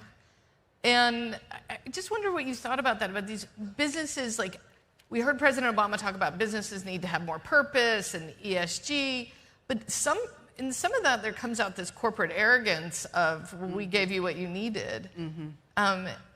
Do you agree with that? Yes. I mean, that's one of the things we've actually heard directly from the former CEO, Howard Schultz. Yeah. Where he said, hey, I created the best standards in this sector. What are y'all worried about? And this really is a moment where people between 18 and 35 in this nation are saying by 77%, we support unions. But that part of our workforce wants a seat at the table and a voice in their future. And Starbucks workers know in their bones that AI and technology is going to transform that job, and they'd like a say in how it happens, and they actually think they could contribute to how Starbucks could innovate. And that's why collective bargaining is a mechanism to allow that to happen. Because it's the worker voice there, right? It's the getting out the views. Like, hey, I'm on the front lines here every day serving this coffee and dealing with customers. I want to say, I want to tell you what I see. Yeah. There is this sense of this confidence of this young generation. And, you know, my hat is off to you. This confidence that is, you know, like they want to have their say. I was at this great conversation between Starbucks workers, Uber and Lyft drivers, and they were talking about the mobile app that Starbucks has. And if they could, they would intersect between Uber, Lyft, and Starbucks and redesign how the app functions to de-stress what the barista has to go through and what the drivers have to go through. And that's the kind of win-win that we should be encouraging all across the economy. So we're getting to the end here, but I wanted to end circling back to this idea of capitalism and like, where is it going? And, you know, I thought I would actually give each of you a quick chance to sort of give your thoughts, but starting at the end, like how do younger Africans, such as in Nigeria, see capitalism? Africa's young is aspirational, and because of the failures, the limitations and the failures of capitalism, right, there's a bit of an ambivalence. But they have also been very entrepreneurial and innovative around working around the states and around the failures of the market. And at this point, the framework is for a rethinking of capitalism that partners with the state, business, and civil society so that it can generate social wealth and not just economic growth. Thank you. Brian, do you have anything you want to add?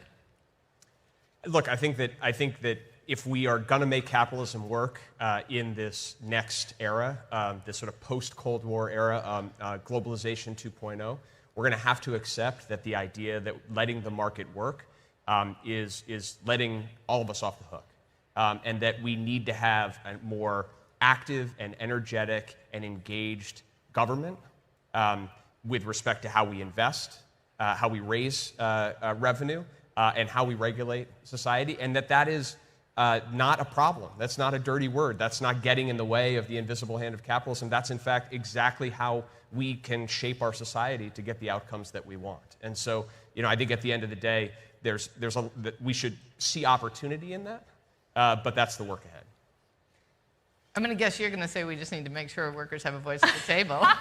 I think the fearlessness and courage of working people, but most especially the 18 to 35-year-olds, are going to push all of us to reinvent a system that brings the best of capitalism with a sense of the common good that I don't think any place in the world has yet seen, but is possible for our nation to innovate. And I'm counting on this crowd to make it happen. Well, that is a great note to end on. Thank you very much.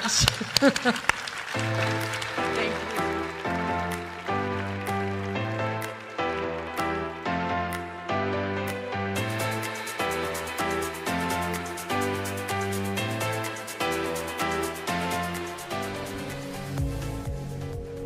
That's a hard question. What does AI mean to me?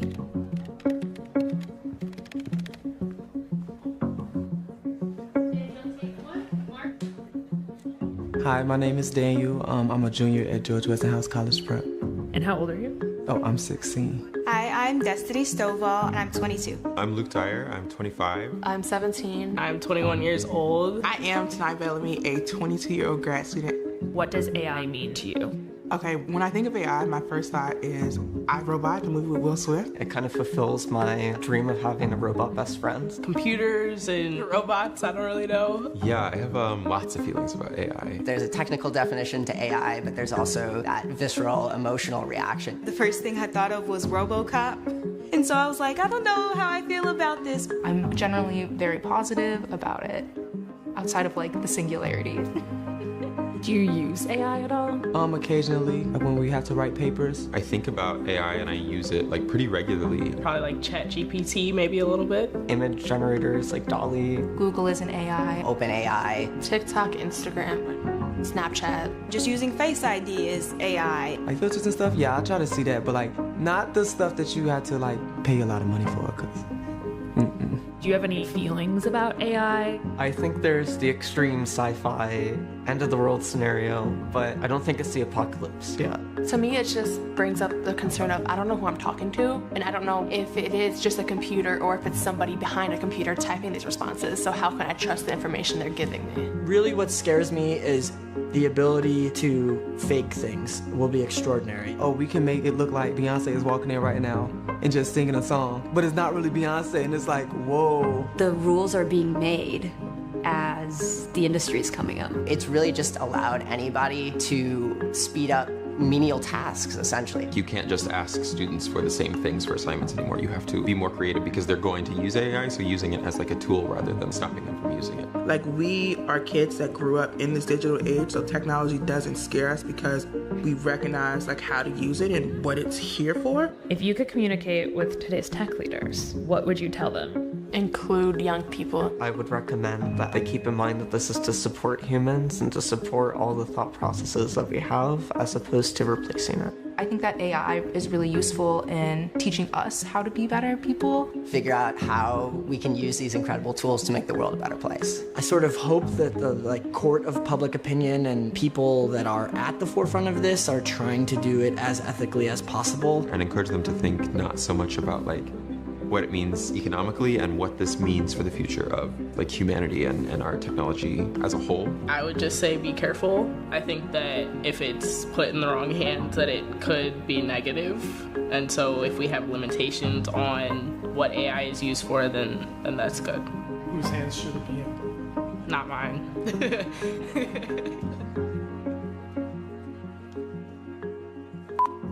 What's the weirdest thing you've seen come out of an AI prompt? I think the weirdest thing is when they don't know the answer.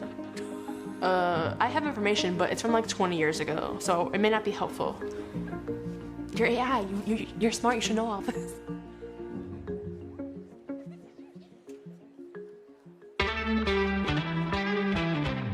Please welcome to the stage founding executive director of the Partnership on AI, Tara Lyons.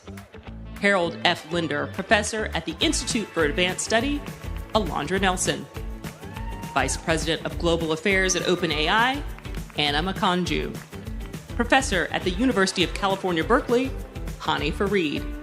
And Head of Law and Policy, Technology Threats and Opportunities at Witness and 2020 Obama Leaders Europe, Raquel Vasquez Lorente.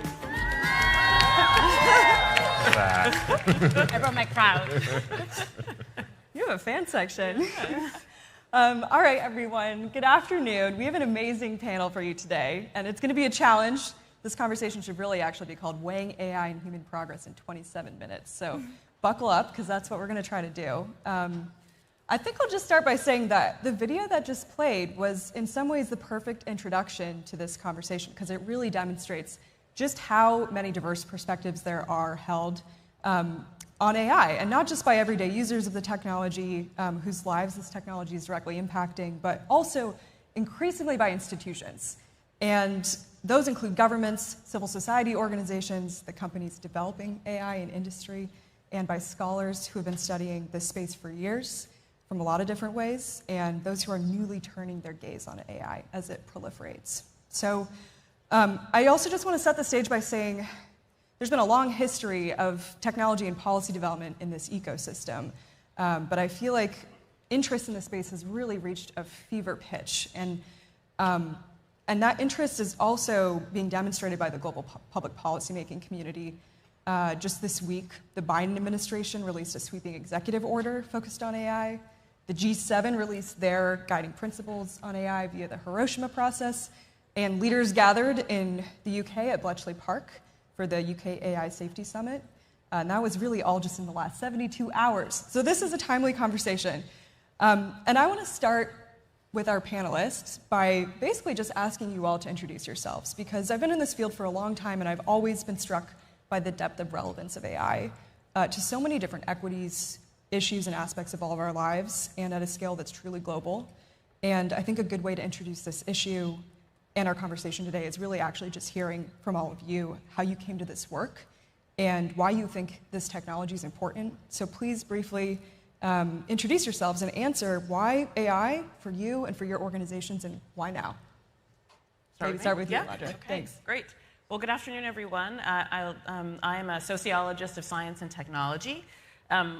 I started thinking about this issue space because I was writing a book on the Obama administration. I was writing a book about people like Tara and President Obama, who brought to his 8 years in office an extraordinary vision for innovation, technology, and science. And I was very interested in projects like the Precision Medicine Initiative, the work that you all did on big data, and by the end of the administration by AI. So I was thinking about this as a scholar of science and technology and policy.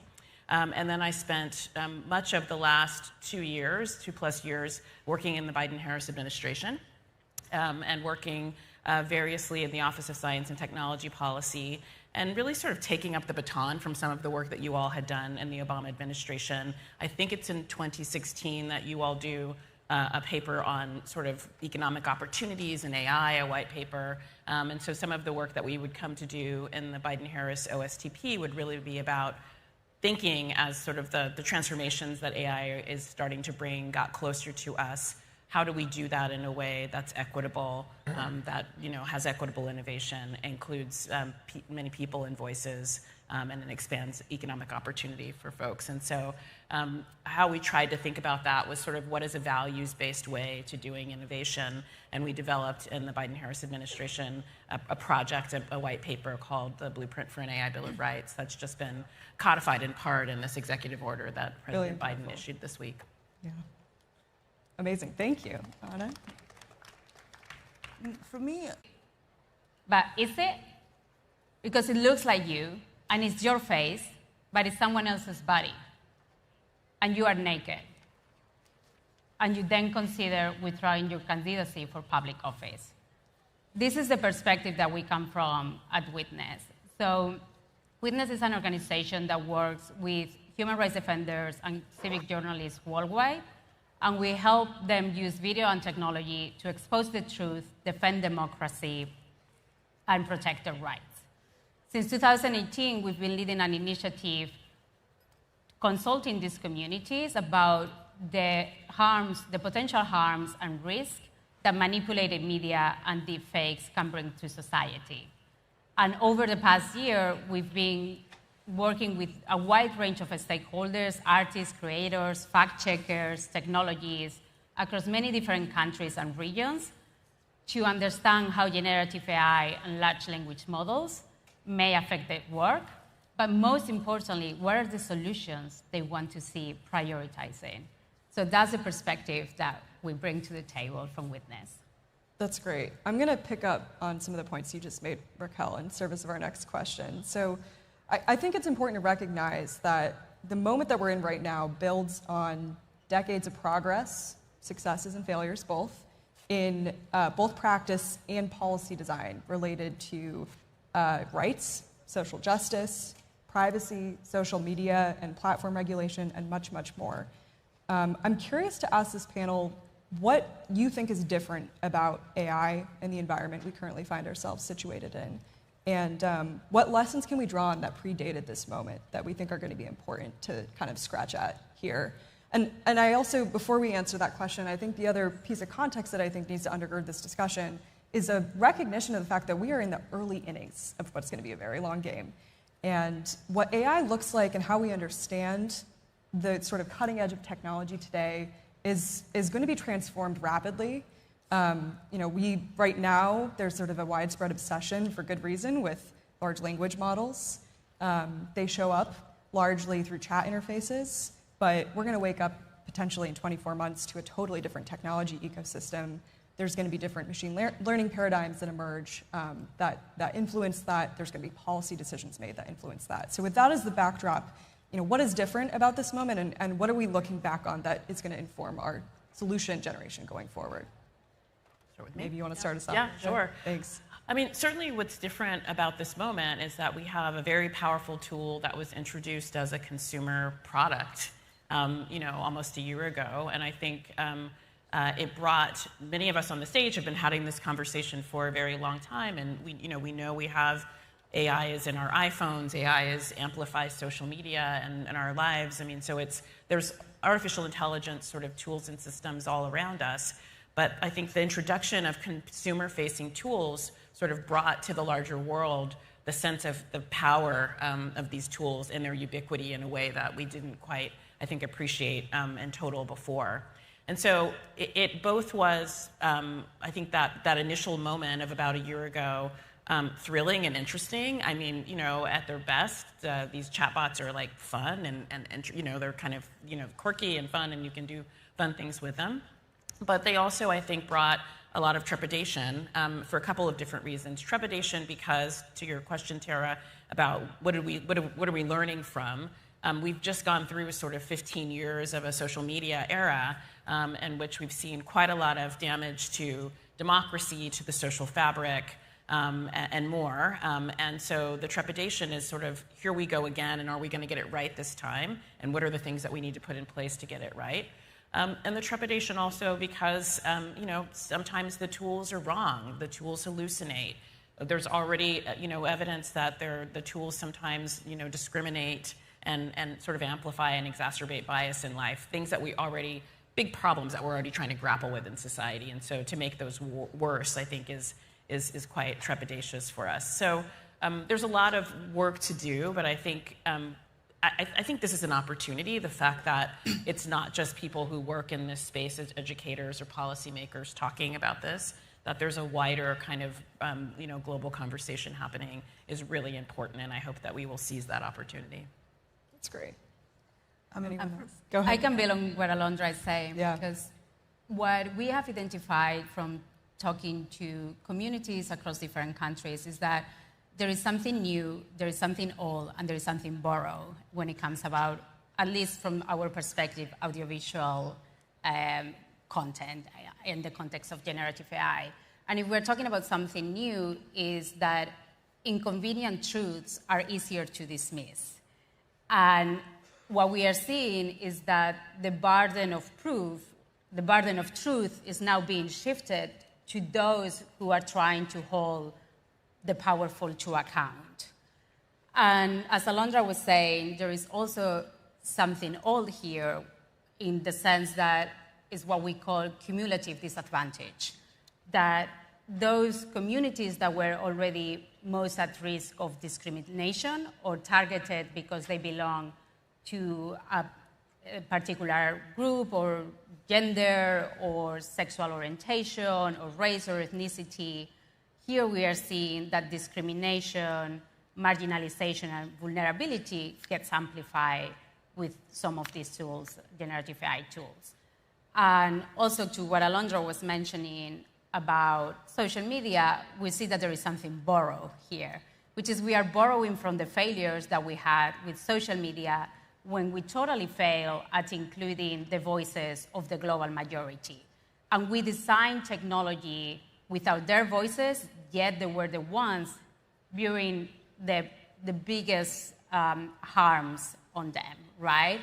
So I think if I have to leave you with one thing today, it would be that this is, from the perspective of audiovisual media in the context of generative AI, this is not a crisis of just identifying what is fake, but of protecting what is true. Because when everything and anything can be dismissed as AI manipulated or edited, the question here is, how do we elevate the voices of those who are trying to protect democracy, like many of the people here in the room?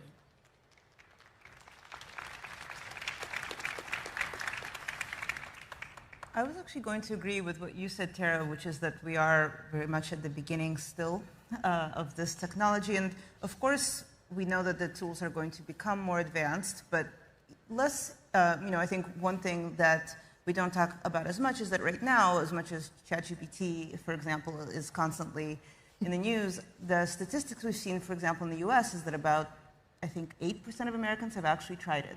So right now, actually, not that many people have interacted with it, and that will change. And of course, these tools are also becoming incorporated into the way a lot of companies work, into the way governments work. So it's also the mass incorporation of these tools, their interaction with each other, that's going to change a lot of things. But I think what is really different, and I see this quite clearly at OpenAI, which is that we're no longer coming to this with sort of the utopian belief that technology is inherently good.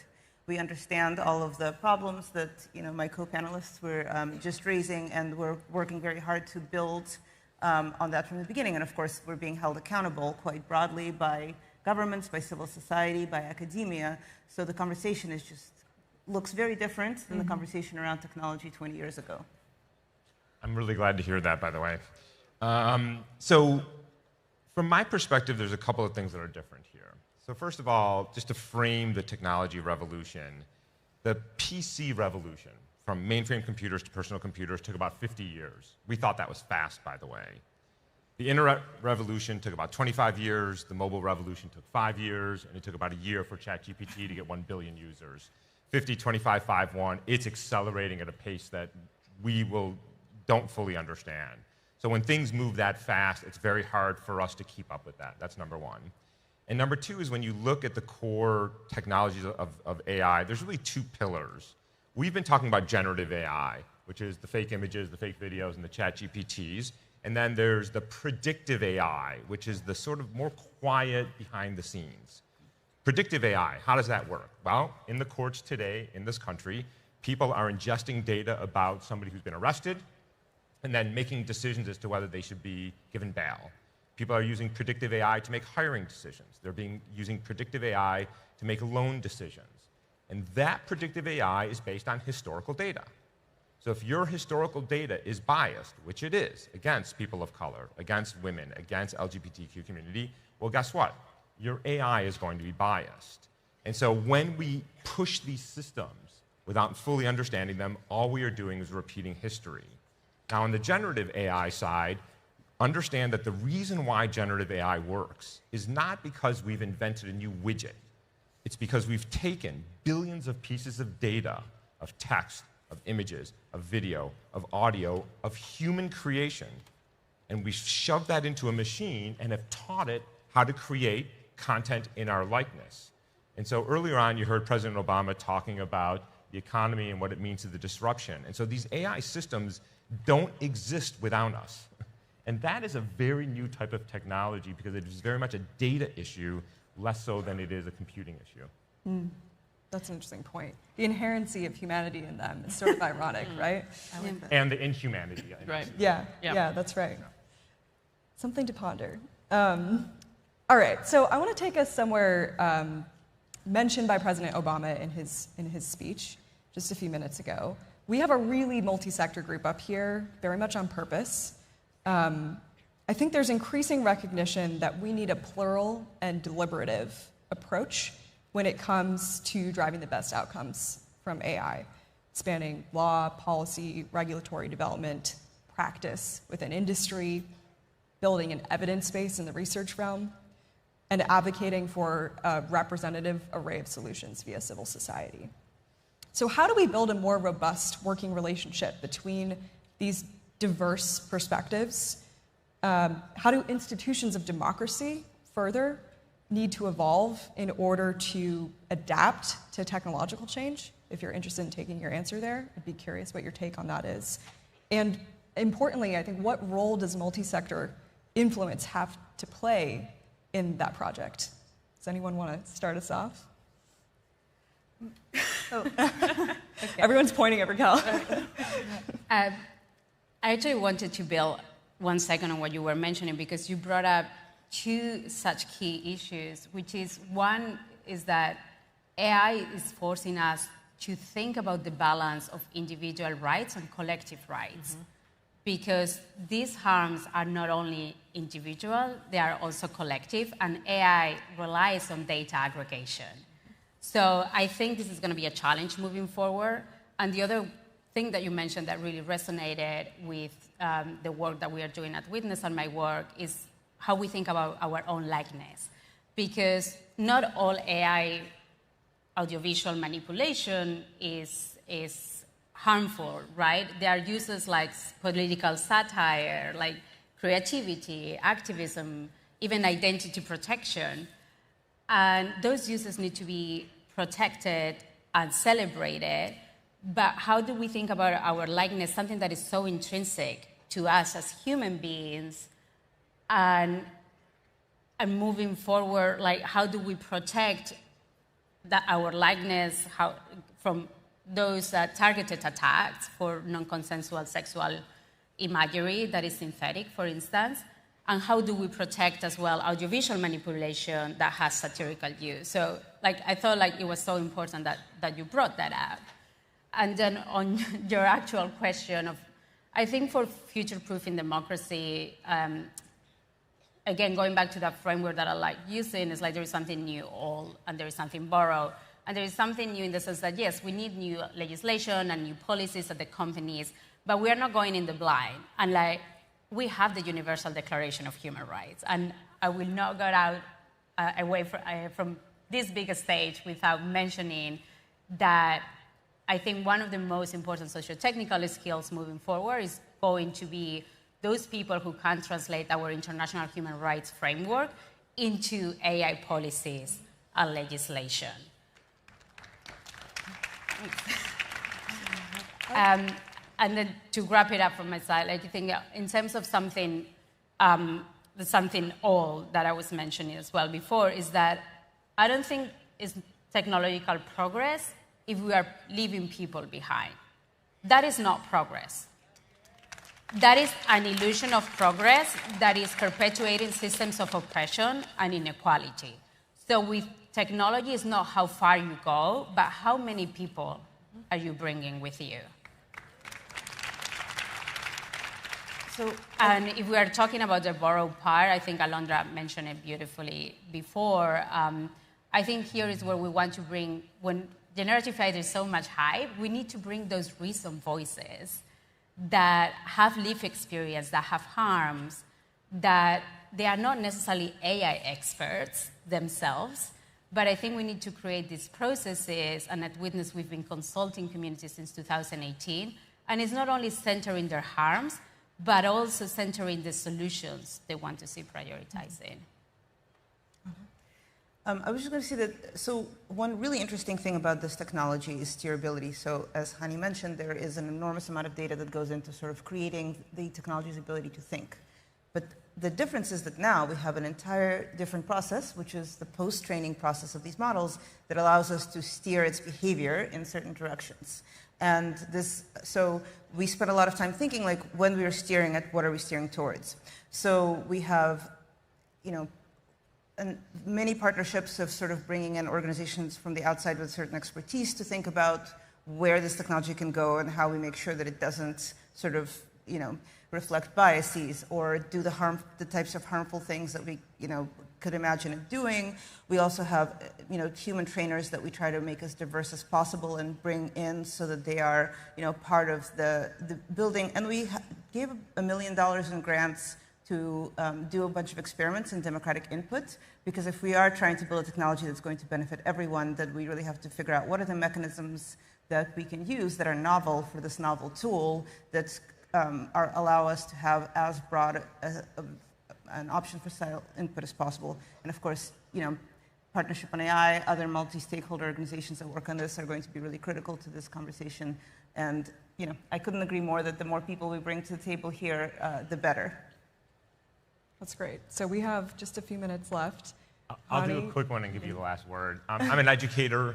I'm a math nerd. I think you should take multivariate calculus. I think you should take linear algebra. I think you should take probability. All that stuff is great. I know. I knew that was going to get a laugh.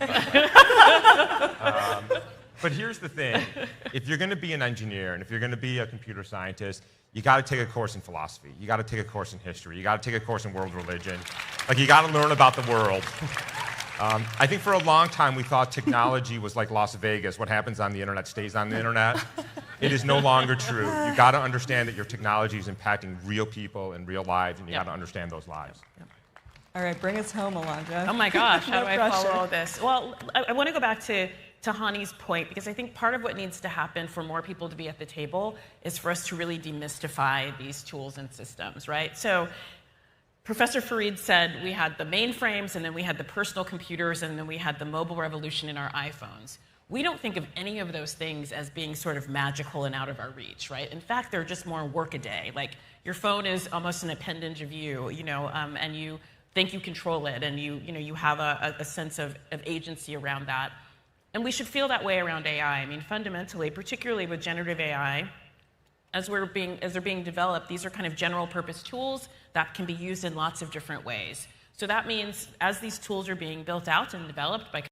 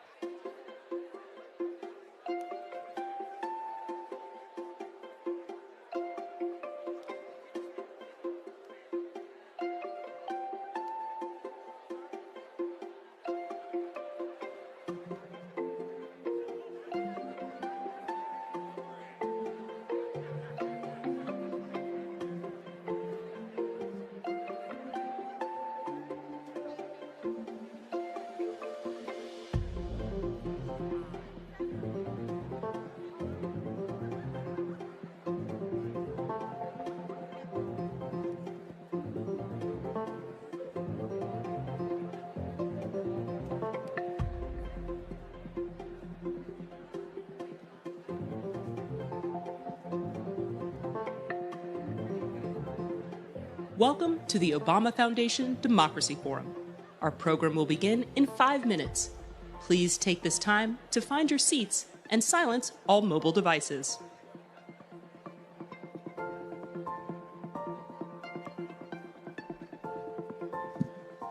All right, we're going to do one more poll before we kick things off here. One more poll. So again, you're going to need your phone, and I'll give you those instructions again. You got to open the CVent app on this thing called a mobile device. Step 2, there's a calendar icon. Click on the calendar icon. Step 3, click on the session Spot the Real News. And then you're going to submit your answer.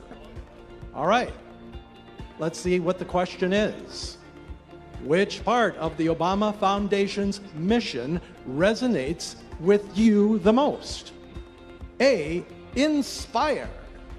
B, empower. C, connect. Place your votes now.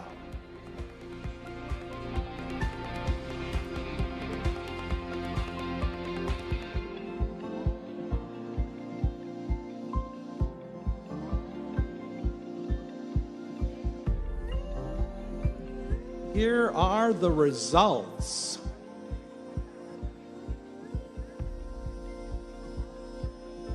Voting is still coming in a little bit. A, inspire. B, empower. C, connect. That's how everyone is voting.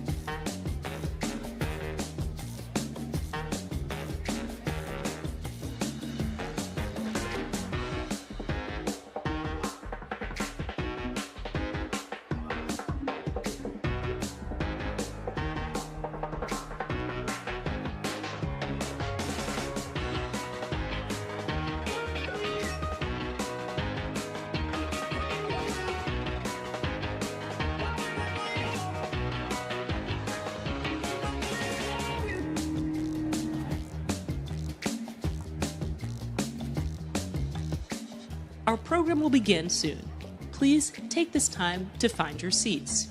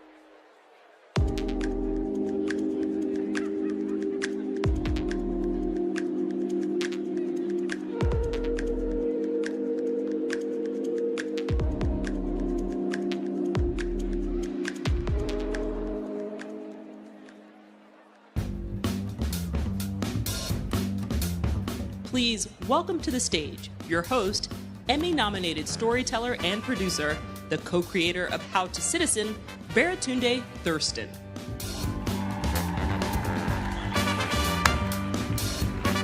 Hey! What's up, everybody? Make some noise! Yeah! I see the podium over there, but as your host, I believe in no separation between me and the people, so I'm gonna hang out over here. That good? I wanna welcome everybody to the 2023 Obama Foundation Democracy Forum. We are live in beautiful Chicago. Yeah. As public TikTok historian Sherman Dilla Thomas says, everything dope about America comes from Chicago. That's definitely true when it comes to the 44th president, less so when it comes to the cold. Why are we doing this in November, y'all? What's up? There are other months available. To my people watching on the live stream, congratulations on being smart and cozy, and welcome virtually to this gathering today. President Obama gave his final address in this very building. I was there. Were you? Some of you were there. We are here in November because we're celebrating 15 years of his election. Can we just have a moment to just acknowledge that?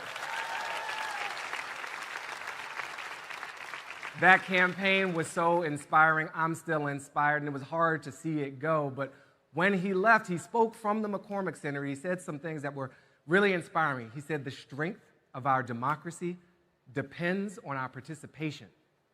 It depends on each of us accepting the responsibility of citizenship. He called citizen the most important office in a democracy. And that's very easy for a president to say, but he was right. And I share this belief. I have built so much of my work around trying to weave that into my work. I'm a storyteller weaving together a better story of us. You can see it in my writing in the new media startup Puck. You can see it on screen in my PBS series America Outdoors. But most centrally, you can hear it in the podcast and growing movement we call How to Citizen, a show and project where we take the word citizen not as a legal status, but as a verb, as something we do. And there are 4 principles behind this which align so well with this foundation. Number 1, to citizen is to participate. Just assume there's something for you to do. It's not somebody else's job. It doesn't mean you have to run the meeting. Hello, my fellow men. But it does mean we need to show up. To citizen is to understand power. As Eric Liu from Citizen University says, we need to become literate in power. And there are many forms: physical, financial, gathering, sharing ideas, attention. What you give your attention to, you give your power to. Hello, social media. To citizen is to commit to the collective, to understand that we can be selfish so long as we expand the idea of self, that when we listen to Heather McGhee and recognize this is not a zero-sum game, we listen to Valerie Kaur and recognize the stranger as a part of ourselves, we just don't know yet. And most importantly, to citizen is to invest in relationships with yourself, with others, with the planet around you, because there is a myth and a lie separating us from all these other parts of ourselves. Now, this foundation is all about inspiring, empowering, and connecting the people who are renewing our democracy. Make some noise if you are down with renewing democracy.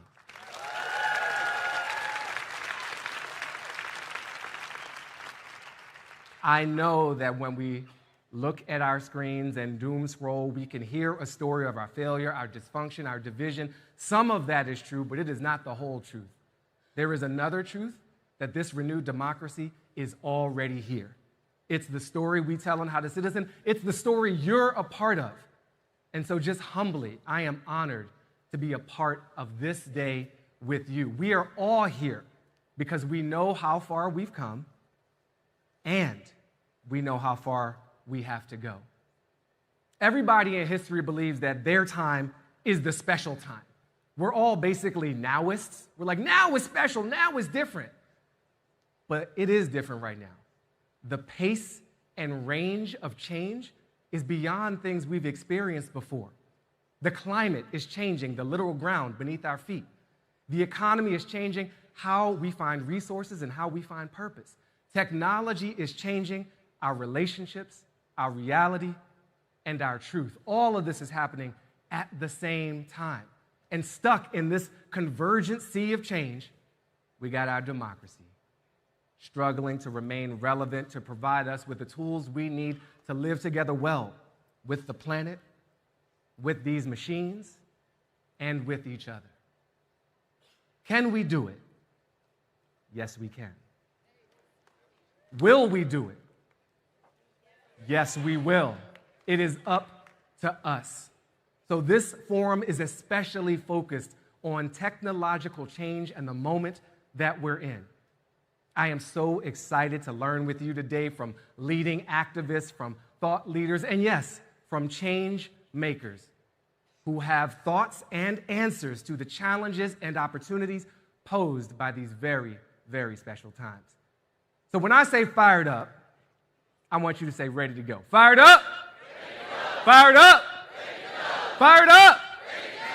Y'all ready to do this?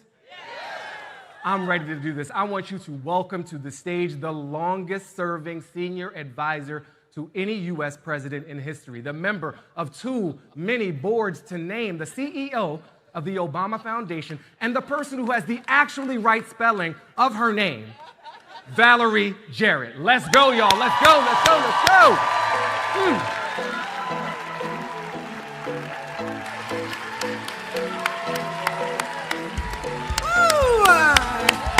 Hello, Chicago! Dope Chicago. I like that. Hello, everyone. Have a seat. Have a seat. It is so good to see you all. Welcome. And I want to thank you all for joining, those of you who are here in McCormick Place, and to our live audience who are tuning in around the world. Welcome to the Obama Foundation's second annual Democracy Forum. How happy are we to be here? Now, I have to say at the outset, I have to express what I know is on everyone's mind. The deeply troubling events around the world, from the profoundly distressing war launched by Russia in Ukraine over a year ago, to now the deadly conflict in the Middle East, which is having a ripple effect in terms of anti-Semitism, Islamophobia, and xenophobia everywhere, including, let's face it, right here in the U.S. I, too, was heartbroken to see the gut-wrenching attack on Israel that killed more than 1,400 people since October 7th, with over 200 people still held hostage. I'm also devastated by the overwhelming scale of current suffering and death in Gaza, with now at least 9,000 people dead. So many innocent lives have been taken in the most horrific way, and I have heard volumes from many of the program participants, our staff at the Foundation, supporters, friends who have shared firsthand how they and those they know and those they love have been impacted. And I know far too many here in America are living with a new reality of fear. I also know all of this is weighing heavily on those of us who cherish our democracy values, abhor violence, and are working towards peace. Just and inclusive societies in which all of our children can flourish. So, that is to say, as we go into today, though I have a heavy heart, I also have a hopeful spirit. Why is my spirit so hopeful? Because of the work so many of you are doing to make the world a better place. We are here because we firmly know that we have more in common than not. And so today we can lift up our leaders who demonstrate that we can work to solve the challenges ahead. For the Foundation's mission, as you heard from Baratunde, is to inspire, empower, and connect people to change the world.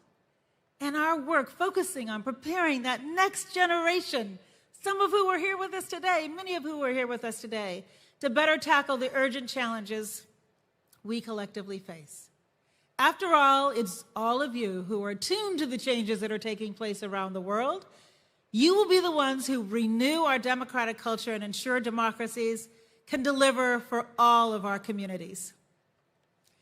During today's event, we'll be exploring a range of complex issues, from how we can develop meaningful human connections, find common ground, develop resiliency during times of alarming isolation, anxiety, and stress, to how AI and rapid globalization are impacting our economic systems and our strategies, to how to build a safer and a more inclusive economy. We'll also explore ways to break down the barriers that prevent active civic participation in our democratic process, and spotlight how to better foster a pluralistic culture. As a very proud Chicagoan, Chicago in the house, how may I am so thrilled that our mission will have a permanent physical home at the Obama Presidential Center on the south side of Chicago.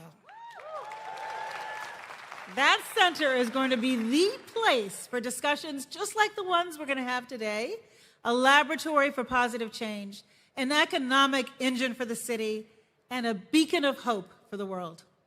I'm thrilled that construction on the center recently reached the halfway mark, bringing us closer to opening our doors in the fall of 2025.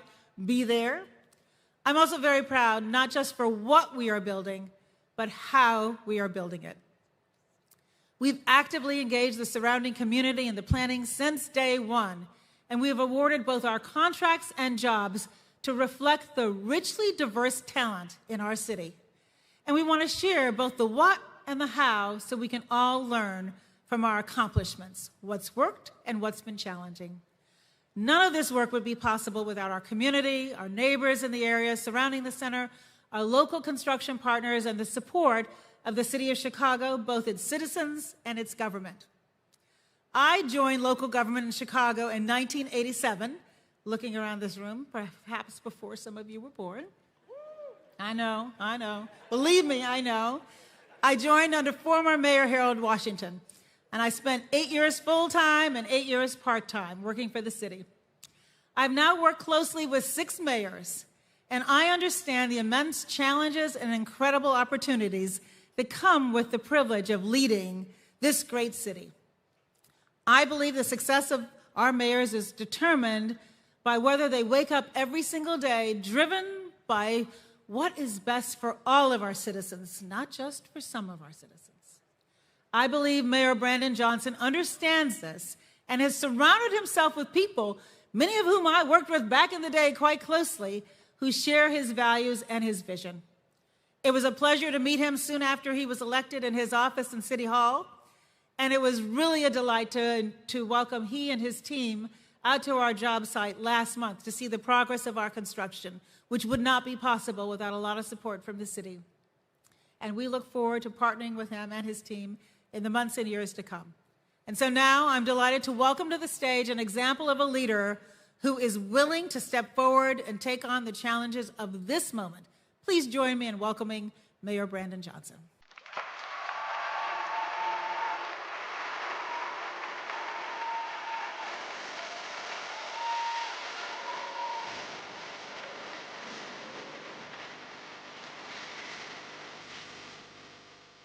Wow, thank you so much, Valerie, for that introduction. Thank you for your incredible work. And good morning, everyone. Thank you all for being here. What an incredible honor it is for me to welcome you all to the greatest freaking city in the world, the city of Chicago, for the Obama Foundation Democracy Forum.